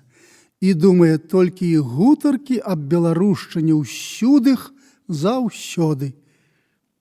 Яны трошку спужаліся ад неспадзевак, затое з асаблівай радасцю здароўкаюцца з ім. Да вас, Мікола Навумавіч, даруйце, што так спозніліся ў дарозе. Сваім мяккім і крыху дрыжачым густым нутраным голасам кажаць Іра. Да вас і ў важнай справе. Што за важная справа, нецярпліва думаецца вучыцелю, але церпіць і не пытаецца, пакуль не прыйдуць да хаты. Справа вельмі важная, але гаварыць аб іх не выпадае на полі, дзялова заўважыў Сухавей. Ну, разумеецца, жартаўліва крычыць Іра, не ў полі гаварыць аб справах, калі наўкола такая паэзія. О, ноч, дзіўная, чароўная ноч, разводзіць яна рукамі ў цямноце, пахнучай араматам спелага жыта. Але, паважаныя сябры, мае бедныя ножачкі прызнаюць усю гэту паэзію, калі мы хоць нейкую часінку, хоць трошачку пасядзім сярод арамату душнай ночы і спелага жыта. О, пасядзім! А ведаеце, тут у бок пад грушкай добрая лугавінка, кажаць Мікола, і вядзе за сабою хлапца і дзяўчыну. Усе садзяцца пад соннай грушкай і маўчаць, і слаба бачаць адзін аднаго. Іра пачынае дэкламаваць, у яе дзіўная добрая памяць. Добрай ночы, зара зараніца, ужо імгла над зямлёю лажыцца, чорнай рызаю ўсё пакрывае, пылам зор небасхіл абсявае, цішыня агартае мяне. Ветерок прыдарожную грушу ледзьве чутна варуша, калыша, міла бомы смяюцца ў цішы, ціха срэбрам грукае крыніца. Добрай ночы, зара зараніца. Ад незвычайнай радаснай прыемнасці быццам саромяцца вучыцелі Сухавей. Хочуць нешта сказаць, каб не маўчаць, і не маюць нічога. Маўчаць яны, маўчыць дзяўчына, маўчыць ноч. А ўгадайце, чыё гэта, пытаецца Іра, каб абудзіць тую цішу? Нябожчыка Максіма Богдановича, у адзін голас адказуюць яны, і ўсім траім робіцца смутна. Маўчаць, баліць, ах, баліць гэтая свежая рана. І ўзноў дэкламуюць Іра. На смерць Максіма Богдановича верш Ясакара, быццам абвяшчаюць яна гэтай ночы, гэтаму жыту, грушцы і ўсяму роднаму полю, і дэкламуючы ўсё болей натхняюць сваім дрыжачым, поўным пачуцця голасам усё жывое і нежывое наўкол сябе. Вясновая ліра, чароўная ліра, на раніцы грала аб сонцы, і струны спявалі аб зорачнай шыры, і струны спявалі бясконца, і вабілі з гукі зямныя абшары, і песні ліліся ў хвалі, і рэх будзіла таемныя мары, і плакалі людзі ад жалю. Мікола пачуў, як з няцейку капнулі з вачэй слёзы, і маніў сябе ў думках наўрастэнікам, і безвініў, што гэта добра, што плачаць па беспары згасшаму песняру, і рад быў, што яны ў цямноце не бачаць яго слёз. А дзяўчына дэкламавала далей: «Во нельга не плакаць, як блізкі з чужыны а бедных ратаях гавора, бо нельга не плакаць аб роднай краіне, дзе здзекі, пакута і гора. Паэта душа супакою не знала, бо думкі да высі імчаліся. Імчались да пушчы, да рэчнага вала, і граў ён, а струны ўсё рвались, бо спеваў магутныя клікі замоцны былі, завялікі. Са струнамі ліры і струны душы парвались далёка ад роднай мяжы. Пашоў наш паэт той адвечнай дарогай, што ідзець аж да самага Бога, бо полымя сэрца паліла, не грэла ў тым полымі, сэрца згарэла». І не скончыўшы верша, звычайна жыццярадасная дзяўчына ўся апусцілася да іх, засмучоных, маўклівых. Маўчаць, падоўга маўчаць. «Адкуль вы, Іраіда Аўгенаўна, дасталі гэты верш?» – пытаецца вучитель. «Нехай скажа сябра Сухавей, бо я змарылася», – адказуець яна. «Я хачу маўчаць і слухаць». «Сказаць вам, дзядзька, адкуль гэты верш, значыцца распачаць гутарку аб усіх справах», – пачаў хлопец. «Але я ўважаю, што нас ніхто тут не падслухае, дык казаць можна смела. Дык во ж, бачыце, адзін наш вучань прыйшоў з Менска, з-за дэмаркацыйнай лініі прынёс крыху літаратуры». І хлопец каротка пераказаў усе навіны. «А глаўнае, дык вось што дадаў ён у канцы. На ваше імя вучань наш прынёс пісьмо з Вільні ад нейкага надта багатага пана для перадачы яго сыну, нейкаму быўшаму прапаршчыку Абдзіраловічу. Пісьмо пры мне ў кішэні, аддам, як прыйдзем да вас, бо тут усё роўна цёмна». Калі аб пісьме вучань той казаў у горках на агульным пасяджэнні, робячы даклад аб сучасным беларускім жыцці за дэмаркацыйнай лініяй, там была Іраіда Аўгенаўна. Аб чым піша стары Абдзіраловіч сыну, нам усім вядома.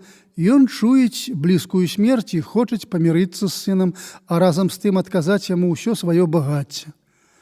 Даведаўшыся аб усім гэтым, Іраіда Аўгенаўна зрабіла заяву, што яна калісьці раней была блізка знаёма з Абдзіраловічамі і што ёй не імецца веры, каб той прапаршчык Абдзіраловіч адгукнуўся на запрашэнне бацькі.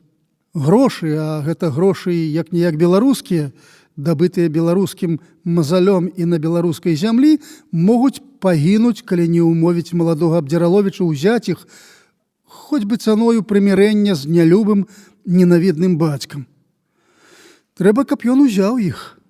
Калі не для сябе, то на справу адраджэння бацькаўшчыны. Разумееце? Ва ўсякім разе грошай гэтай усе ці толькі частка іх павінны цераз рукі прапаршчыка і вашай, дзядзька, трапіць на справу». Вучань не мог выказаць свае думкі так, як бы хацеў. Ён змоўк, спадзяваўся, што дзяўчына паможаць яму расказаць усё вучыцелю, бо яна ж болей за ўсіх у курсе гэтых спраў і сама падала тую думку. Але яна упорчыва маўчала, маўчаў і канцавы, ад неспадзевак і нечаканых і радасных думак, абхапіўшых яго. Вучань мусіў гаварыць далей. «Дык вось, дзядзька, мы прыйшлі да вас ад усіх сяброў, каб яшчэ ляпей абмеркаваць гэтую важную справу, бо вы, мы спадзяваліся, больш за ўсіх нас будзеце цяміць, што і як рабіць. Мы прасілі Іраіду Аўгенаўну, каб яна разам з вамі паехала да маладога Абдзіраловіча як свайго даўнага знаёмага. для перагавораў. Але яна чамусьці надта цвёрда адмаўляецца, згадзілась толькі адправіцца да вас. Для беларускай справы я на ўсё згодна, але прасіла і прашу не намаўляць мяне на перагаворы з Абдзіраловічам, троху нервова сказала дзяўчына. Я ўважаю, што мне ехаць зусім няма чаго. Справіцца і адзін Мікола Навумавіч. А калі ўжо тое, чаму з Міколам Навумавічам не паехаць яшчэ вам, сябра Сухавей? Сухавей не любіў даўгіх гутарак там, дзе яму здавалася ўсё ясным і, канешне, патрэбным для справы. Але тут ён мусіў сабраць усю сваю цярплівасць і далікатнасць. «Дык вось бачыце, сяброўка», афіцыяльным голасам на смешна паважанай ноце пачаў ён даводзіць ёй, «вам не толькі як старай знаёмай яго, ведаючай усе патрэбныя дэталічнасці абстаноўкі, але проста як дзяўчыне больш выпадае паехаць. Вы ляпей за мяне, ляпей за абы каго з нас, хлопцаў, і, можа, нават ляпей за дзядзькі Канцавога здолееце з незалежнай далікатнасцю і асцярожнасцю намовіць Абдзіраловіча. Калі яго злосць на бацьку за тое, што той пан і дрэнны пан дагэтуль не ўціхла і не дазволіць яму ўзяць бацькінага панскага багацця, вы сваей жаночай далікатнасцю якраз найлепей патрапіце намовіць яго, пэўне, зусім несвядомага беларуса ці рэнегата ўзяць грошы для беларускай справы. Калі ж нічога падобнага ў яго настроі не будзе, і яму, магчыма, здасца дзікім нават нашае ўварванне ў яго асабістыя справы, і ён будзе рад, што дастанець бацькіна багацця, вы ізноў жа найлепей патрапіце ў сваю пару адступіць і толькі папрасіць у яго хоць што-небудзь на нашу, напрыклад, тэатральную секцыю, за нашу помач яму ў зносінах з бацькам і наогул за нашу турбацыю. Я не магу паехаць і не паеду, цвёрда адказала дзяўчына. Канцавы толькі слухаў і нешта думаў. Ноч цямнела і быццам траціла сваю душную мляўкасць. За раніцы пыхалі рэдка, а часцей трапяталіся лісцікі на соннай грузцы. Трэба было ісці ў хату. Частка 16.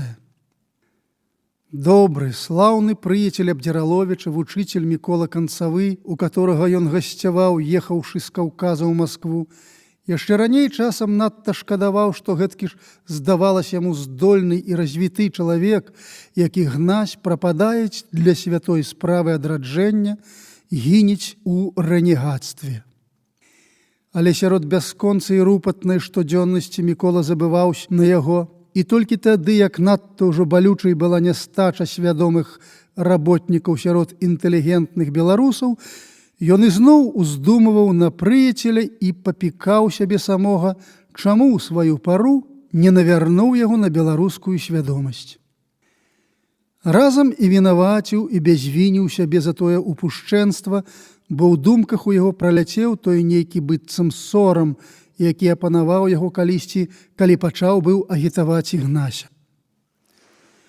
Мікола не меў даволі часу, каб разабрацца добра ў прычынах сораму, але ўважаў, што тут глаўную ролю згуляла яго вялікая прыязнасць да Ігнася, хварэўшага тады на рэфлексію і індывідуальныя перажыванні, і яго глыбокая пашана да ігнасёвых думак і пераконанняў, як чалавека, которага Мікола змалку ставіў вышэй за сябе па інтэлекту і па агульнаму развіццю.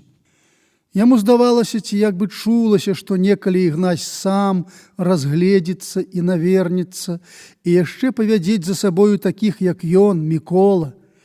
Яму здавалася, што наварачваць Ігнася ненатуральны занятак.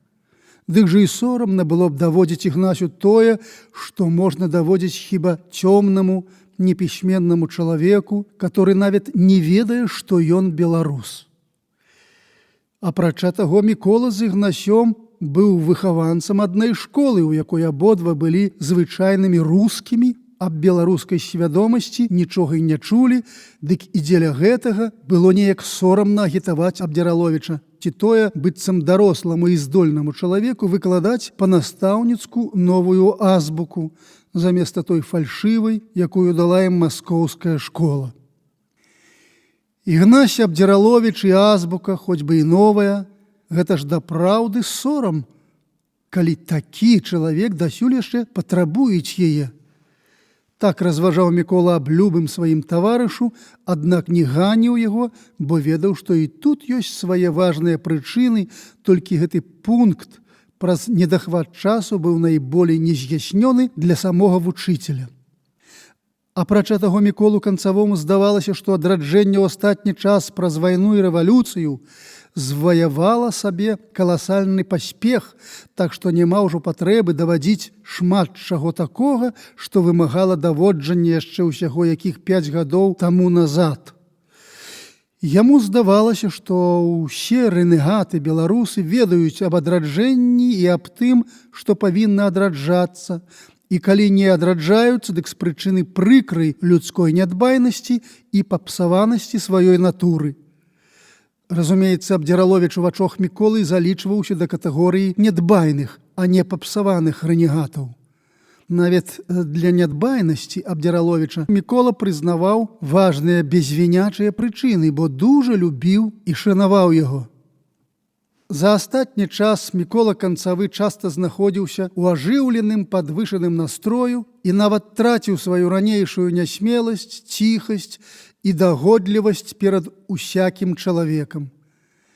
Беларуская праца неспадзявана шырылася вялікім валам у абкружаючым сялянскім моры і быццам шырыла дух ці то нутро вучыцеля. Рух набіраў усё болей сацыяльнага выгляду. Гармонія ранейшых, пераважна ці нават часам выключна нацыянальных асобнасцяў руху з навейшымі цяперашняга часу сацыяльнымі яго асобнасцямі поўніла незвычайнай радасцю сэрца Міколы, бо ён дасканальна пераверыўся, што толькі на шляху нацыянальна-сацыяльным беларускае адраджэнне будзе пэўным і абхопіць шыбка і памысна вялізазныя масы беларускага сялянства. І не толькі сялянства, адылі беларускага мяшчанства, думаў ён, где яно яшчэ ёсць і маюць у свае ідэалогіі і сваім жыцці шмат беларускасці. Такое мяшчанства Мікола бачыў у некаторых губернскіх і павятовых местах усходняй Беларусі, дзе траплялася бываць яму, і ён ніколі не забываўся ў сваім глухім дзеравенскім куце, што якраз гэтае мяшчанства яшчэ можа згуляць ролю першых байцоў у змаганні з нясходаным, праклятым русіфікацыйным павевам і ўплывам сучасных беларускіх гарадоў, беларускіх у значнай меры толькі па назову. Сацыяльны бок адраджэння захопіць найбольш годныя і надта карысныя, як даволі культурныя часткі непамершанага беларускага мяшчанства. Гарэцкія вучні беларусы, якія ўносілі ў працу вядомую сістэму і арганізацыю, і з якімі цяпер Мікола і другія вучыцелі мелі добра наснуджаны звязак і бесперастанку зносіны, яны надзеялі яго ў гэтай думцы сваімі паведамленнямі, гутаркамі і дакладамі аб іхняй агітацыйна-асветнай дзеяльнасці на прасторы ўсяе бацькаўшчыны і глаўным чынам горадскіх ваколіц і наогул усходнія палавінкі Беларусі, где не замінала той дзеяльнасці, як на заходзе, разнавер'е з маскоўцамі, і где сацыяльны грунт быў шмат ляпейшы, болей бо падрыхтаваны. Надзеялі яго і тыя рэзультаты беларускай працы, якія падвышаліся ў сялянстве разам з падвышаннем рэакцыі ў ім проціў бальшавіцкага ладу жыцця. Як прызвычайна шчыраму і мяккаму чалавеку, Мікола сазнаваў, што шчырасць яго гэтай рэакцыі прынцыпіяльна не можа быць абязвінена і пахвальна, бо яна можа паставіць яго побач з ненавіднымі ворагамі народа і справядлівасці, што радавацца асабліва няма чаму, бо ідэя нацыянальнага бальшавізму, гэтае слова мімаволі прыдумалася і склалася ў яго ў галаве, тая ідэя нікалева не патускнела ў мужыцкай свядомасці, і што толькі сучасная форма бальшавіцкай ідэі спрыклілась мужиком дзеля розных прычын звонку, як блакада бальшавіцкай тэрыторыі, і прычын знутры, як камісарскае злачынства і няўмельства. Мікола шчыра зазначаў, што для спакою свае душы што, мабыць, можа, і зусім не было б у яго той радасці, каб гнятучая большасць вядомых яму бальшавікоў не была несвядома для самая сябе маскалячай сілай ці проста варожай для беларускага адраджэння сілай. Міколе, як і ўсім адраджэнцам, было дужа цяжка знасіць тое, што на тэрыторыі Беларусі ў бальшавізму, апрача чужынцоў, ачынуліся і ўзяліся кіраваць беларускім сялянствам якраз найгоршыя, на іх погляд, беларускія людзі, бо абмаскаленыя беларусы, закаранелыя рэнегаты і партыйна тупыя праціўнікі усякага там яшчэ адраджэння, пагарджаўшыя з іх убогай духоўна-фанатычнасцю, беларускаю моваю і ўсім нацыянальна-беларускім. Дык Мікола ведаў прынцыпіяльную цану свае радасці з прычыны сялянскай няласкі да бальшавікоў, аднак радаваўся, бо бачыў у тым настрою сялян карысць для руху. Калі гэткі самы настрой пануе сярод сялян і за дэмаркацыйнай лініяй, думаў вучыцель, дык там правадыры беларускага руху, напэўна, здолеюць к часу адыходу з Беларусі немцаў стварыць беларускае войска і акружнай сілай абараніць бацькаўшчыну. А там, думкі яго ляцелі шпарчэй і губілі парадак і звязак з далёкай ад іх сапраўднасцю. Ажыўлёны, падвышаны настрой ці быццам нейкае нервовае абурэнне, ад якога лёгка хмялілась галава і гарэлі шчокі, было ў Міколы цяпер надта часта.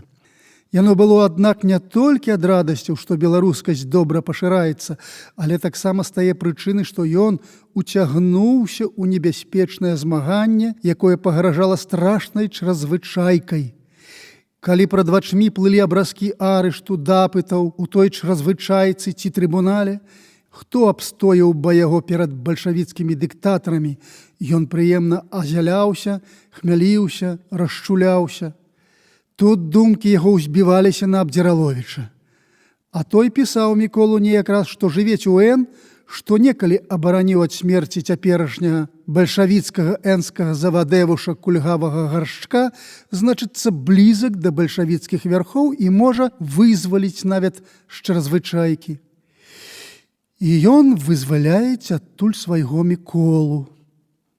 Так летуцеў вучыцель і раптам чырванеў, схапіўшыся, што ў гарачы, грозны час крывавага змагання займаецца такім дзяцінствам. А ўздумаўшы на друга, ізноў шкадаваў, што ў сваю пару не зрабіў з Абдзіраловіча рупнага працаўніка на ніве беларускага адраджэння. Частка 17. На мысль одну аб тым ад болі сэрца млее, Нашто было цябе мне полюбіць? Тваёй быць не магу, на то няма надзеі. А без цябе, о не, я не магу так жыць. Канстанцыя Буйло. Іра Сакавічанка, дачка ляснічага, скончыўшы гімназію УН, паступіла на пасаду земскай настаўніцы ў глухой правінцыі недалёчка ад Крупак, двара Абдзіраловічаў. Яна была на раздарожжы. Хацелася ехаць на вышэйшыя курсы, хацелася памагаць бацькам вучыць малодшых дзяцей, значыцца служыць, зарабляць грошы. Хацелася от так неабмеркавана, няясна чаму забіцца ў глухі кут у бедную школку, вучыць дзяцей, чытаць кніжкі і думаць аб нейкіх неспадзяванках у жыцці. З беларускім рухам яна пазнаёмілася яшчэ на школьнай лаўцы. Гімназісты давалі чытаць беларускія кніжкі. Перад службай Ірачка думала так. Для адраджэння патрэбны людзі з вышэйшай асветаю, дык яна папрацуюць год-два ў школцы, заробіць грошы, а потым паедзе вучыцца. Ды і ці мала чаго перадумала тады дзяўчына. А выйшла зусім не тое. Ля Крупак яна пранастаўнічала 4 гады, да горак. Ёй шмат хто казаў, што ў гарэцкіх сельскагаспадарскіх школьных інстытуцыях ёсць надта многа свядомых беларусаў паміж вучняў. Яна хацела вырваць з успамінаў тую вясну, назаўсёды зрачыся ўсякіх любошчаў і ўсёй душою аддацца толькі адной святой працы на ніве беларускага адраджэння. Пераехаўшы ў новую школку, яна незабавам завязала зносіны з горкамі. Там, на першым беларускім спектаклю, яна надта расчулілася ад прыемнасці і разам расчаравалася. Пабачыла, з якімі высілкамі працуе жменька ідэёвай маладзёжы, як мала зроблена, як шмат працы ёсць усюдых. І яна завінулася ля гэтай працы, колькі дазвалялі сілы і час. Сеяла беларускую свядомасць сярод сялян і сялянскай інтэлігенцыі, вучыла не толькі дзяцей, але і дарослых чытаць, пісаць, дэкламаваць і пяяць па-беларуску, а вучыла без беларускіх падручнікаў, бо іх няможна было дастаць з-за дэмаркацыйнай лініі. Гэтая праца захапляла яе ўсю. Доўгі час Іра быццам не мела ані той вясны, ані тога кахання, ані тых успамінаў, быццам забылася на Абдзіраловіча. Але цяпер, дачуўшыся, што ён жывець у Н, што бацька хочаць памірыцца з ім, што можа быць шкода для справы ад яго несвядомасці, Іра зноў згубіла спакой, толькі не мела смеласці прызнацца сабе ў гэтым. Ёй здавалася, што зусім не любіла Абдзіраловіча, што ў яе было нешта, што няможна было і любоўю назваць. Але чаму ж, паміма яе волі, думаецца аб ім? Плывуць ужо ўспаміны аб той вясне і хочацца бясконцу ляжаць пад яблынкай у гамаку, зробленым з старога гаспадарскага пехцяра, паціху хутацца заплюшчанымі вачмі і апаламі ад невядомай беспрычыннай зморанасці рукамі. І чаму першы раз выпаўзуць у голаў такія нядобрыя думкі? Думкі аб тым, што працуе бясконцу, а дзе ж радасць асабістага жыцця? Было толькі раз, толькі з ім. І тады ж рабіла, працавала. Чаму ж тады вясна была ўсцяж святам, сонечным, радасным святам? А цяпер? Ці ж так ужо і не будзе асабістага шчасця? А годы лятуць. Яна ўжо не падобна да сябе на картачках, здыманых у энскай фатаграфіі ў тую вясну. Ужо няма таго вясёлага, радаснага смеху у дзявоцкіх вачох, няма той маладзенькай дзявочай свежасці. Сэрца сціскаецца ад засмучэння. І самой сабе сорамна за думкі гэтыя. То ж здрада святой справе. Ці можна шкадаваць сіл, прыгажосці, маладосці для адраджэння бацькаўшчыны? Бегла ў хату, ставіла на расчыненае в акно грамафон і завадзіла нешта першае, што траплялась пад руку. І сорам чула, што ў будзённы дзень, калі ўсе людзюхны працуюць у поце чала на жніве і сенакосе, яна парушаюць сельскую цішу нібы светататным грамафонным крыклівым пяяннем. Гарні бульбу з печы, у торбачку ды на плечы. І нервовым, смешным ёй самой рухам рукі адкідала іголку і слухала звінячыя ў вушах раптоўныя моўчкі пустога пакоя. Не хацела абедаць. Бегла пад яблынку і клалася на гамак тварам ніц на падушку, быццам мімаволі патрошку гуталася і прыціхала. Паўднёвая жніўная сонейка пазлачала лісцё ў садзе і прабіралася скрозь яго нават да калыханай дзяўчыны. Гдзесьці гудзела пчала, і далёка на шляху тарарахалі пустыя калёсы. Ківаўся лісцячак на яблынавым сучку, ківаўся ражок хвусцінкі на яе прыніклай да падушкі галоўцы. Спіць яна. Спіць, не спіць, усё чуець, ведаець, а быццам спіць. Не можа заснуць, думае думай, Іранька. То ж не ў гамаку яна гутаецца, а ў люльцы сваёй дзяцінай, як была маленькая.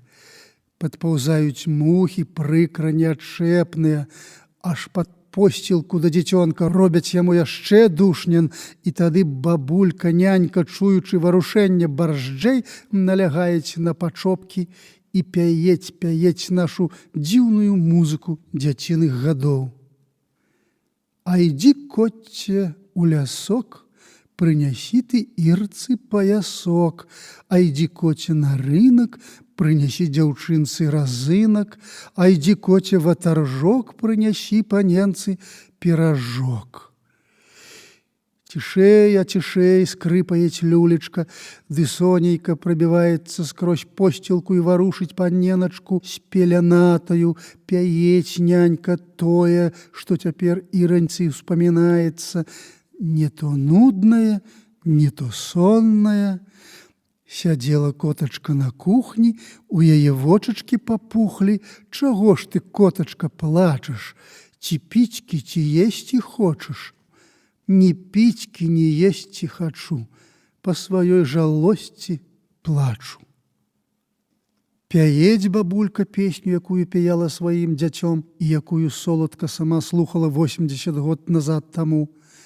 Думае, Іранька, чаму з бабамі сяння жаць не пайшла? От бы не нудзілася. Уранні з расіцаю па халадочку люба і лёгка жаць, а за дзень замлеець спіначка, і сорам жа, каб яе постаць ды адзаду цягнулася. Хруп-хруп, шуміць серп, распаўзаюцца жучочкі, казюлечкі і божыя кароўкі. Кінула сівая мышынка з-пад камлышкі да свае норухны. Дарма не пайшла ты сянні з бабамі жаць, Іранька. Сніцца табе на сонейку няведама што, і млець тваё сэрданька. Так ташнавала дзяўчына аж да вечара. То ляжала, то бегала, спакою сабе не знаходзіла. А калі ўсё паснула ў ціхім сяле, і маркотны месяц паплыў па сінім небе, а нейкія адзінотныя трывожныя ваблокі абміналі яго і трывожным ветрыкам варушылі спячы сад, Іра выйшла з хаты і глядзела на чорна-крывавы мак, на градох, дыхала паветрам ад красуючай табакі і слухала тую цішу. А пастаяўшы, хадзіла па садзе, варочалась у хату, хадзіла па сваім пакоі, ішла ў парожні кляс, хадзіла там, гледзячы праз тускла блізкае шкло на ясны месяц, і зноў ішла ў свой пакой, дзе в акно было адчынена, а праз яго цягнуў свежы халадок. Школа яе дзялілась вузкім калідорчыкам на дзве палавіны. У адной быў кляс, а ў другой жыла настаўніца. Другая палавіна была шмат меншая за першай. Гэта быў адзін вялікі пакой з адгароджаным тонкаю драўлянаю пераборкаю кутом, у якім настаўніца спала.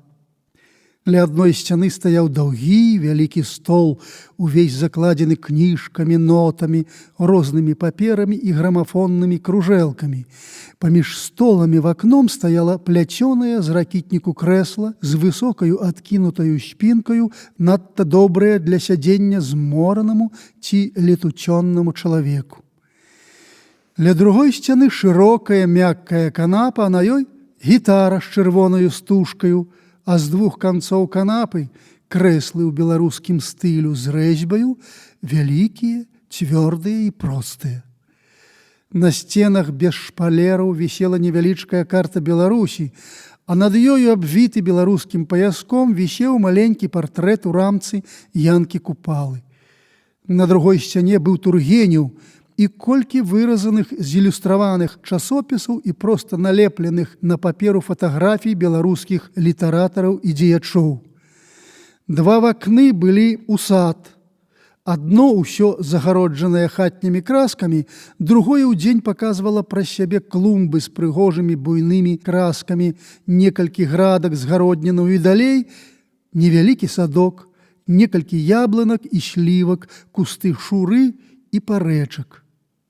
На градох было дужа многа цвітучага добрага маку з густа-чырвонымі вялікімі ляпёсткамі і ўжо некалькімі досыць буйнымі мачынкамі. Тут жа блутаўся вусаты кручаны гарох, звісаў з высокіх уваткнутых сукаватых кійкоў сваімі кволымі кручастымі вусікамі. Пачынаў цвіцець бела-фіялетавымі дробнымі красачкамі. На клумбах расла табака, ляўкоі, пахнучы гарошак і яшчэ некалькі розных красак, і клумбы і грады разрасліся густа і багата, нават дзіка, не ведалі штодзённага пільнага дагляду і буялі самадумам.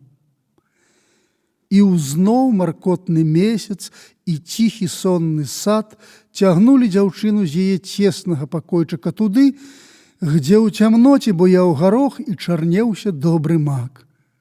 А ці надоўга? Пастаяўшы безнадзейна сярод прыгожых ды невясёлых моўчак ночы, сярод тае пакутнае начы, зараз бегла назад у цясноту свайго пакойчыка. Ідучы па вузкай тропцы, што зарасла нізкай, стаптанаю травіцай, перапечкаю і безыменнаю мураўкаю, Іра сашчыпнула чырвоны, выгнуты з чорным плямам пасярод маковы ляпёстак і неўпрыцям ірвала яго ручкаю, падносячы да вуснаў. Прыйшла, накруціла грамафон, паставіла веснавую казку, а сама села ў пляцёнае крэсла, прыхінулась спінаю і заплюшчыла вочкі. З грамафоннай трубы ляцелі свежыя і звонкія, як вясна, гукі скрыпкі, а дзяўчына наперакор ім дэкламавала з Канстанцыі Буйло: «Я каханне маё пахаваю ў душы, спакой сфінкса на твар налажу, і хоць сэрца ад болю сканае ў грудях, я нічога табе не скажу». Астанаўляла грамафон, ішла да вакна, садзілася і глядзела ў заліты бліскам месяца сад, аблёгшыся падбародкам на пастаўленыя ручкі.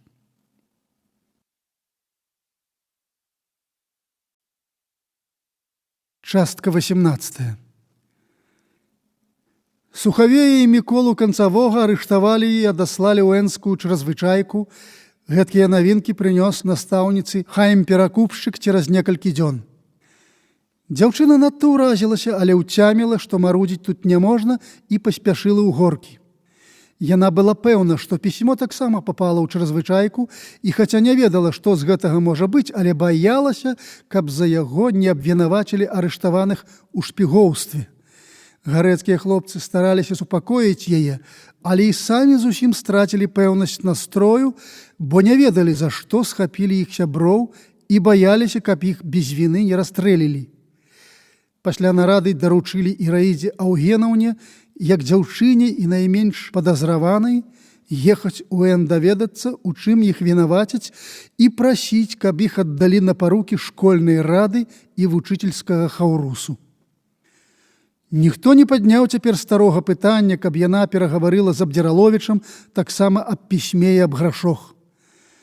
Калі Іра раненька прыехала ў Н, ужо і там чулася другая палавіна лета. Іра адвыкла ад места, але чула прыемнасць ад клуму, люднасці і культуры. Пільна ўглядалася яна ў знаёмае, даўна бачанае, але ёй замінала думка, як то пашчасціць вызваліць арыштаваных. Наняўшы номер у гатэлі, скоранька справіўшыся, яна з нейкім тамаваннем у сэрцы выйшла на вуліцу і шыбка пайшла ў чрезвычайку, каб за адзін дзень паспець зрабіць усё, што там трэба. Дом, дзе змяшчалася страшная бальшавіцкая установа, быў добра знаёмы дзяўчыне. Да вайны ў ім была епархіяльная школа. Іра хадзіла туды на вечарынкі, на скокі. Толькі цяпер мала хто хадзіў міма таго дома, і то сярод вуліцы, бо дом з каменнаю сценкаю і тратуарам быў высока абгароджан і абвіт калючым дротам. Калі настаўніца падышла, ля варот стаяла вялізазная фура, поўная салдацкімі булкамі белага хлеба, і салдаты кідалі хлеб з яе на зямлю на падсцеленыя коўдры. Іра не пайшла туды, а на ганак, з бакоў якога стаялі два чырвонагвардзейцы з карабінамі. Яны запыталіся ў яе перапуск, а як паказала свае дакументы, дык старшы салдат сказаў, што гэтыя дакументы для іх пляваць, а трэба перапустку ад мясцовага каменданта. Падзякавала і пабегла шукаць каменданта места. Шмат каго пыталася, дзе ён жывець, да ніхто не ведаў, каго яна шукаюць, і казалі, каб ішла ў савет, і салдаты не ведалі. Адылі нейкі хлопчык-газетнік, у якога купіла газету, сказаў, што ўпраўленне каменданта за мастом ля вакзалу. Скора падышоў трамвай, яна села і паехала. І там, ля каменданцкага дома, на вуліцы шмат было салдатаў і розных людзей. Упускалі туды толькі тых, хто быў савецкі служачы ці знаёмы салдатам, а іншых не. Іра доўга не магла ўразумець, у чым справа, што яе і яшчэ нейкіх сялян і яшчэ нейкіх людзей з места не пускаюць. І ніхто нічога не ведаў, каго яна толькі не пыталася. Прыдзверныя салдаты крычалі: «Паспейце, паспейце, чаго лезеце», а хвост інтарэсанта ўсё павялічваўся, і ўжо за спінаю ў Іры стала блізка 10 чалавек. Усё тое не вешчавала ёй нічога добрага, але цвёрда хацела быць для справы незвычайна спакойнай і цярплівай. Аж выйшаў, як відаць, пісар і пачаў раздаваць чаканнікам белыя білецікі. Ды не ўсім, бо іншыя панайшлі з бакоў і тыркалі яму прад вочы сінія білецікі, і тым нічога не даваў. Пакуль Іра разгледзела, што на яе белым білеціку стаіць ля пячаткі абы як наскрабаная дата заўтрашняга дня, пісар крыкнуў: «Сінія, прыём, пачынаецца!» і схаваўся. Сінія рынуліся ў дзверы, тузаючысь і не гледзячы на салдатаў стрэльбамі, а белыя, быццам вінныя, у чым недаўменна адышліся і аглядались. Іра станула ля абгрызенай канём ліпкі, каб абдумацца, што рабіць. І да яе падлез нейкі мясцовы чалавечак з нямытым тварам сярод канцоў пастаўленага каўняра, чорны як жыт, але з добрай вымовай, і сказаў ёй зусім нячутна, што ён можа памяняцца білетамі. Іра была рада, бо ўжо поўдзень мінуўся і мог прапасці адзін дзень зусім, і хацела памяняцца, ды пачула на сабе нечы пільны пагляд, зірнула туды і ўвідзела нейкага тоўстага з зялёным хворым тварам чалавека у шабадраным чыноўніцкім пальце, который паглядам гаманіў з ёй аб тым самым, што і чорны. Іра занепакоілась, каб з гэтай менкі не трапілась абы якой прыкрасці. Няхай лепей прападзе цэлы дзень. Тагды чорны пайшоў да сялян, а шабадраны чыноўнік зблізіўся да яе, заплюскаў губячымі сорам вачмі і сказаў, дастаючы з рукава сіні білецік: «Не карыце згаладнялага і дайце, што ласка ваша». Іра памянялась на білецікі і дала чыноўніку 3 царскія рублі, а каб не видзець, як ён кланяецца, як па зялёным твары паўзець слязіна, шыбчэй пайшла міма людзей і салдатаў у канцылярыю. Сабраўшы ўсе дакументы ў жменю, яна стала ў невялікую чараду перад пісарскім столікам і з жахам убачыла канец другой чарады, што цягнулась у нейкі калідорчык да дзвярэй зачыненага пакоя з дошчачкай над ім «Камендант». Ужо пайшла першая гадзіна папоўдні, і Іра надта каялась, што не зрабіла менкі білетаў трохі раней. Яна паказала свае паперы пісару, той не ўзяў іх і сказаў, каб прыходзіла заўтра, бо сянні камендант усё роўна не паспеюць прыняць. Іра, быццам нясмелым, адэлі настойлівым голасам запытала: «А ці не можна дастаць перапуску без каменданта?» І потым цвярдзей дадала: «У мяне ўсе дакументы ў парадку, вот». Яна ўжо адна толькі стаяла перад пісарам, і ён доўга чытаў і разглядаў яе паперы, а тады сказаў ёй: «Дык чаго вы ад нас хочаце, таварыш? Мы перапустак у чаразвычайку не выдаём. Вы даеце савет. Калі вы хочаце купіць бацінкі, то, напэўна, не шукаеце іх у аптэцы. Я вас проста не разумею, чаго вы хочаце. Даруйце, мяне да вас паслалі за перапускам з чаразвычайкі, не сама ж я выдумала. Таварыш, не спірайцеся. Не маглі вас паслаць да нас, бо перапускі ў чаразвычайку мы не выдаем ужо блізка месяца. Я разумею, толькі скажыце, будьце ласкавы, напэўна, хто ж цяпер выдае? Савет, разумеецца. Звярніцесь там да каменданта савецкага будынка, вуліца Карла Маркса, быўшая беларуская гасцініца. Кожны дурань вам пакажа. Дзякую». Іра спацелая выбегла на вуліцу і была рада, што развязалася з гэтым пісаром і што на вуліцы ўсё спакойна. Сядзяць пад плотам безуважна цярплівыя сяляне, а там лузгаюць сланешнікавыя семечкі, седзячы на лавачцы салдаты, і з абгрузненай канём ліпкі валіцца жаўцелы ліст на выбіты цагляны тратуар. Савет быў недалёчка, І Іра спадзявалася яшчэ паспець да 2 гадзіны дастаць перапустку для ўваходу ў чрезвычайку хоць для заўтрашняга дня. У савеце ёй лёгка далі ля дзвярэй перапуск, і яна шыбка пабегла на гару па лесвіцы да пакоя нумар 3, дзе была агульная канцылярыя і прымаў дзяжурны пісар. Аднак ля гэтага пакоя стаяў вялікі груд чаканнікаў, і Іра, змораная і раздражнёная, прыхінулася да сценкі. Яна згубіла надзею зрабіць сянні хоць што-небудзь і шкадавала дарма патрачанага часу. Разгарнула газету, каб за чытаннем супакоіцца і сабраць патрэбныя думкі, пакуль не выгукнуць яе номер. Вочы няўважна бегалі па газетных радках, а розныя думкі таўпесіліся і не слухалі аднай найлепшай. Чаго ж я так хапаюся? Паспею, болей цярплівасці. Дзень добры, пачула яна ля сябе і шыбка ўскінула вочы. Ах, дзень добры. Я вас не пазнала, звонку зусім спакойная, а ў душы прыкра, згубіўшыся ў парадку, глядзела настаўніца на Абдзіраловіча і скарэй падала руку яму, бо забылася. Ён паціснуў злёгку і прыязна яе ручку, і дзяўчына пачула прыемнасць, даткнуўшись да яго рукі. Ён быў у шынелі без пагоны, у шапцы без какарды, з чарнейшым ад аколушы плямкам ад яе. Значна памужнеў. Пастарэлі яго карыя вочы і былі пад вачмі збоку зморшчынкі, якіх раней яна не бачыла. Вусы не галіў, а толькі падразаў. Каб не той самы мяккі з прыемным тэмбрам голас, яна адразу не пазнала б яго, ці ён здаўся б ёй чужэйшым. Неяк неўпрыцем адсунуліся ад чарады чаканнікаў да вакна. Ён не пытаўся, па якой справе яна тут, але пацікавіўся, які намярок на яе білеціку. Пабачыўшы, што 315-й, сказаў, што яна дарма будзе чакаць сянні, бо прымуць толькі да 300-го номеру. Так сказаў яму знаёмы пісец, якога ён выгукнуў з канцылярыі праз прыдзверніка. На яе твары адбілася такое нездавальненне, такі жаль, што ён падумаў, што яе прывяло сюды нейкае гора, жаданне знайсці ратунак. Хацеў спытацца і зноў змоўчаў. Яны выйшлі з савета і пайшлі па вуліцы к бульвару.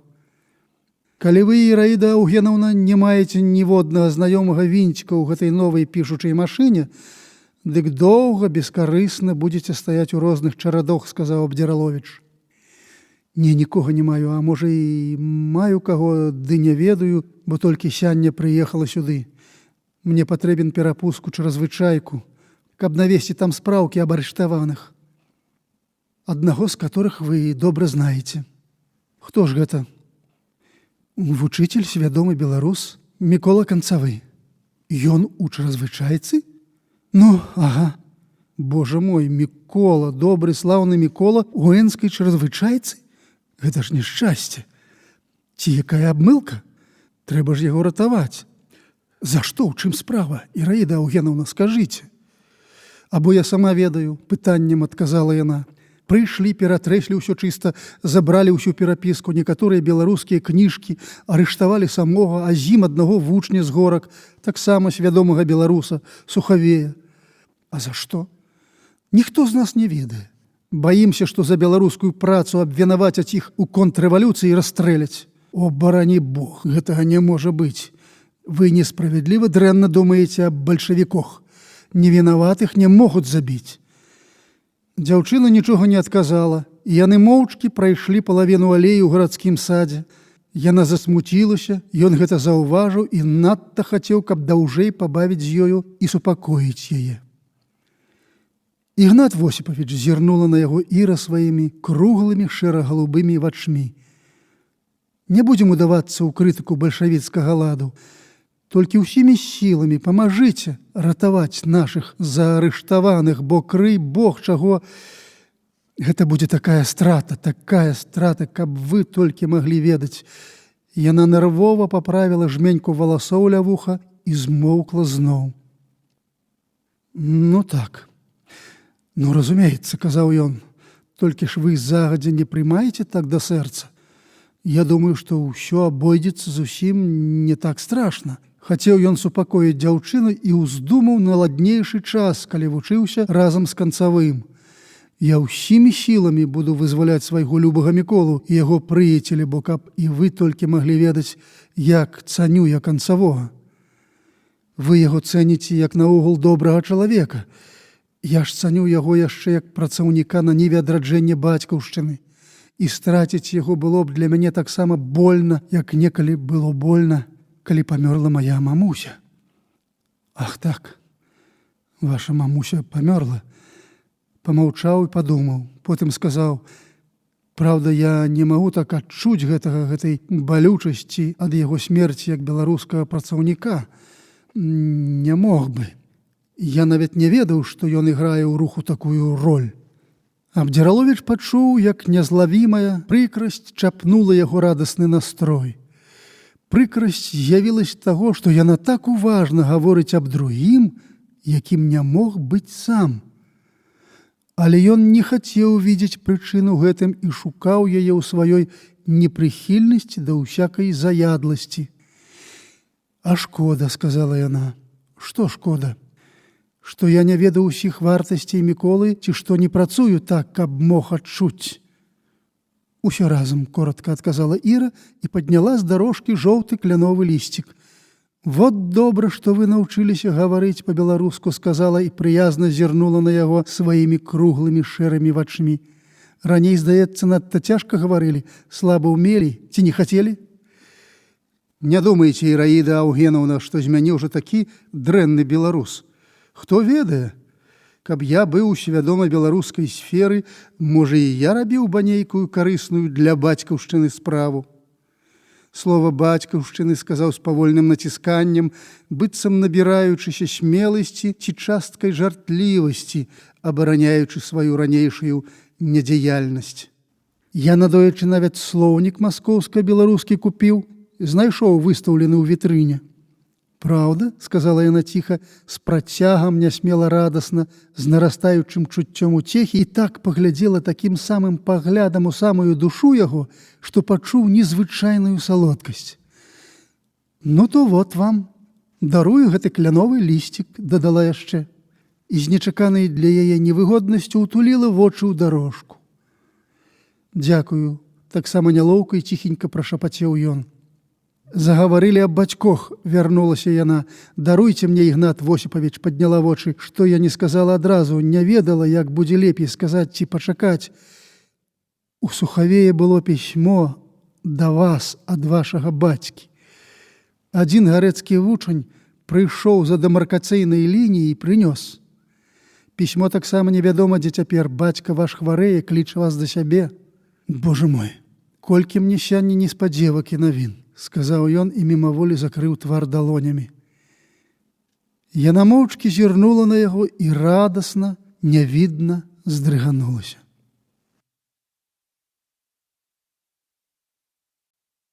Частка 19.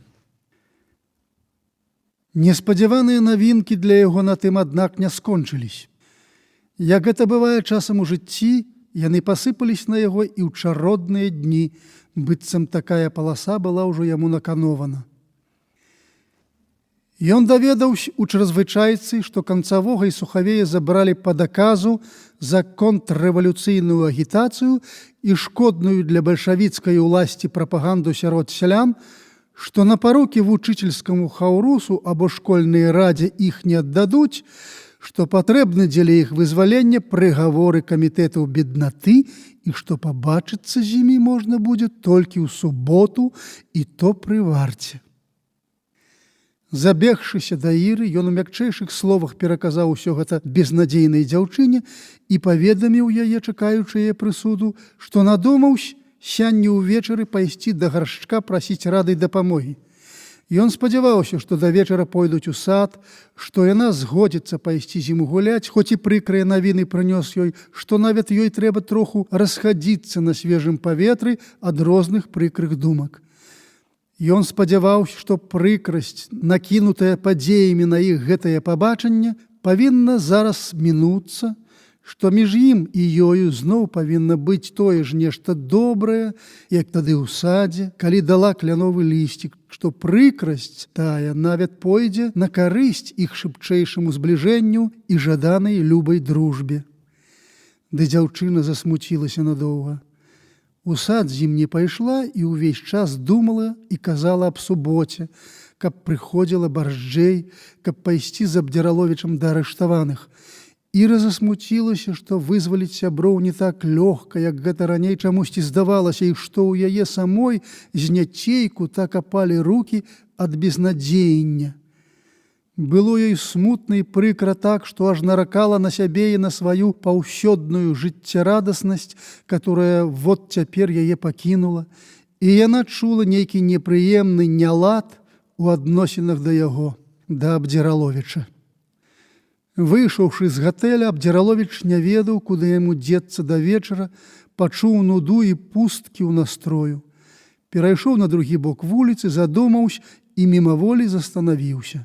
Падняў голову і паглядзеў на вокны другога паверха ў гатэлі, дзе быў яе пакой. Калі нешта варухнулася ля вакна, ці яму так толькі здалося, ён засаромеўся і борзда пайшоў па вуліцы пад той канец, дзе жыў Васіль. Васіль быў у даму. Ён толькі што прыехаў з камандзіроўкі, ляжаў на ложку ў ботах і адпачываў. Быў нейкі надта змораны, схудзеў і здаўся Абдзіраловічу жалкім, невясёлым. Даволі маўкліва прыняў ён даўно нябачнага госця і папрасіў выбачэння, што будзе ляжаць. «Можа, чаю хочаце?» – спытаўся ён. «А вы самі?» – адказаў той. «І я сам хачу», – адказаў Васіль, і паціху быццам стары устаў, схадзіў да гаспадыні і троху весялейшы сеў на канапку. «Вось змучыўся ў камандзіроўцы, каб вы ведалі», – сказаў ён, гледзячы некуды міма гасцёвай галавы. «Хлеб пасялян рэквізавалі?» Рэквізавалі. Яны доўга маўчалі, і кожны думаў сабе сваё. «Раскажыце, Васіль, што-небудзь пра вёску», – папрасіў Абдзіраловіч. «Як мужыкі прымаюць рэквізіцыі?» «Як прымаюць?» – скоса усміхнуўся Васіль. «Вот так сабе, як і где каламі, где чым». І зноў абодва змоўклі надоўга і думалі пра вёску кожны па-свойму. Абдзіраловіч думаў, што вёску трэба прасвяціць, што тады яго ўспамінкі аб тым, як аднойчы ўцёк з дому на сенажаць, абедаў з касцамі пад лазовым кустом і качаўся па араматнай трошкі толькі павялай скошанай траве, што тагды толькі яны нічым не засмуцяцца, ні тым, як маленькі галавасцік таўкач даваў кукішы панскім партрэтам, ні тым, што камбеды могуць не даць патрэбных прыгавораў Міколу і Сухавею, і будзе надта неўспадзеўкі нядобра. Трэба прасвяціць. Васіль думаў аб тым, што калі яго зноў пашлюць, ён папросіць, каб з ім паслалі не толькі смелых чырвонаармейцаў, але і добрых агітатараў. Абодва думалі і доўга не знаходзілі пэўнасці. Вёска. Дзярэўня. Я ж яе люблю. Але дзіўною любоўю, которая найляпей азначаецца вядомай прыказкай. Нудна ў розні цесна разам. З балючай чуласцю не знашу, калі цяпер лаюць і ганяць яе за прагавітасць і папікаюць цямнотаю і дурасцю. Але ў глыбокасцях душы свае, калі з безрадаснаю абмежаванасцю плаваюць у васпамінках яе ганебныя малюнкі, сам бязлітасна ганьбую і папікаю, складаючы ўсё ў сваім схварэлым сэрцы. Люблю і ненавіджу разам. Заўсёгды бывае так, што і месяца не мінецца, як для клумнага места пакіну яе з нелюбелаю, і ўжо хочу шмат чаго дараваць ёй. Ужо мне крыўда, што аб ёй тут, у месце, так мала гавораць і так помала пішуць, як быццам яна далёка-далёка, недзе за морам акіянам. Калі бачу, як цяпер мясцовы пралетарыят тоўпіць у часе адпачынку кінематографы і тэатры, спяшаецца ў бібліятэкі чытальні, халяруюць на зборках і сходах, усюды голасна гамоніць аб сваіх правах і цвёрда, няўхільна абараняе свае інтарэсы, я думкаю пералятаю ў мізэрную глухую беларускую весь, і чуццё зайздрасці к месту, і чуццё пагарджання да яе, і боль за яе, і сорам за яе ахопліваюць мяне і гнятуць, ціснуць, давяць. Як забойцу на месцы злачынства нейкая нясходаная сіла цягнець мяне кожнага кірмашовага дня на мясцовы рынак дзівавацца на вёску. Як выглядаеце на цяпер пры бальшавіцкім ладзе нашага няшчаснага жыцця? Збялелыя, схудзелыя дзяцвішча мясцовай галоты і худыя, вынуроныя жанкі ў зношаных мясцовых уборах туляюцца там кола мужыцкіх вазоў, з просячым забеглівым тонам і з насілу захаванай злосцю заварочаюць цэны.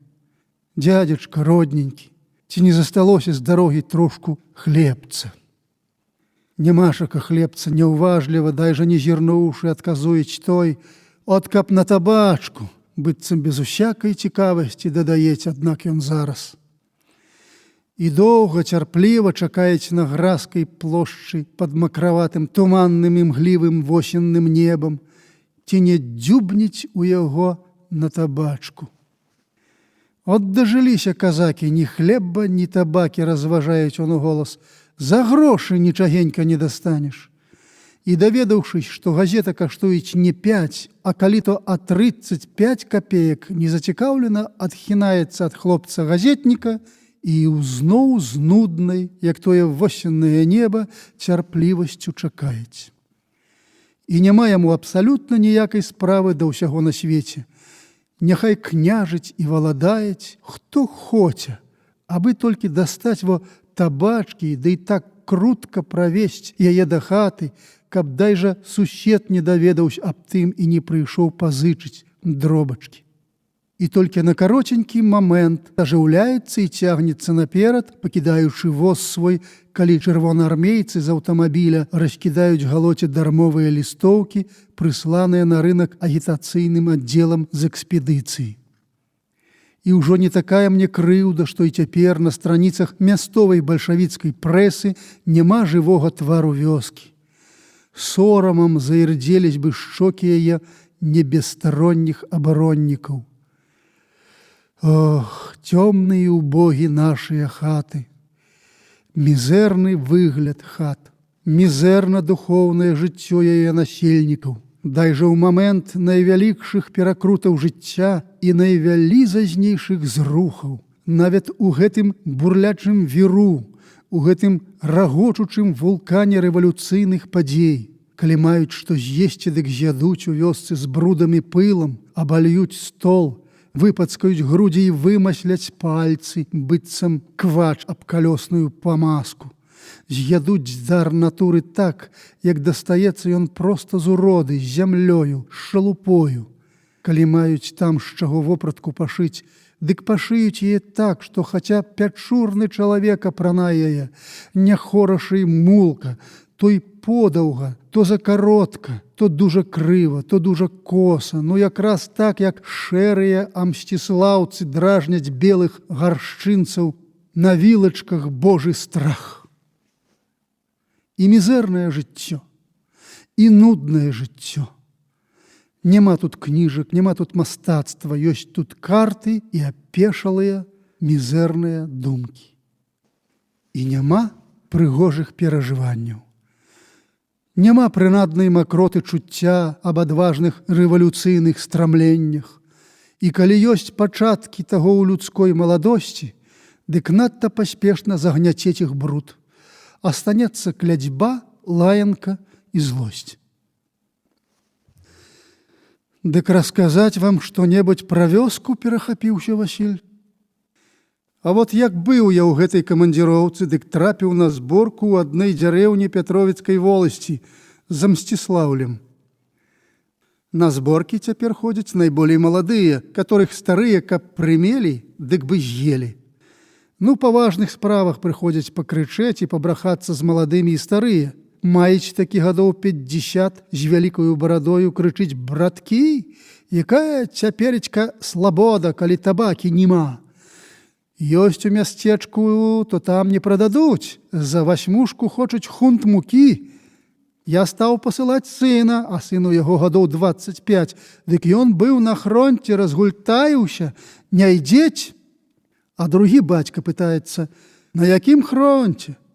У нейкіх Кірпатых. Во-во-во, і мой жа такей не хочуць, каб бацька табаку куріў. Баіцца, што не хопіць хлеба да нові. А я скажу: якое табе дело? І ну яго лаіць. Схапіў я ножык папужаць яго, ды ён змоўчаў. А пасля каіць: няправда, калі станець Ленін здароў, не будзець вам старым такой раскошай. Я яму: не, праклятыя, здохніце з галадухі з сваімі самакратіямі. То ён мне ў адказ: чаму вам, старым здаровым, не быць? Вы да 20 гадоў без парток хадзілі і не стрыгліся, а з 18 лет у падрядчыка Лявонова ў Маскве тачку цягаў, а цяпер цераз Мікалая Крыважэрнага 3 гады ў Кірпатых адсядзеў, у акопах па 3 дзён начэй не еўшы. Я на яго: вэн, уцікай з мае хаты, куды хочаш. Праўда, паслухаў бацькі, узяў шапку, выйшаў. Тут усе старыя аж равуць: ты маладзец, такіх душагубаў на дыбе вучыць.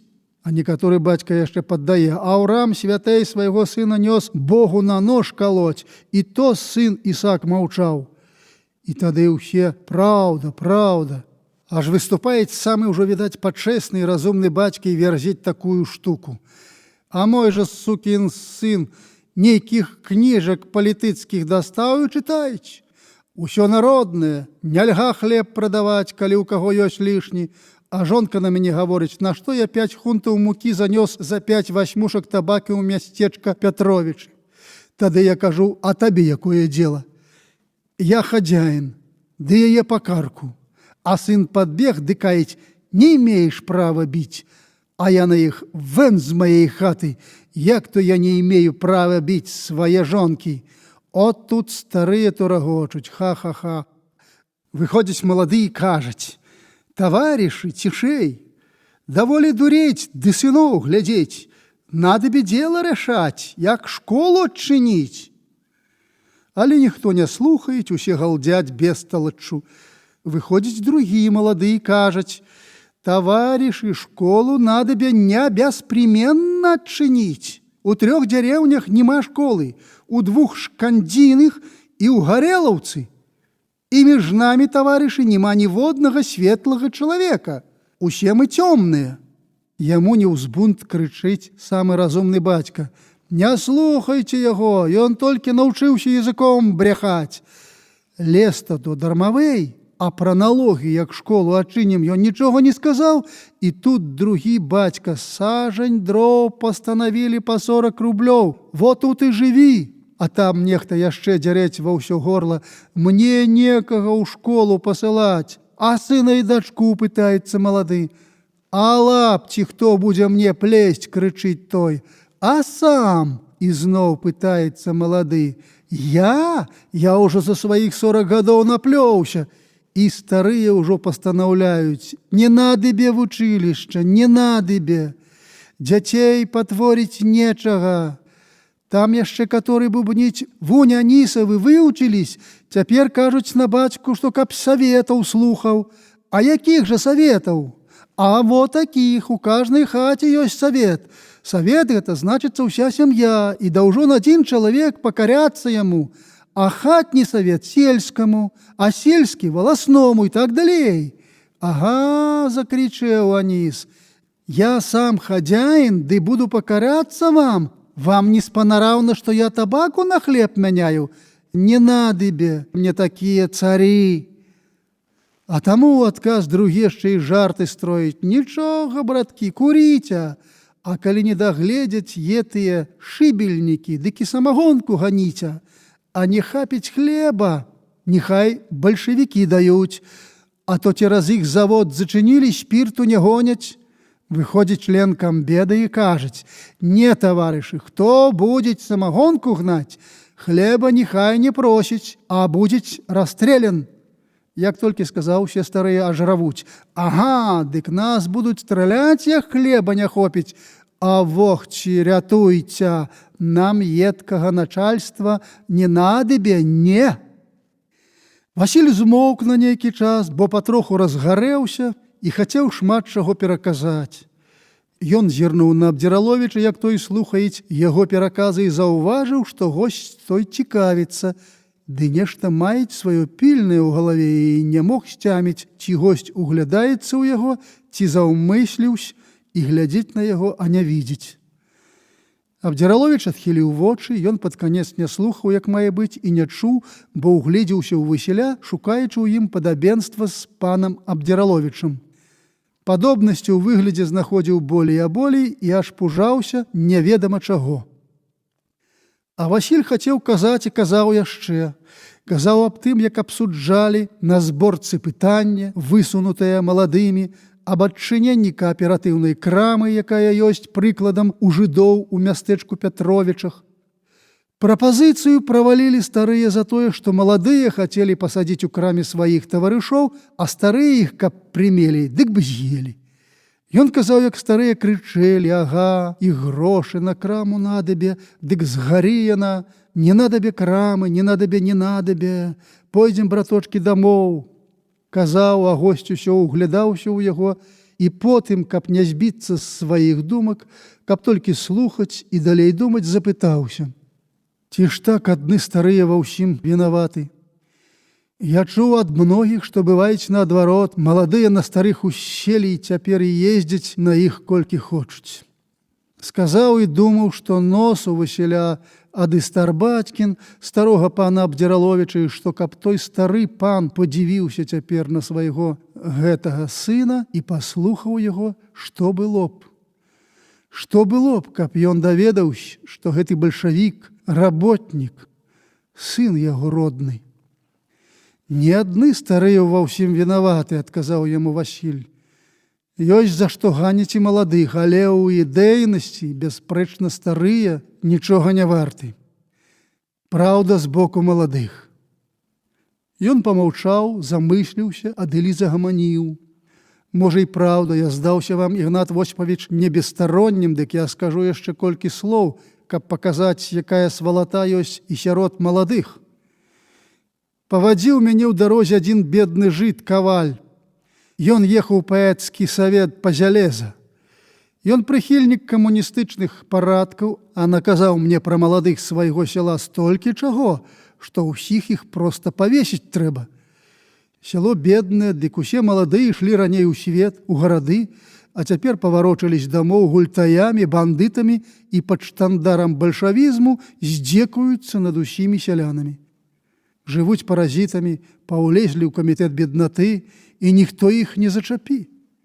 Старшыня камбеда, яшчэ даволі малады блазнюк, быў засуджаны ў Маскве за ўбійства. Сёлета ўлетку так пабіў граблямі сваю братоўку, жонку брата земляроба, што тая памучылася колькі дзён і памёрла. Брата ўсадзіў у чаразвычайку, быццам за контррэвалюцыю, а бацьку штодня лупіць, чым пападзя па галаве, ганяець старога на работу, а сам п'янствуе ды гуляець сваёй бандаю. У некаторых валасцях сяляне паўсталі, сказаў Абдзіраловіч, напалавіну пытаючыся. Ну, паўсталі, разумеецца, у тон яму адказаў Васіль, і засмуціўся складкай абурэння на вуснах, а шчокі яго гарэлі ад гутаркі. А потым сказаў, яшчэ горай тое, што даручаюць давіць паўстання і караць паўстанцаў такім байсцем крывасмокам, як розныя п'янюгі з быўшых афіцэрышак, як гэтыя розныя гарэлікі. Сказаўшы тыя словы з вялікай злосцю, Васіль схапіўся, што і госць яго, быўшы афіцарышка, ён пачуў цёпла на шчоках і скоса зірнуў на Абдзіраловіча. Злосць, аднак, не мінулася. «А што такое? Хто гэты гарэлік?» – спакойна спытаўся госць. «Нейкі п'янюга, капітан, а можа, нават быў і жандармам калі-небудзь.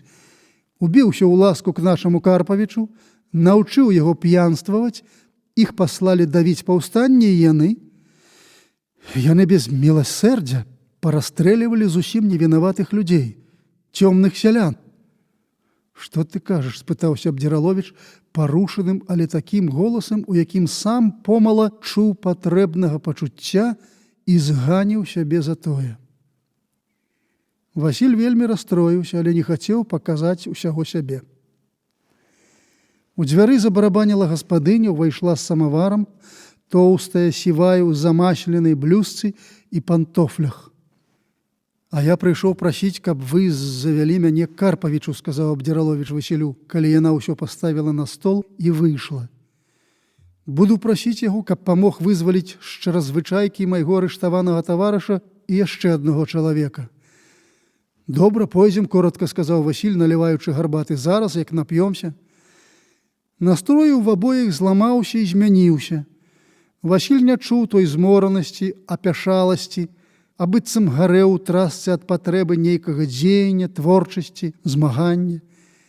Ён апякаўся гарбатаю і адразу неўпрыцям з'ядаў увесь кавалачак цукру, хоць хапацца ж не было зусім куды. Шчокі яго ўсё гарэлі, а бровы насунуліся на вочы. Абдзіраловіч пачуў тут нейкае палягчэнне ў адносінах да Іры, быццам пераверыўся у нечым радасным і меў права сказаць: каму гэта патрэбна?» «А што ды што патрэбна? Ці беларускае нацыянальнае адраджэнне, ці яго дружба з дзяўчынаю, таго і сам добра не цяміў, ды і не стараўся абдумаць. Быццам гэтыя дзве акалічнасці толькі заміналі таму, каб назаўсёды знішчыць магчымасць расстрэлу невінаватых людзей». Пад прозвішчам Гарэліка працаваў у месце Н сярод бальшавікоў капітан Гарэшка як тайны агент вялікага маскоўскага хаўрусу вызвалення Расіі. Хаўрус меў мэтаю адрадзіць ядзіную і недзялімую расійскую імперыю і рассылаў сваіх людзей скрозь па ўсіх яе быўшых частках. Капітана Гарэшку, як беларуса родам, паслалі працаваць на Беларусь з вялікімі сумамі грошай і важнымі даручэннямі самага сакрэтнага характару. Між іншым, было даручана яму знайсці патрэбных людзей для арганізацыі сялянскага паўстання, самому пралезці ў чырвоную армію, заслужыць ласку ў бальшавіцкіх кіраўнікоў, папасці на ўсмірэнне бунту і задавіць яго з незвычайнай шалёнай жорсткасцю. Між іншым, было даручана яму, каб як толькі мага, вывесці з Масквы цераз заходні фронт за межы савецкай тэрыторыі аднаго друзлага архірэя, важнага сябра хаўрусу вызвалення, таго, што некалі быў архімандрытам у манастыры, где спасаўся Гаршчок, прадаў драгацэнную панагію важнага гістарычнага значэння, і вывесці яшчэ яго двух глаўных супрацоўнікаў, манахаў Паісія і Нікадзіма.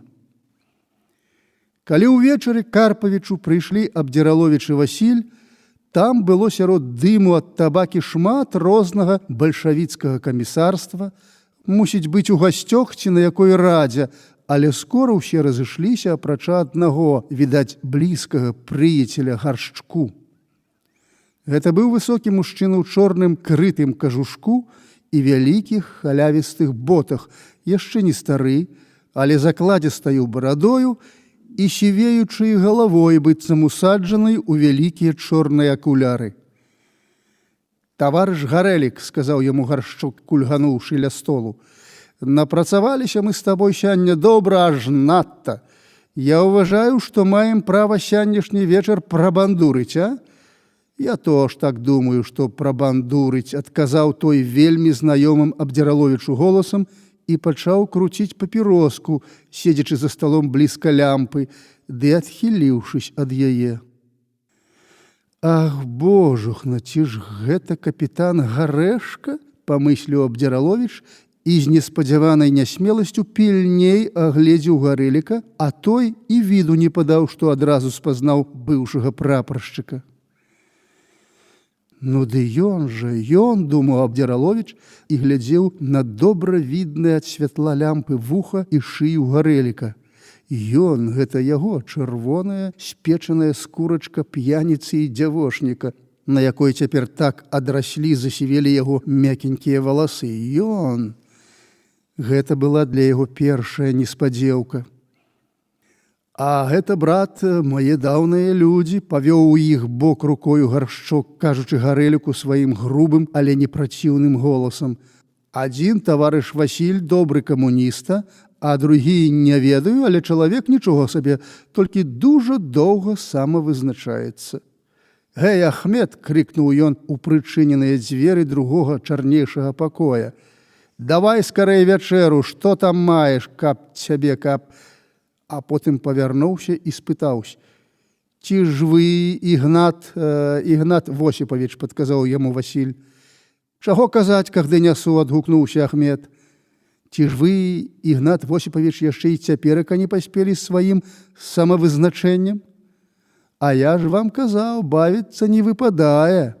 Каб ногды не спазніцца, забыліся?» – зірнуў ён на Васіля з-пад сваіх сівых кучаравых валаскоў і кульгануў нізенькі ля столу.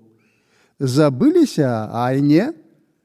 «Не, забыцца я не забыўся, але бадай, што і вызначыўся». «А, ну, цікава!» – крыкнуў Карпавіч. Падняў галаву на яго і Васіль, толькі Гарэлік не заўважаў і апускаў клубкамі дым. «Я, бачыце, як беларус, патроху знаходжу сябе ў беларускай нацыянальнай і сацыяльнай свядомасці». «Не зусім я нешта цямлю», – сказаў з чуць прыкметнай насмешкаю Гаршчок. «Але чаму гэта патроху?» «А што тут цяміць?» – загаманіў Гарэлік. «Таварыш, як відаць, самасцейнік яшчэ аднай, здаецца, зусім новай беларускай фармацыі. Украінскіх то я добра знаю, бо расстрэльваў сваімі рукамі, як быў на паўдзённым фронце». Усе троху памаўчалі, бо зрабілася быццам прыкра. Тады Карпавіч неўспадзеўкі сказаў: «Ой, то і я знаю самасцейнікаў, нават беларускіх. 2 гэткіх прывялі ў нашу чрезвычайку за контррэвалюцыйную прапаганду. Але не іму веры, каб таварыш Абдзіраловіч займаўся тым самым, чым яны». Карпавіч кульгануў, сеўшы за стол наўпроці яго, і ўстроміў свае вочы ў яго вочы. Абдзіраловіч не заплюскаў і даволі спакойна сказаў: «А ці не ведаеце, якіх фамілій? Можа быць, якраз у гэтай справе я і прыйшоў да вас прасіць помачы і рады». «А, вунь яно што!» – ухільна адказаў Гаршчок.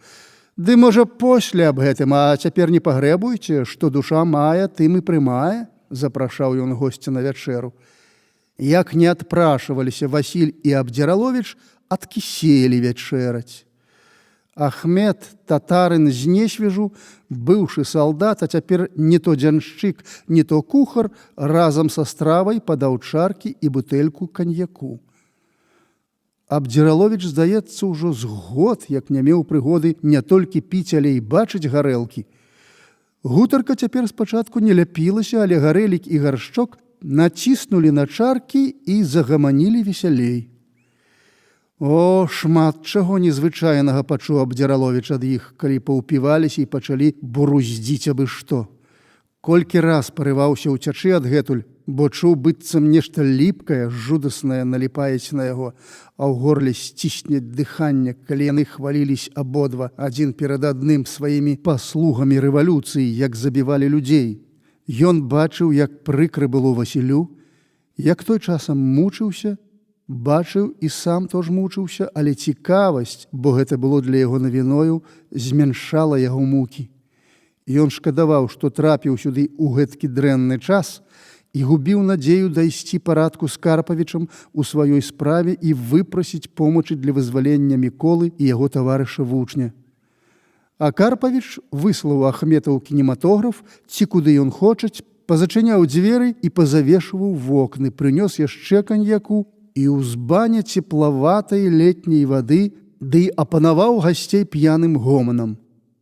А памагаў яму, быццам жартуючы, Гарэлік. «Дрэннае, брат, дрэннае тваё самаазначэнне», – казаў Гаршчок Абдзіраловічу, калі язык у яго зусім плетухаўся. «Дрэннае, брат мой», – стукнуў ён яго па плячу кулаком, «бо ўсё гэта панскія штучкі, каб пасварыць нас пролетарыяў. Я ведаю, ты панскі сын і глядзіш на мяне і смяешся, думаеш, напіўся чалавек, як свінтус, а яшчэ бальшавік. А я, брат ты мой, п'ю не з радасці, а з гора. Гора нам вялікае. Колькі пролетарыяў згубілі, кроў разлілі, а рэвалюцыю яшчэ не ўратавалі ад паноў усяго свету. Не, брат ты мой, во што я табе скажу. Налівай мне яшчэ гарэлік, я хачу выпіць з гэтым беларусам, і няхай жыве рацыянал, інтэрнацыянал. Няхай жыве. Няхай жыве, крычэў п'яны гарэлік. Крычы, а то расстраляю за контррэвалюцыю, ну? Няхай жыве, сказаў Абдзіраловіч, а Васіль церабіў пушанку з кансервамі, каб іх не слухаць, і не слухаў засмучоны. Ну, таварыш, дзёрнем за вашу самасційную мову і за Богам створанае хараство, ці што? Не за хараство нашай мовы, бо яна, таварыш, пакуль што маласкобленая і некультурная, а за жывое, Богам створанае хараство, за дзевачак, ці што? Так буруздзіў гарэлік Абдзіраловічу, нібыто надта ўжо п'яны, што і нічога не разумее. Але націснуўшы на некаторыя словы, быццам будзячы ў свайго субяседніка даўныя і толькі ім вядомыя ўспамінкі, ён так зірнуў у вочы Абдзіраловічу, што той як слова чуў. Я цябе пазнаў, і ты мяне пазнаў. І не дзіва, але дзіва, што дзе гэта мы сустрэліся, і што з таго ўсяго будзе, так? І на гэтым ён не застанавіўся, а пачаў пераказваць Абдзіраловічу, чаго кульгаюць Карпавіч, быццам той не ведаў. Ён намаляваў яму абразок, як сам раніў Карпавіча, а Карпавіч заманіў яму п'яным языком. Не пераказуй яму, таварыш гарэлік, не пераказуй, чуеш, ну, лепей, бо за цябе ён ведаеце аб тым, ён жа мой даўні знаёмы, а ты чуў гэта ад мяне толькі чуеш? Ну, ён сам там быў. І на гэтым не застанавіўся капітан, а пачаў пераказваць Абдзіраловічу, як яны з Карпавічам сцішылі мужыцкі бунт. Уводзяць іх да мяне ў штаб. Бунтаваўся? Бунтаваўся, ксценцы, раздзяваюць, вядуць у другі пакой, чуем трах, валіцца і галавою стукнецца. І так аднаго і другога, і 20-го, і 30-го. Два родных браты былі, Паповічы, левыя сацыялісты-рэвалюцыянеры. За правадыроў былі. Адзін аж млеюць, белыя крэйда, ногі падламуюцца, зубы калоцяцца і словам не можа сказаць, заікаецца. А другі, яшчэ падны Карпавіч, што? А другі, брат, малайчына, спакойны, галаву дзярэць, хоць ведае, што зараз яго раздзенуць. Падводзіць яго, бунтаваўся, змагаўся з гвалтаўнікамі. Хочаш, каб цябе расстралялі?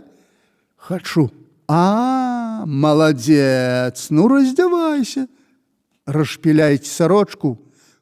Косцік, будь смялей, кажа брату. Можа, чаго хочаш? Прасі, кажу. Напісаць запіску матцы. Пішы, а малодшага вядзіце. Самлеў той, павалаклі, а гэты крычыць: прашчай, Косцік, я пішу маме. А сам на кавалачку паперы хапаецца, пішаць, і рука, праўда, дрыжыць. Дарагая мамулечка, не плачце, так трэба, Косціка ўжо павялі. Стрэл заваліўся, гэта ён, зараз я цалую. Не дапісаў. Схапіў я ноган і ўсадзіў яму кулю ў лоб. А? Маладзец? Абдзіраловіч слухаў, як загіпнатызаваны нечым смярдзючым, гідкім, быццам нешта ліпкае, жудаснае наліпаючы на яго, а ў горле сцінаюць дыханне. Гаршчок п'ець, убіўшы вочы ў дол. «Ну, мне пора да хаты, я болей не магу. Трэба адпачыць», – сказаў Васіль з нясхованай прыкрасцю і ўстаў. «Не прымай да сэрца, Васілёк», – спрабуе жартаваць п'яны Гаршчок. Васіль кінуў на яго пагляд, як расчарованы вучань на вучыцеля, за которага стануў вышэй і злосна сказаў: «Дык няма чым хваліцца, калі забілі больш невінаватым чымся вінных». Ён і Абдзіраловіч пачалі апранацца. «А ці не будзе па дарожцы мне з таварышамі?» – звярнуўся больш да Абдзіраловіча Гарэлік і падняўся з застолля на свае дыбатыя ногі. У голасе меў цынічную, Абдзіраловічу зразумелую спакойнасць, выглядаў невінавата спакойны, быццам нічога не разумеў, дзеля таго яму ўсё тое, што хоча Васіль, прыстаець як да сцяны гарох. «Іван Карпавіч, будьце ж ласкавы, памажыце», – з прыкрай прыніжонасцю, але з вялікай стараннасцю прасіў Абдзіраловіч, выхадзіўшы: «Памажыце вызваліць іх з Вастрога, бо хоць прысягну вам, што арыштаваны яны хіба па абмылцы і ні ў чым проці савецкай уласці не вінаваты. Будьце ж ласкавы, не забудьцеся». «Добра, добра. Калі так, дык і я іх зараз выпушчу». «Добра, добра», – марматаў ля дзвярэй Гаршчок, кульгаючы. На вуліцы Гарэлік яшчэ ляганка спытаўся ў Абдзіраловіча, у каторы яму бок. «У гэты? О, то і я з вамі якраз таварыш», – сказаў ён. «Што? А вы туды?» – крыкнуў ён з праступаючай насмешкаю Васілю, который паспеў ужо крыху аддаліцца ад іх. «А мы сюды, бывайце, бывайце», – старанна крыкнуў ён не столькі з-за сябе, колькі за Абдзіраловіча, і як слова не заўважыў, што той не прыстоіў, каб падаць ім руку на развітанне.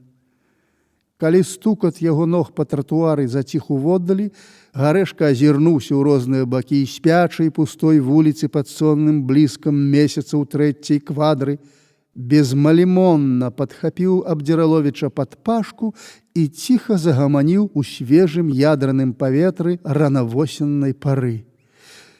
«Ну, пане мой, каб ведаў, што увіджусь тут, я з вамі, разумееце, прывёз бы паклоны і прывітанні ад Аляксандры Мікалаеўны і князя». Абдзіраловіч пачуў у гэтых словах цверазеючага капітана, сказаных так зняцейку, спробу пашчупаць грунт, але была ў іх зусім відная насмешка, а таксама паказанне сілы дужэйшага над слабейшым. Ён подаўга думаў, як адказаць, і выйшла так, што зусім змоўчаў. Тады капітан пачаў казаць далей: «Ці ж вас, пане мой, не цікавіць, як маецца ваша даўная знаёмая Алечка?» «Па-даўнейшаму Алечка, а цяпер, то праўда, княгіня Аляксандра Мікалаеўна Гальшанская». «Жывое Богам створанае хараство», – казаў той, што? «А вы адкуль ведаеце?» – спытаўся неўспадзеўкі для сябе Абдзіраловіч, хоць пачынаў надта крыўдзіцца і намерыўся асадзіць нахальнага капітана. «А я, пане мой, не дужа даўно з Каўказа. Ну што ж вам цікаўнага сказаць? Мікола Мартынавіч, хоць я і з ім знаём мала, болей, са слоў князя, выехаў сямейкай у Румынію. Усе выехалі, апрача, праўда, Алечкі, дзеля таго, што князь такі з ёю пабраўся. І гімназіі не скончыла. Ну, разумеецца, гэтакі завірушны час. Вас мы з ёю ўспаміналі. Казала, што вы чалавек добры і ёй чалавек любы, але мяккасць ваша не даспадобы ёй.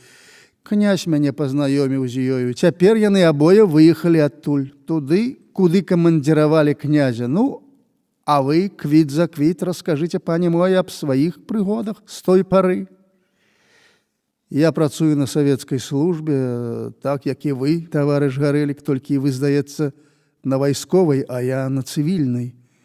«Так, разумеецца, так. Што? Вы па гэтай вуліцы?» «Добра, добра. Дык вас, кажаце, не дзівіць, як гэта з кульгавым сябрую?» «Што?» «Я нічога не кажу, але мне, калі не тое, праўда, што наўздзіў вашы гэны маскарадці, як лепей сказаць, не ведаю. Так, наўздзіў, кажаце? Ну, але ж, пане мой, дасцё чэснае слово, што нікому нічога не раскажаце, так? Абдзіраловіч нічога не адказаў. Яны падышлі пад самы дом, дзе ён жыў. Месяц ліў сваё соннае святло, а недзе на другой вуліцы за рагом вартаўнік затрашчаў кляшчоткаю. Гарэшка ўзяў Абдзіраловіча за борт пальта, схіліўся і з націсканнем слоў прамовіў яму ў самыя вочы. «Чэснае слово, пане мой, дасцё вы мне, што свой язык не распусціце, але не такое, калі памятаеце, як далі ў Маскве. Што? Я не лічу патрэбным даваць вам нейкае слово, і ніякага слова не дам. І будьце ласкавы троху супакоіцца», — сказаў Абдзіраловіч, адхіліўшись ад прыкра тухлага гарэлачнага паху. То так. Ну, добра». Гарэшка пастаяў нейкі час моўчкі, задумаўшись. «Калі вас можна бачыць на кватэры?» — спытаўся потым ён. «Абы калі, як вярнусь са службы, толькі не ўноччы». «Добра, дабранач, бывайце». Яны разышлись, не даўшы рук.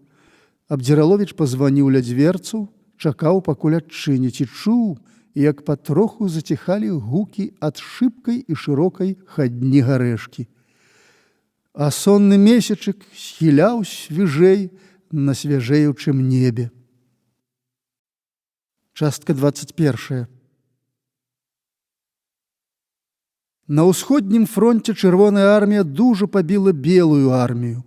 З гэтай прычыны ў месце Н бальшавікі назначылі свята на суботу. Бедная Іра Сакавічанка не магла ў гэты дзень пабачыцца ў вастрозе са сваімі сябрамі, бо ўсё ўсюдных было па-святочнаму зачынена. Трэба было чакаць яшчэ цэлых 7 дзён. Парадзіўшись з Абдзіраловічам, пастанавіла яна за гэты час з'ездзіць у сяло, дзе быў канцавы вучыцелем, і дастаць паперу ад сельскага камбеда, што арыштаваны не ёсць пэўны шкоднік для бальшавіцкай уласці, што камбед бярэць яго на свой адказ да самага суда. Спадзявалася таксама дастаць нейкую паперу і сухавею ў горках. Вярнуўшись з зарэчча, куды хадзіла дагаварыць сабе падводчыка Балагола, Іра сустрэла на лесвіцы ў гатэлі Абдзіраловіча. На вуліцы ўжо хадзілі з песнямі, з музыкай, насілі штандары, і куламеса з розных адарваных гукаў ляцела аж сюды на лесвіцу, і дзяўчына хацела шыбчэй забегчы ў свой пакой і схавацца ад усяго. Гэтая няўважнасць дзяўчыны пры спатканні чапнула прыкрасцю, і так ужо, як самому здавалася, зчарваваны яго настрой. Ён ішоў за ёю без той радасці, якой жадаў і на якую спадзяваўся.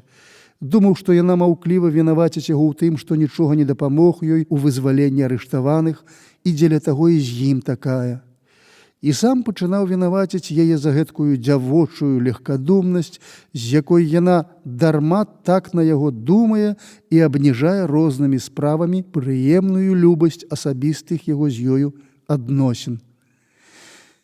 О, Божахна, як замарылася за гэтыя дні, як зусім дарма, ні для чога. Ох, сказала, прастагнала Іра, кінуўшись на крэсла і абшчапіўшы галаву рукамі.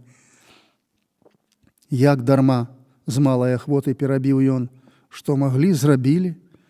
Абое подаўга маўчалі. У пакоі даляталі глухаватыя гукі з вуліцы, там іграў аркестр, а шарэнгі людзей прахадзілі і пяялі, даляталі гукі інтэрнацыянала.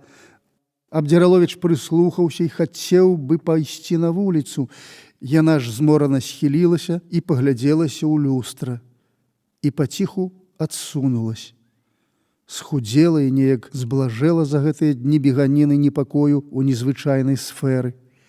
Дзівавала сабе, што згубіла і не мае пэўнай паўсёднай жыццярадаснасці, што выбілася з духу. Хацела б войстра адчуць усё тое, што было ў яе, калі тужыла цэлы дзень у гамаку. Няма таго. Во, сядзіць той перад ёю, а яшчэ далейшы і чужэйшы, чым тады.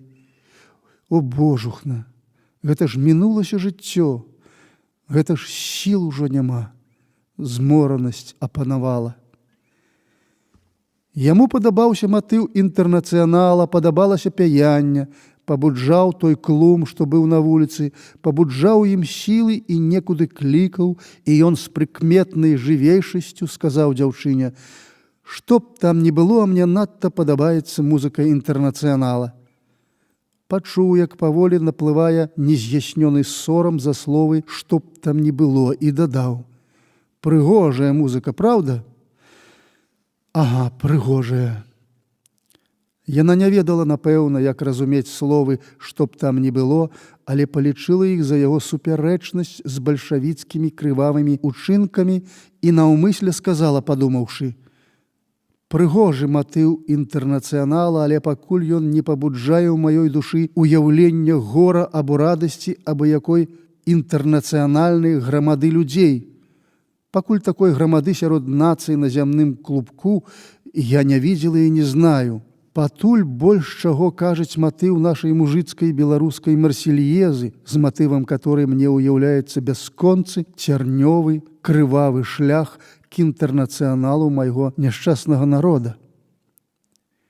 Памаўчаўшы трошку спакайней, але з яшчэ вялікшай тугой у голасе дзяўчына казала далей: «Праўда, мне і з тым матывам аднолькава ўяўляецца тое трагічнае і нялепае для нас, адраджоных беларусаў, што чужыя для нас людзі, не заўважаючы на сабе яшчэ не скінутай імі сваёй нацыянальнай прапітанасці, прыйшлі да нас з інтэрнацыяналам толькі на вуснах, з яго толькі фікцыяй у сваіх мазгох, і з фанатычнай безміласэрнасцю узяліся рабіць з беларускай нацыі толькі гной наградкі для ўзрашчвання сваёй фікцыі інтэрнацыянала.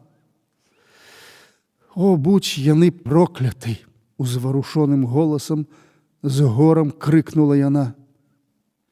«Яны хочуць зрабіць адзнакі сваёй нацыянальнасці інтэрнацыяналам для нас. Дык дзякуй за ласку. Можа, трапім увайсці ў інтэрнацыянал як роўныя з усімі, без гэтай дадатковай формы развіцця?» «Іраіда Аўгенаўна, навошта ж прыймаць усё так блізка к сэрцу? Мне здаецца, што ўсё няшчасце тут ад разладу тэорыі і практыкі. Бо скажыце, калі ласка, тэорыя камунізму дазваляе, каб маскоўскія ці якія іншыя камуністы гвалтам абмаскалівалі беларусаў? Тэорыя інтэрнацыяналу вінавата ў тым, што беларускім народам кіруюць цяпер бальшавіцкія камісары усякіх нацый, апрача беларускай? Ці яна вінавата, што ў нашым знамянітым абласном исполнительном камітеце западнай арміі і фронта ёсць армяне, латышы, жыды, палякі, маскоўцы, але няма нас, беларусаў, што правінцыя маюць толькі такіх кульгавых беларусаў, як гэты Гаршчок?» «Можа, пойдзем абедаць?» — паспыталася ў яго Іра. Ён усміхнуўся, змоўк і адказаў, што з прыемнасцю. Калі схадзілі па лесвіцы, Іра прадакламавала пачатак марсельезы. «Ад веку мы спалі і нас разбудзілі, сказалі, што трэба рабіць, што трэба свабоды, зямлі чалавеку, што трэба зладзеяў пабіць». І сказала патроху, адпускаючыся ў злосці: «Я лічу аднакава зладзеямі як тых, што даюць замест хлеба камень, як камень, такіх і тых, што даюць як пад відам хлеба. І аднакава пабіла б іх, ці яны разлад тэорыі і практыкі, ці яны проста сваволя». Прыкрасць зноў яшчэ горшай чапнула настроі яго. «Змоўкла б ты ўжо», — падумаў аб ёй. «Ты не чула таго, што чуў я надоечы ў таго заклятага Гаршчка. Ты не ведаеш, што робіцца ў маёй душы, а ўсё мяне папікаеш неведама за якія ўчынкі». А яна паглядзела на яго збоку, падумала, што ён, аднак, прыгожы, а потым адвярнулася і памысліла: «Ты ловак цяпер разважаць. А где ж ты сам, вайсковы беларус, быў тады, як украінцы арганізавалі свае нацыянальныя вайсковыя часці, выдзяляючыся з маскоўскага войска? Пэўніш, і тады вельмі разумна разважаў». На вуліцы яна хапалася шыбчэй абмінуць маніфестантаў і забегчы ў страўню, а ён углядаўся і слухаў і думаў: «Я з-за непаразумення трапіў у панскія сыны, я сын гэтай чорнай грамады і хацеў бы павесці яе лепей за ўсіх да шчасця». Паабедаўшы, яны разышліся. Іра не хацела, каб ён увечары прапускаў яе ў ад'езд, толькі цвёрда пільна прасіла, каб усё рабіў, што толькі змога для вызвалення Міколы і Сухавея. Яна чуць не заплакала, казала, што сэрца яе знебеіць, быццам вяшчуючы нешта злашчаснае. Дык каб зараз даваў ёй вестку аб усякай новай змене ў справах. З свайго боку чуць не клялася, што за 7 дзён пастараецца ўсё справіць і адаб'ець яму тэлеграму, як дастанець паперу ад камбеда. Ён сунімаў і супакойваў дзяўчыну, а развітаўшыся, пачуў аж нейкую палёгку, так усім гэтым знерваваўся. Цэлы гэты дзень бальшавіцкага свята бадзяўся па вуліцах і скверы, быў на плошчы і слухаў прамовы аратараў з трыбуны. Асабліва падабаўся слуханнікам кульгавы Гаршчок, хоць ён не столькі выказваў новыя ці паважныя думкі, сколькі лаяў рознае панства і манахаў, которые некалі мучылі яго. Біў кулаком у грудзі і па більцу загародкі і крычэў тонкім звонка-пісклявым голасам. Хоць так, але прамову яго просты народ паймаў найляпей і біў яму ў ладкі з усяе сілы і прыемнасці. Седзячы ў скверы на лаватцы, Абдзіраловіч уздумаў на Іру змешаным чуццём нейкага жалю, крыўды і раздражнёнасці, а потым уздумаў на свае любошчы залечкаю. За якую мяккасць характару неспараўнаўны быў я для яе, думаў ён, што не здолеў вырваць яе дужасцю свайго кахання з прыкрай мне буржуазнай сферы. Не, добра, што ў нас нічога не выйшла і мы разышліся ў розныя бакі. Абое б былі няшчасныя, бо скрозь усё жыццё цягнула б нас нешта ў гэтыя розныя бакі. А так яна, прынамсі, знайшла свой пэўны прытулак жыцця, пабраўшыся з гэтым князем. І тут жа зноў уздумаў на Іру, на яе шэрыя круглыя вочы, такія разумныя, але ўжо без той маладзенькай дзявоцкай свежасці, што ў Алі. Белы тварык з бліскучымі чорнымі вачмі і пасмачкамі бліскучых чорных валасоў стаяў уваччу, і не меў ён на яго ніякага жалю, ніякай крыўды. А голас Іры, мяккі, густы, нутраны, дрыжэў вушу, ды будзіў жаль і раздражнёнасць.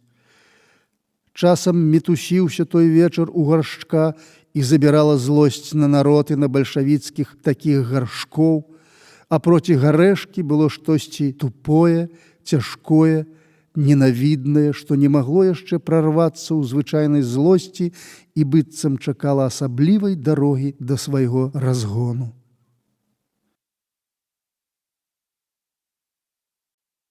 Частка 22. За 7 дзён Іра не справілась вярнуцца, бо сяляне за пільнай работай не маглі сабрацца на зборку, а за гэты час УН знайшлі контррэвалюцыйны замысел, і ўжо колькі чалавек буржуяў аддалі пад расстрэл.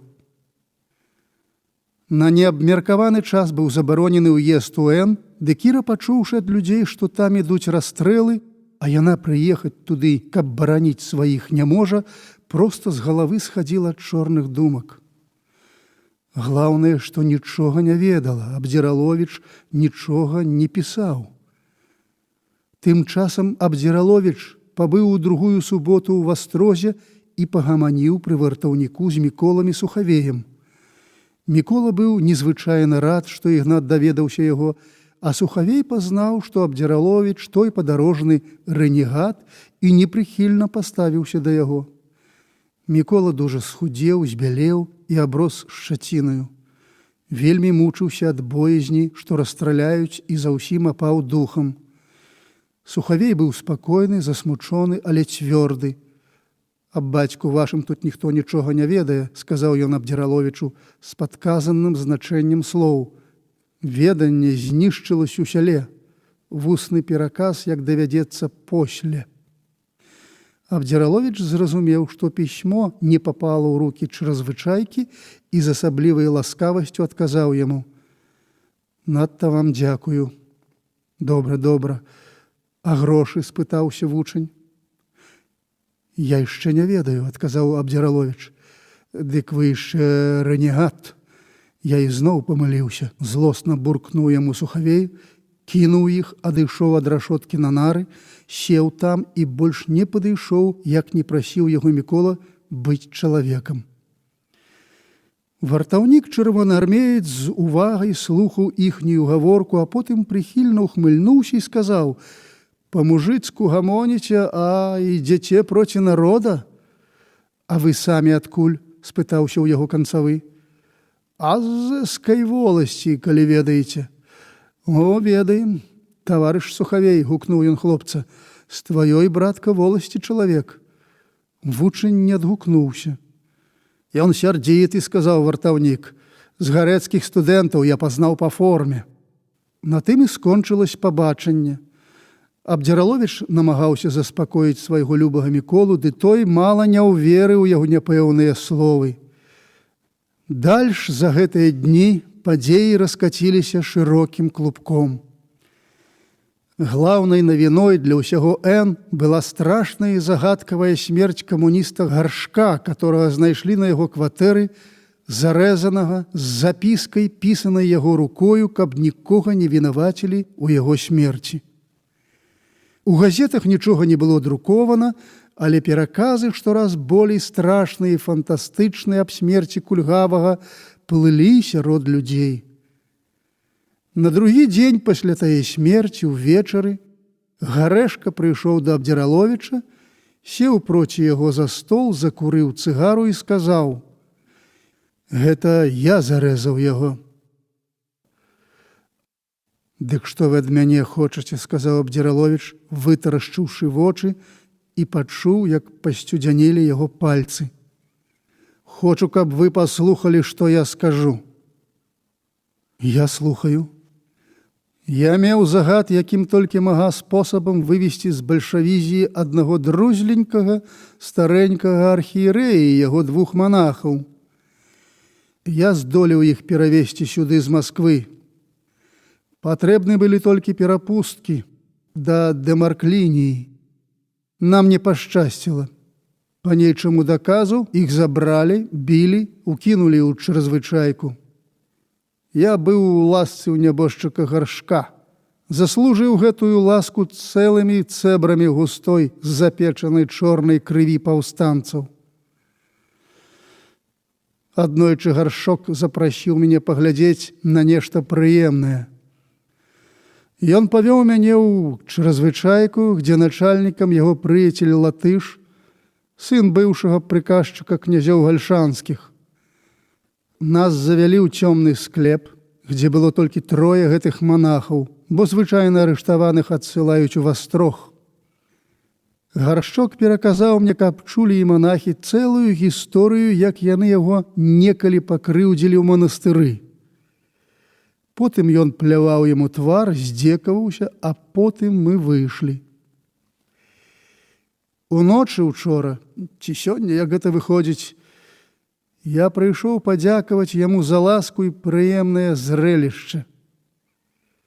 Выслаўшы Ахмета, запёршы дзверы, я зламаў яго, забіў рот, звязаў і сцягнуў у склеп. Ведаеце, робяць тут такія пад кватэрамі. Прынёс туды паперу, чарніла. Пасля нядоўгага падпалівання яму пятак ён згадзіўся напісаць усё, што я прадыктаваў.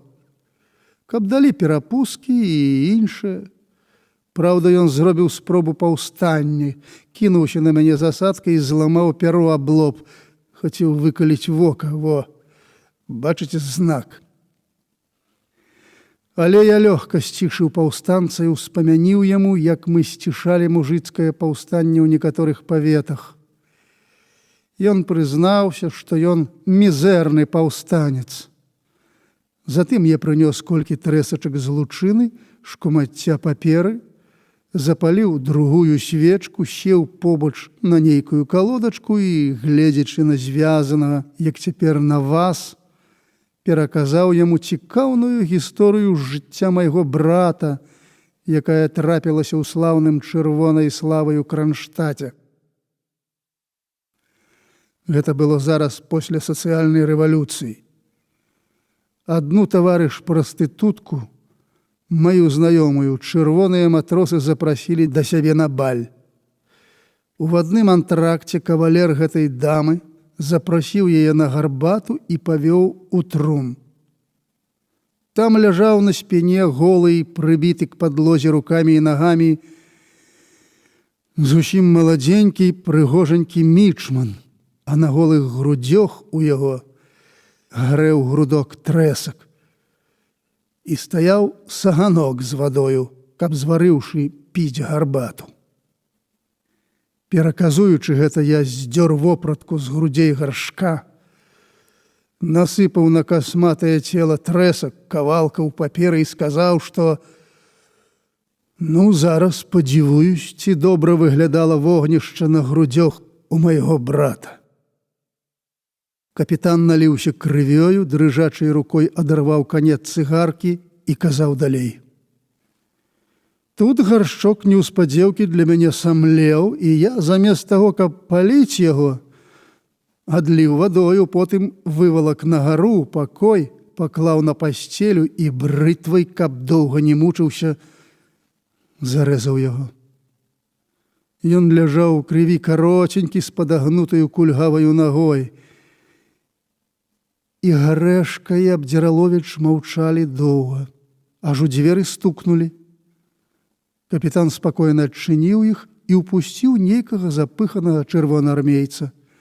Потым узяў шапку і сказаў, махнуўшы на таго, каб сказаў сваё после за яго.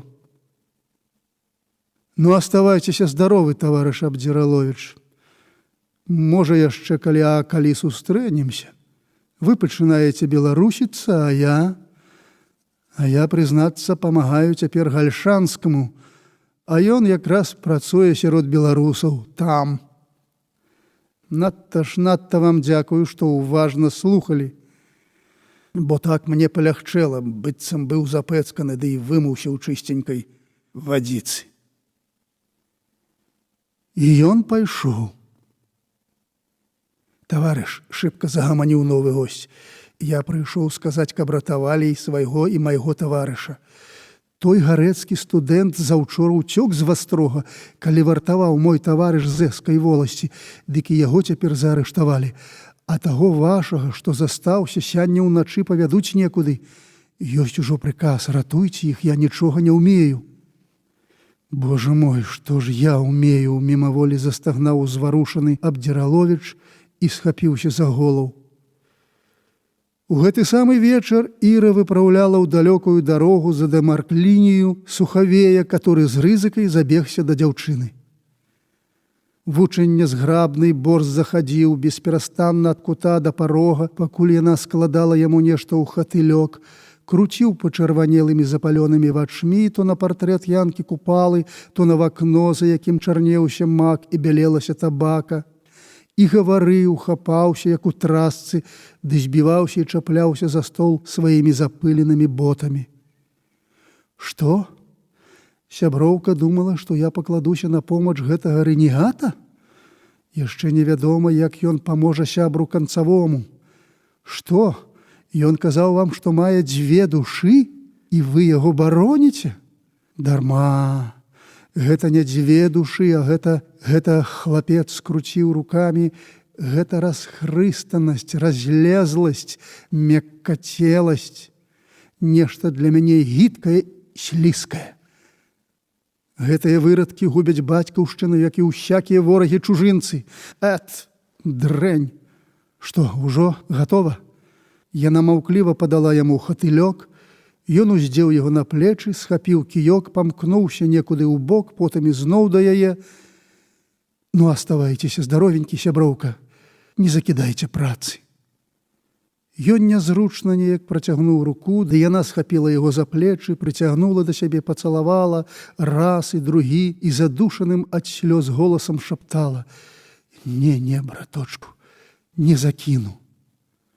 «Не прапускайце, не выходзьце!» – крыкнуў з парога.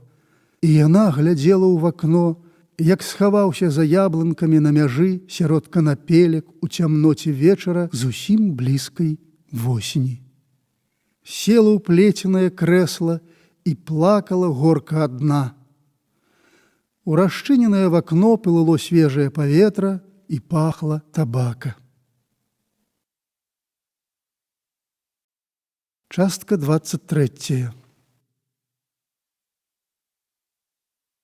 Той жа начы капітан Гарэшка шчасна пакінуў Н і паехаў таксама ў бок дэмаркацыйнай лініі, згубіўшы пакуль што ўсякую надзею на вызваленне чарняцоў з чаразвычайкі. А к чароднаму дню савет прызначыў урачыстыя хаўтуры няшчаснага рэзаніка. Усялякія заняткі ў установах забараняліся. Савецкія служачыя мелі загад явіцца на хаўтурную працэсію. І дзень задаўся добры, сонечны і цёплы. Абдзіраловіч прачнуўся вельмі позна, а ў радасным настроі. Не піўшы гарбаты, сеў ён, хацеў яшчэ напісаць сакавічанцы пісьмо з добрымі навінамі аб іх справе і таксама бегчы туды. Не загаду баяўся, а самому карцела падзівіцца на гэтыя хаўтуры. Учора не трапілась пагаварыць з Васілём аб смерці Карпавіча, неяк не насмеліўся ён пачаць аб ёй гутарку, а хацелася ведаць, як той думае, дык цягнула да яго. Васіль быў учора смутны, але на гэта ў яго шмат прычын, не дзіва. Абдзіраловіч жа прачнуўся воз спакойны і нават трошку вясёлы, сам сабе здзіваваў, што учора ніяк не мог абдумацца, уцяміць усё чыста асянне, як агледзеўся, дык і думаць няма чаго, ўсё добра. Праўда, яшчэ мітусіўся абраз налітага крывёю Гарэшкі, ды гэта здавалася нейкай няпраўдай, плыло як у васне, як у тумане. Гэта не тое, што важна для яго, а для яго важна, што выпусціць добрага слаўнага Міколу, і ён зараз напішаць аб гэтым сакавічанцы. Як глыбака адчуваецца радасць пасля гора. Як цяпер люба глядзець на сонечнае вяселле ваконных шыбаў і залаты стоўп пылінак, што іграе ад іх на зямлі. А як было прыкра! Гэта ж яшчэ учора сядзеў тут і казаў такое нядобрае капітан, і учора бег ён сам з тым запыханым чырвонаармейцам шукаць ратунку ў Васіля. Знайшлі яго ля кватэры на вуліцы. Стаяў Васіль пад дрэвам, прыхінуўшыся к загарадцы. Схаваўся ў цямноту ад святла лямпы з нічыйнага вакна і ў нейкай задуме, у адзінокай засмучонасці глядзеў на неба, на зоркі. Але маладзец Васіль адразу пакінуў сваю засмучонасць і аж шыбчэй за іх пабег з імі ў вастрог. Нягледзячы на позны час, дабіўся да памочніка начальніка вастрога, таварыша Кірдзюшкі, і даведаўся праўды. Дай Бог здароўя Васілю, ён так насеў на гэтага Кірдзюшку, што той не ведаў, як адчапіцца, і супакоіў іх, што арыштаваны канцавы за чрезвычайную камісію ўжо не лічыцца, а перадалі яго эннаму рэвалюцыйнаму трыбуналу, значыцца, справа яго не страшная, прынамсі, да сценкі не паставяць. Ён сказаў яшчэ, што вось дзеля таго, што гэты арыштант неважны, яго і пераводзяць у быўшы арэстны дом, а стулі зусім пусцяць на волю да суда. Абдзіраловіч дастаў скрыначку з пісьмамі, папераю і канвертамі, где таксама ляжаў яго георгіўскі крыж, фотаграфічныя картачкі знаёмых і яшчэ свежы барвісты кляновы лісцік, той, што яна падаравала. Узяў яго, паглядзеў, падумаў, адылі пацалаваў, потым доўга разважаў з прыкрасцю, што мала як назло часу, як звярнуцца да яе на пісьме. Паважаная? Глыбока паважаная. Ці ўзяць ды і проста чыркнуць, любая Іранька? Не, не можна пакрыўдзіцца, бо адчуе фальш і палічыць за фамільярнасць. Аж тут пачуўся тупат у перадпакоі і ў дзверы нехта заляпаў. Абдзіраловіч спадзяваўся, што нясуць гарбату, ды і памыліўся, то быў Васіль. Даруйце, што не ў пару. Пішаце нешта. Ага, пісьмо да той дзяўчыны, што казаў вам. Ну, пішыце, я бунтаваць не буду, сказаў ён і сеў ля столу. Быў яшчэ смутнейшы, чымся учора. Не, я после дапішу, а цяпер жа трэба ісці на хаўтуры. А чый у вас хрэсцік? Ваш? Раней ніколі не хвалілись? Ды за што вам далі? Так сабе ні завошта. Ну, ўсё ж такі, за ўзведкі. Я такі чалавек, пасылаюць пайду, але сам ніколі не наб'юся, каб мяне паслалі.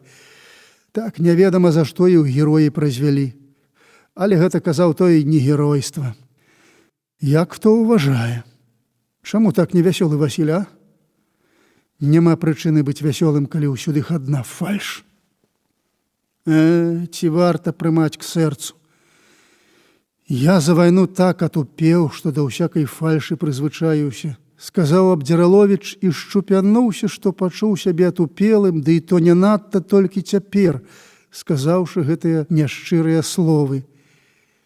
Васіль маўкліва падаў яму сягонняшнюю газету, друкованую чырвоным з чорнымі жалобнымі рамкамі. Буквы пазліваліся, дык мітусіліся ўваччу, а чорныя рамкі здаваліся сінімі. Абдзіраловіч праглядзеў колькі радкоў і пачуў сорам і прыкрасць, бо шмат напісалі там красамоўныя лухты і проста маны пра камуністычную дзеяльнасць нябожчыка. Ну, можа, пойдзем на хаўтуры, ціха папытаўся Васіль. Ай вы яшчэ не снедалі, праспалі свой самавар? Дык пойдзем да мяне, я пакіну яшчэ гарачы. Абдзіраловіч за гідаю кінуў чытаць, апрануўся, і яны пайшлі. Радаснае цёплае святло залівала вуліцы, блішчэла на плінтусовых тратуарах, трамвайных рэйках і вокнах дамоў. Крамы і ўсё ўсюды было зачынена, як у свята. З дамоў патроху высыпаў рабочы народ, схадзіўся, гаманіў, строіўся на хаўтуры, быццам салдаты на парад.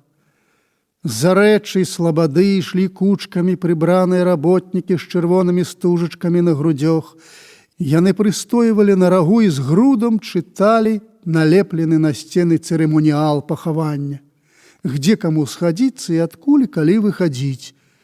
Ішоў чырвоны батальён з аркестрам музыкі, прамчаўся аўтамабіль з дубовым вянком, зараз мелі пачаць вынас. Абдзіраловіч хацеў цяпер жа зайсці паглядзець на нябожчыка, ды Васіль не пайшоў. Я быў, сказаў ён. Ну, што там? Стаіць пачэсная варта і больш нічога. Ахмед плачыць, жаліцца, што века труны ніяк не прыстаець, бо нага сагнутая стаіць высока. Калі яны прыйшлі на Васілёву кватэру і селі піць гарбату, у гаспадынінай палавіне ўзняўся дзяцінны скогат. «Чего ж ты хцеш, чего?» – крычала на дзіцёнка радня гаспадыні беженька Полька. «Не кшycz, бо wszystko równo, nic nie mam cię dać. Ну, мільч!» Васіль пачырванеў, схапіў акраец хлеба, адкроіў скіпку і пабег. Абдзіраловіч чуў, як ён за дзвярамі сустрэўся з гаспадыняй, і яна быццам пярэчыла, быццам паддавала ахвоты. Што пан робіць? Што ж так можна? Заўжды ўвесь паёк аддасцё Юзіку. Далі Бог, нам так сорамна, што не ведаем нават, як і дзякаваць пану. Абдзіраловіч чуў, як яна зашлёпала пантофлямі, а Васіль пабег к дзіцёнку. З вуліцы даляцела музыка, бубен цяжка вухаў, працэсія ўжо кранулася ад кватэры нябожчыка. Абдзіраловіч адчыніў вакно і пачуў засмучона паважныя і прыгожыя гукі хаўтурнага марша. Чорны мурашнік людзей з чырвонымі штандарамі, з грознымі напісамі рынуў па вуліцы. Далёка там плыла адчыненая труна з нябожчыкам на плячох у работнікаў, а следам гутаўся катафалк. Гукі марша ўсё дужэлі і бальней хапалі за душу засмучона паважным, наканованым.